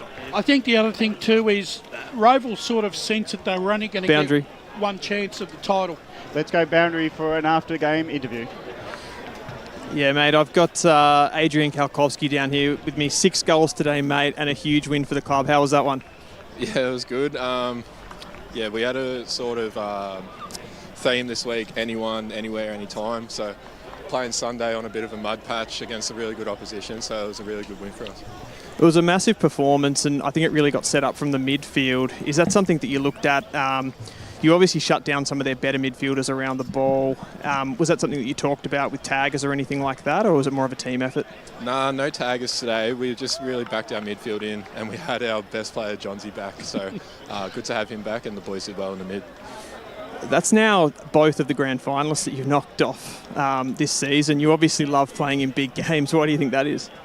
Yeah, I think it just shows how even the competition is, I think. If you're not bringing your best, then you'll get done by any team. So, yeah. Awesome, mate. Thanks very much and enjoy the win. Yeah, look, I think Ray in that third quarter, Rowville sensed they're really only going to get one opportunity to get back into the contest. They gave it their all. They kicked 4 goals to 2, but it was just that second quarter. That was the thing. That was the quarter that did all the damage. That 15-minute period where Kalkowski just went on a tear, and that was basically the end of the ball game, really, wasn't it? It was. One area that Vermont really surprised me in, and that was, look, we said before the game that, they're going to struggle around the ground, but they're tall, some of their players, but they don't carry a lot of weight, and they really outmark Rowville right around the ground as well. Like I said, the Eagles faithful must be constantly getting surprised, because I'm surprised that this group just keeps getting better and better every week with the experience that they've got. Jared, what do you think, mate? Well, I reckon, first of all, Gav said it well at the start of the game. It's going to be a final shaping game, and Vermont definitely taken the lead in that situation over Rowville. The game itself, I was really impressed with how clean Vermont were with their hand skills early on. I think that really set up the game in the first quarter, just how on point their midfielders were with their disposal. Rowville were able to bring the pressure later on in the game, which was important for them to be able to get back into the game, but it wasn't enough, and Vermont had already put the scores on the board by that point, and it was really an uphill battle for the Hawks. We might get the song. We appreciate Andrew, if you can. You're streaming through YouTube and Facebook, and I know the Vermont fans would love a song. If we can't get the song, Paul Uconi will get some stats, and then we'll probably wrap up in the next 5 minutes, guys. So we'll see if we can get that song from the mic on the outside with Josh and Dylan. Doesn't look like it's coming through. No. Oh, here we go.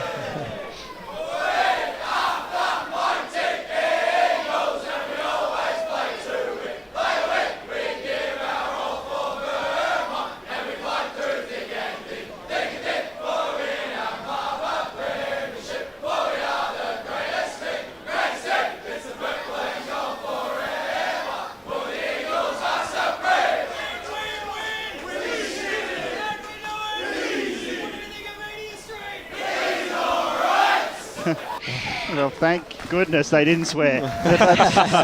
We were in danger there. Yeah, but we listened carefully. That's fantastic. Great win. They should be joyous because this puts Vermont in a position for a double chance. They're in a great position now, but we haven't heard from the stats corner in a while. Let's get a full recap of the game from Paul. So in the clearances, Vermont took that out 42-33. The inside 50 marks, Vermont led 9-8. Intercept marks 21-14 in favour of Vermont. The tackles 55-48 in favour of Rowville. Inside 50s 58-42 in favour of Vermont, and the free kick count 18 apiece. But a really good, a really impressive performance by Vermont. Yeah, the stats, as long as go in their favour, as you expect when you do win by 47 points. We'll get the boundary riders are coming back, so we'll get the exits going soon. Is there any further comment, maybe just on the season so far in the Premier Division from some senior alumni of the broadcast team, Ray and Wayne? What do you reckon of today and where it sets us for the end of season? I'm just loving Premier Division this year. Mm-hmm. This is as close as you're ever going to get, and we've been saying it week in, week out, and I think as Adrian Kalkowski said, you don't bring your A game, you're going to get beaten, and and that once again it just proved today. And it was really only 15 minutes of football in that second quarter, where Vermont they went into another gear, and they were playing like it was dry weather football. And Kalkowski, he was just unstoppable. When you have a player that's on like that, you keep feeding him the ball or get the ball near him, because 9 times out of 10 he's going to score more. Yeah, 6 goals today. We're not going to go through the votes. It'll take too much time. But if you had to nominate man of the match, player of the day, did you name him just then? Oh, it'd have to be Kalkowski. 6 goals, I think you can't go past Galkowski, but also Lockie Johns as well, coming off the plane recently, and just the effort he put in midfield. I think an honourable mention, I'll go with I think Calvin Dureo at centre half back. I thought he was pivotal in that first half. He kept Vermont in it with his cool calmness and the way that he delivered the ball out of that half back line. He's rediscovered himself there. And speaking of the first half, I think one of the players that really impressed me then, when the game was up for grabs, Alex Greenwood, he was always around the ball. I couldn't count how many times I called his name. I believe in the last game, going off the Premier data stats, he had 38 possessions in the last game. So it wouldn't terribly surprise me, Ray, if he's had at least 30 today. Oh, he would have, Bush. And we've got to compliment Paul on your stats today, and you interjected beautifully with stats on point at some of those times. The inside 50s when they favoured one side or the other, the tackle count. It's excellent that you're maintaining the numbers all the way through. So thank you for your efforts today. It was magnificent. Well done, Paul. Well done, Paul. And we'll go to our boundary riders. First time for meeting Dylan Smith, and great job today. So thanks for your efforts today. Yep. Did you enjoy? I did, mate. I had a great day, and it's always good to watch the Premier games, and it's such an even contest, so yeah. Nice one, and did a great job. Josh Ward, again, do everything, but another great day from you. Always a pleasure. Always a pleasure to see local footy, and couldn't get enough of it this weekend. You're disappointed you didn't bring that umbrella out of your pocket, are you? I'm a little disappointed, but no, it was just a great weekend all in all, from Friday to Sunday, and Vermont deserved winners, and looking forward to seeing how next weekend pans out as well across all the divisions. Well, can you let us, has the announcement been made with match of the day? I'm looking at you, Ryan Long. I believe it's South Croydon Norwood, the NIDOC game out there at Cheon Park. Oh, that sounds great, so that'll be fantastic. And Ray, it's always good to see you, mate. Thanks, mate. What's that? You want Matt Lee? No, give Spider a rap for his pre-match. You don't need to be that humble. I'll get to him. No, that's all right.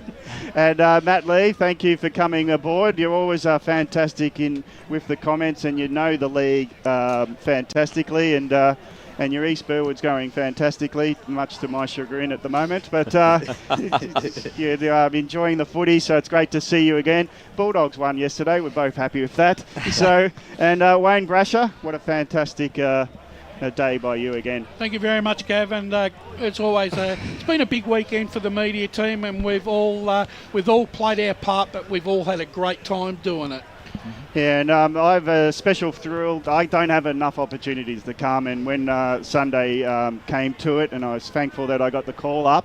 But it's fantastic to co-call with you today, Jared. Jared Beanland, beautiful effort, fantastic. Did you have a great day? Yeah, it was fantastic. I really enjoyed calling alongside you, Gav. It's our first time calling together, and I really wanted to, call a Premier Division game. High standard of footy, great play, lots of really special moments from this game, as we're seeing one of the replays there of Adrian Kalkowski waving the finger around after a great goal. But yeah, no, it's been a fantastic game. Very glad we got to come here today. Well, I know you're going to be on the reel because you're on the socials already with your call of one of Kalkowski's goal today. So if you did anything well today, you're going to be proud of the fact that you're on the socials. I'm humbled. Yeah, it's well done to you and to the team in the background, Lee and all the team.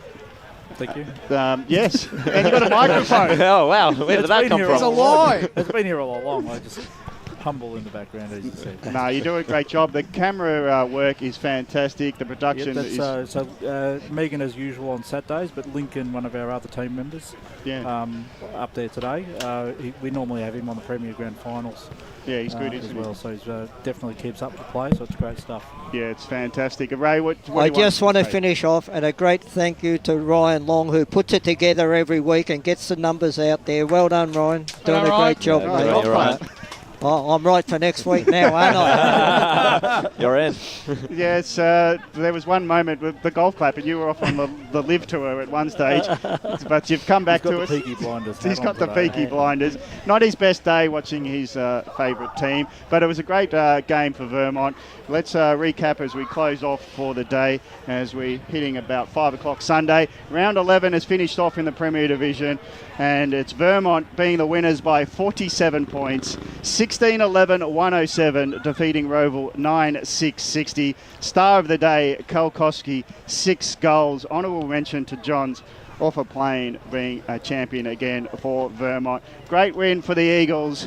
They are flying, and hopefully you enjoyed your weekend of football as you go local on YouTube and Facebook. Thanks for joining us on EFNL Game Day, and well done to Vermont.